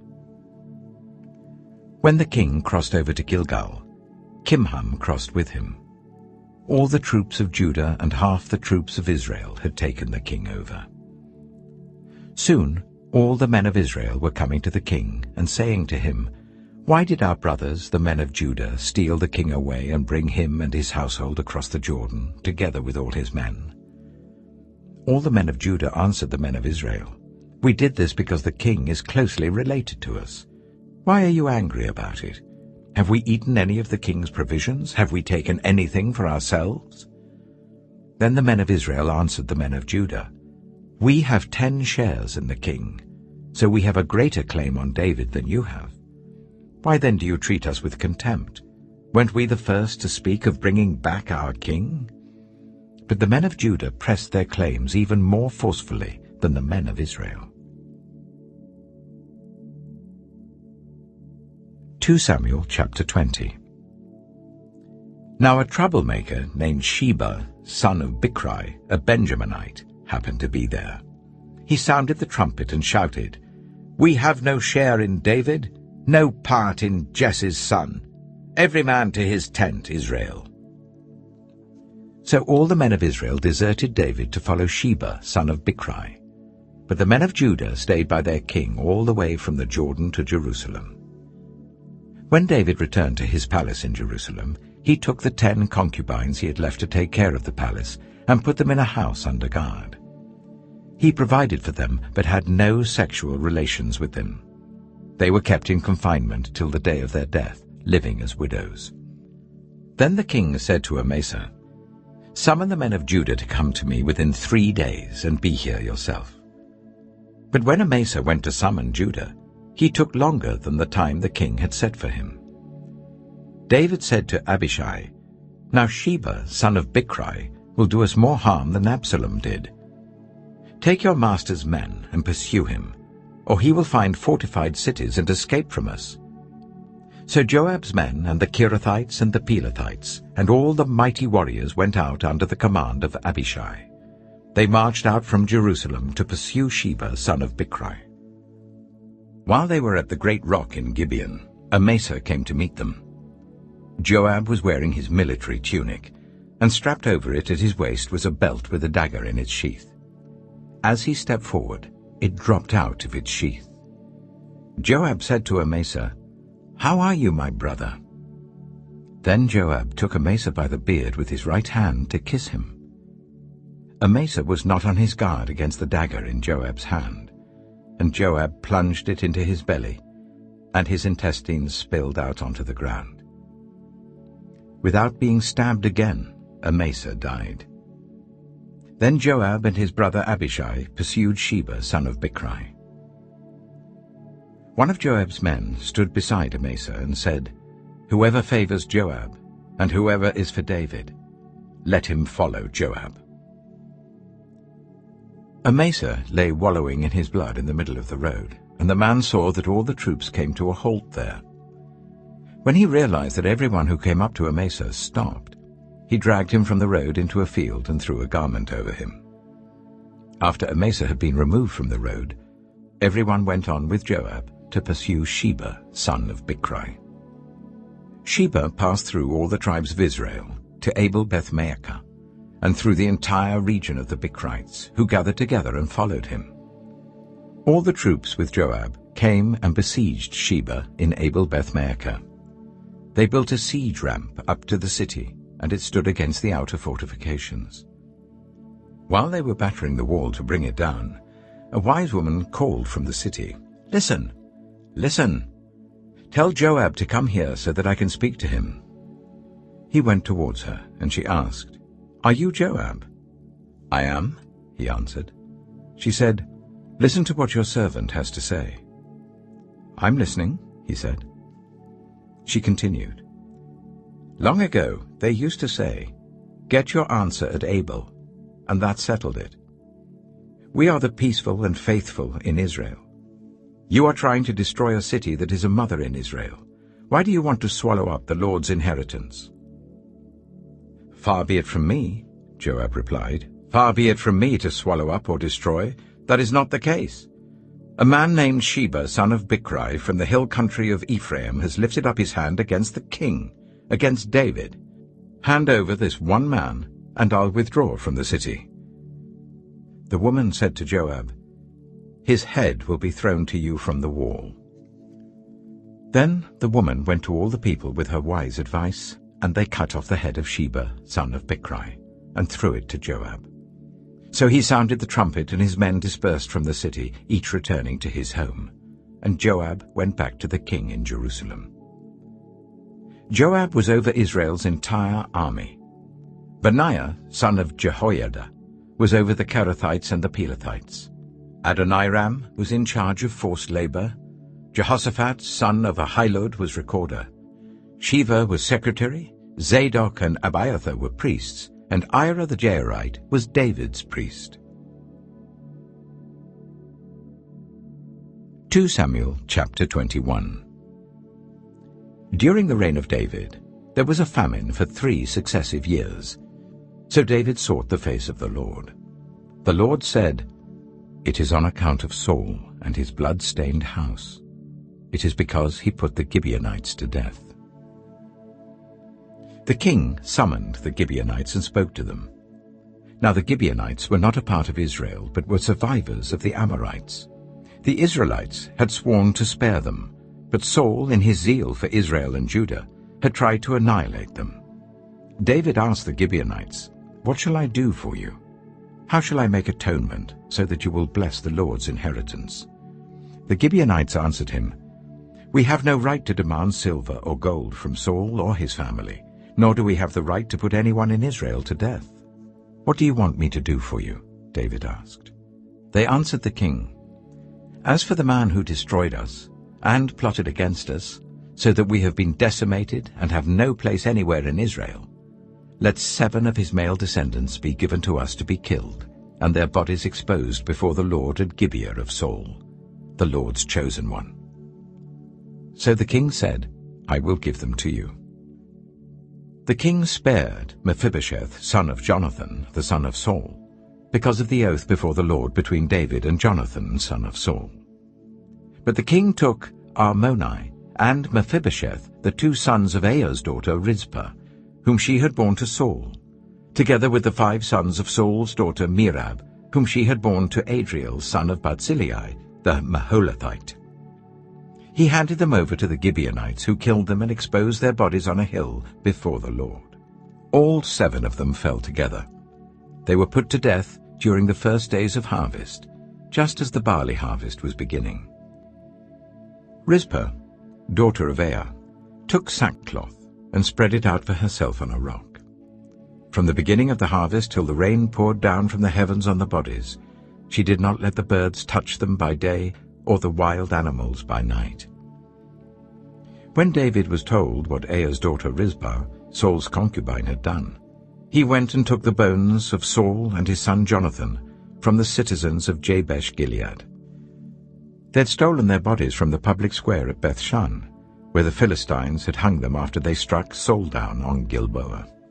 David brought the bones of Saul and his son Jonathan from there, and the bones of those who had been killed and exposed were gathered up. They buried the bones of Saul and his son Jonathan in the tomb of Saul's father Kish, at Zelah in Benjamin, and did everything the king commanded. After that, God answered prayer on behalf of the land. Once again, there was a battle between the Philistines and Israel. David went down with his men to fight against the Philistines, and he became exhausted. And Ishbi-Benob, one of the descendants of Rapha, whose bronze spearhead weighed 300 shekels, and who was armed with a new sword, said he would kill David. But Abishai, son of Zeruiah, came to David's rescue. He struck the Philistine down and killed him. Then David's men swore to him, saying, "Never again will you go out with us in battle, so that the lamp of Israel will not be extinguished." In the course of time, there was another battle with the Philistines at Gob. At that time, Sibbecai, the Hushathite, killed Saph, one of the descendants of Rapha. In another battle with the Philistines at Gob, Elhanan, son of Jair, the Bethlehemite, killed the brother of Goliath, the Gittite, who had a spear with a shaft like a weaver's rod.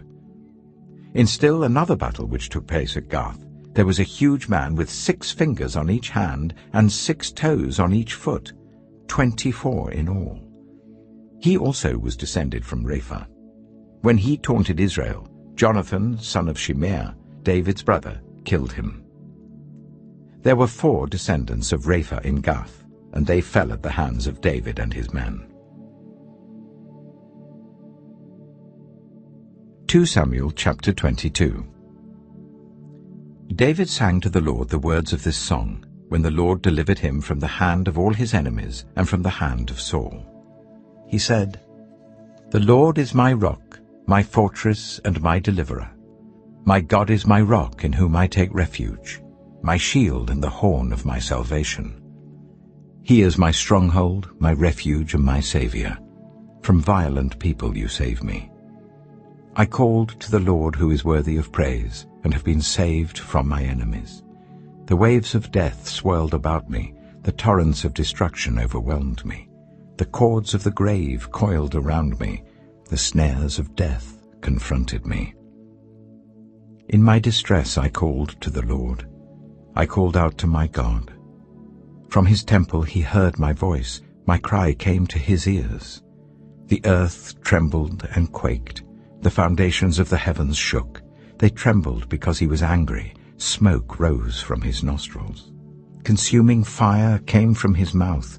Burning coals blazed out of it. He parted the heavens and came down, dark clouds were under his feet. He mounted the cherubim and flew. He soared on the wings of the wind. He made darkness his canopy around him, the dark rain clouds of the sky. Out of the brightness of his presence bolts of lightning blazed forth. The Lord thundered from heaven, the voice of the Most High resounded. He shot his arrows and scattered the enemy. With great bolts of lightning he routed them. The valleys of the sea were exposed, and the foundations of the earth laid bare at the rebuke of the Lord, at the blast of breath from his nostrils. He reached down from on high and took hold of me. He drew me out of deep waters. He rescued me from my powerful enemy, from my foes who were too strong for me. They confronted me in the day of my disaster, but the Lord was my support. He brought me out into a spacious place. He rescued me because he delighted in me. The Lord has dealt with me according to my righteousness. According to the cleanness of my hands he has rewarded me. For I have kept the ways of the Lord. I am not guilty of turning from my God. All his laws are before me. I have not turned away from his decrees. I have been blameless before him and have kept myself from sin. The Lord has rewarded me according to my righteousness, according to my cleanness in his sight. To the faithful, you show yourself faithful. To the blameless, you show yourself blameless. To the pure, you show yourself pure. But to the devious, you show yourself shrewd. You save the humble, but your eyes are on the haughty to bring them low. You, Lord, are my lamp. The Lord turns my darkness into light. With your help I can advance against a troop. With my God I can scale a wall. As for God, his way is perfect. The Lord's word is flawless. He shields all who take refuge in him. For who is God besides the Lord? And who is the rock except our God? It is God who arms me with strength and keeps my way secure.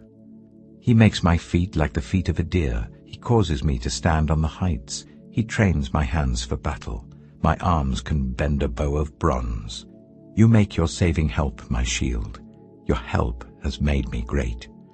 You provide a broad path for my feet, so that my ankles do not give way. I pursued my enemies and crushed them. I did not turn back till they were destroyed. I crushed them completely, and they could not rise. They fell beneath my feet. You armed me with strength for battle. You humbled my adversaries before me. You made my enemies turn their backs in flight, and I destroyed my foes. They cried for help, but there was no one to save them. To the Lord, but he did not answer. I beat them as fine as the dust of the earth. I pounded and trampled them like mud in the streets. You have delivered me from the attacks of the peoples. You have preserved me as the head of nations. People I did not know now serve me. Foreigners cower before me. As soon as they hear of me, they obey me. They all lose heart. They come trembling from their strongholds. The Lord lives. Praise be to my rock. Exalted be my God, the rock, my Savior. He is the God who avenges me, who puts the nations under me, who sets me free from my enemies. You exalted me above my foes. From a violent man you rescued me. Therefore I will praise you, Lord, among the nations. I will sing the praises of your name. He gives his king great victories. He shows unfailing kindness to his anointed, to David and his descendants forever. 2 Samuel chapter 23. These are the last words of David. The inspired utterance of David, son of Jesse, the utterance of the man exalted by the Most High, the man anointed by the God of Jacob, the hero of Israel's songs. The Spirit of the Lord spoke through me. His word was on my tongue. The God of Israel spoke. The Rock of Israel said to me, when one rules over people in righteousness, when he rules in the fear of God, He is like the light of morning at sunrise on a cloudless morning, like the brightness after rain that brings grass from the earth. If my house were not right with God, surely he would not have made with me an everlasting covenant, arranged and secured in every part. Surely he would not bring to fruition my salvation and grant me my every desire. But evil men are all to be cast aside like thorns, which are not gathered with the hand. Whoever touches thorns uses a tool of iron or the shaft of a spear. They are burned up where they lie. These are the names of David's mighty warriors. Josheb-Bashebeth, a Tachimonite, was chief of the three. He raised his spear against 800 men whom he killed in one encounter. Next to him was Eleazar, son of Dodai the Ahohite. As one of the three mighty warriors, he was with David when they taunted the Philistines gathered at Pasdammim for battle. Then the Israelites retreated, but Eleazar stood his ground and struck down the Philistines till his hand grew tired and froze to the sword. The Lord brought about a great victory that day. The troops returned to Eleazar, but only to strip the dead. Next to him was Shammah, son of Agi, the Hararite. When the Philistines banded together at a place where there was a field full of lentils, Israel's troops fled from them. But Shammah took his stand in the middle of the field. He defended it and struck the Philistines down, and the Lord brought about a great victory. During harvest time, 3 of the 30 chief warriors came down to David at the cave of Adullam, while a band of Philistines were encamped in the valley of Rephaim. At that time, David was in the stronghold, and the Philistine garrison was at Bethlehem. David longed for water, and said, "Oh, that someone would get me a drink of water from the well near the gate of Bethlehem." So the 3 mighty warriors broke through the Philistine lines, drew water from the well near the gate of Bethlehem, and carried it back to David. But he refused to drink it. Instead, he poured it out before the Lord. "Far be it from me, Lord, to do this," he said. "Is it not the blood of men who went at the risk of their lives?" And David would not drink it. Such were the exploits of the 3 mighty warriors. Abishai, the brother of Joab, son of Zeruiah, was chief of the 3. He raised his spear against 300 men, whom he killed, and so he became as famous as the 3. Was he not held in greater honor than the 3? He became their commander, even though he was not included among them. Benaiah, son of Jehoiada, a valiant fighter from Kabzeel, performed great exploits. He struck down Moab's 2 mightiest warriors. He also went down into a pit on a snowy day and killed a lion. And he struck down a huge Egyptian. Although the Egyptian had a spear in his hand, Benaiah went against him with a club. He snatched the spear from the Egyptian's hand and killed him with his own spear. Such were the exploits of Benaiah, son of Jehoiada. He too was as famous as the 3 mighty warriors. He was held in greater honor than any of the 30, but he was not included among the 3. And David put him in charge of his bodyguard. Among the 30 were Asahel, the brother of Joab, Elhanan, son of Dodo from Bethlehem, Shammah, the Harodite, Elika, the Harodite, Helez, the Paltite, Ira, son of Ikesh from Tekoa, Abiezer from Anathoth, Sibbecai, the Hushathite, Zalmon, the Ahohite, Maharai, the Netophathite, Heled, son of Baanah, the Netophathite, Ittai, son of Ribai from Gibeah in Benjamin, Benaiah, the Pirathonite, Hiddai from the ravines of Gaash, Abi-Albon, the Arbathite, Asmaveth, the Barumite, Eliabah, the Shaalbonite, the sons of Jashen, Jonathan, son of Shammah the Hararite, Ahiam, son of Sherah the Hararite, Eliphalet, son of Ahasbai, the Maacathite, Eliam, son of Ahithophel the Gilonite, Hezro the Carmelite, Perai the Arbite, Igal, son of Nathan from Zobah, the son of Hagrai, Zelek the Ammonite, Naharai the Beerothite, the armor-bearer of Joab son of Zeruiah, Ira the Ithrite, Gareb the Ithrite, and Uriah the Hittite. There were 37 in all.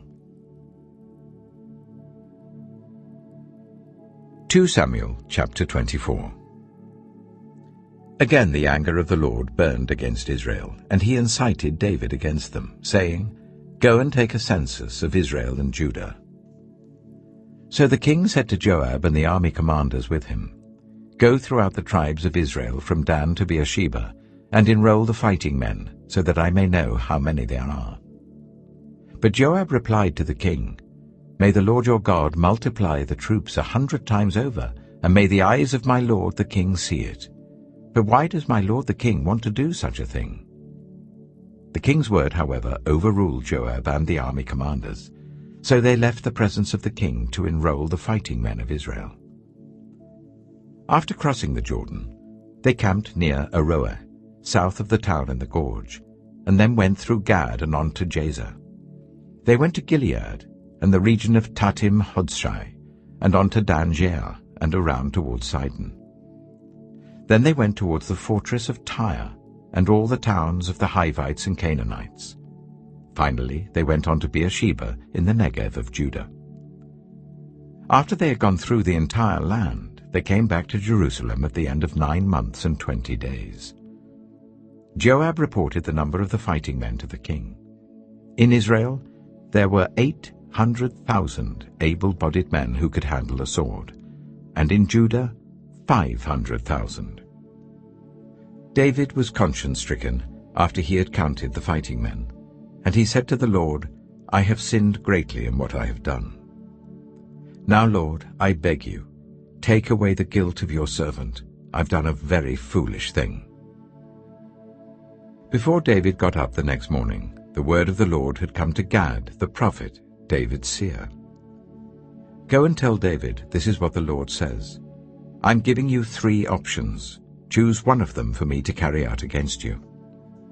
So Gad went to David and said to him, "Shall there come on you 3 years of famine in your land, or 3 months of fleeing from your enemies while they pursue you, or 3 days of plague in your land? Now then, think it over and decide how I should answer the one who sent me." David said to Gad, "I am in deep distress. Let us fall into the hands of the Lord, for his mercy is great, but do not let me fall into human hands." So the Lord sent a plague on Israel from that morning until the end of the time designated, and 70,000 of the people from Dan to Beersheba died. When the angel stretched out his hand to destroy Jerusalem, the Lord relented concerning the disaster, and said to the angel who was afflicting the people, "Enough, withdraw your hand." The angel of the Lord was then at the threshing floor of Araunah the Jebusite. When David saw the angel who was striking down the people, he said to the Lord, "I have sinned. I, the shepherd, have done wrong. These are but sheep. What have they done? Let your hand fall on me and my family." On that day, Gad went to David and said to him, "Go up and build an altar to the Lord on the threshing floor of Araunah the Jebusite." So David went up as the Lord had commanded through Gad. When Araunah looked and saw the king and his officials coming towards him, he went out and bowed down before the king with his face to the ground. Araunah said, "Why has my lord the king come to his servant?" "To buy your threshing floor," David answered, "so that I can build an altar to the Lord, that the plague on the people may be stopped." Araunah said to David, "Let my lord the king take whatever he wishes and offer it up. Here are oxen for the burnt offering, and here are threshing sledges and ox yokes for the wood. Your Majesty, Araunah gives all this to the king." Araunah also said to him, "May the Lord your God accept you." But the king replied to Araunah, "No, I insist on paying you for it. I will not sacrifice to the Lord my God burnt offerings that cost me nothing." So David bought the threshing floor and the oxen and paid 50 shekels of silver for them. David built an altar to the Lord there and sacrificed burnt offerings and fellowship offerings. Then the Lord answered his prayer on behalf of the land, and the plague on Israel was stopped.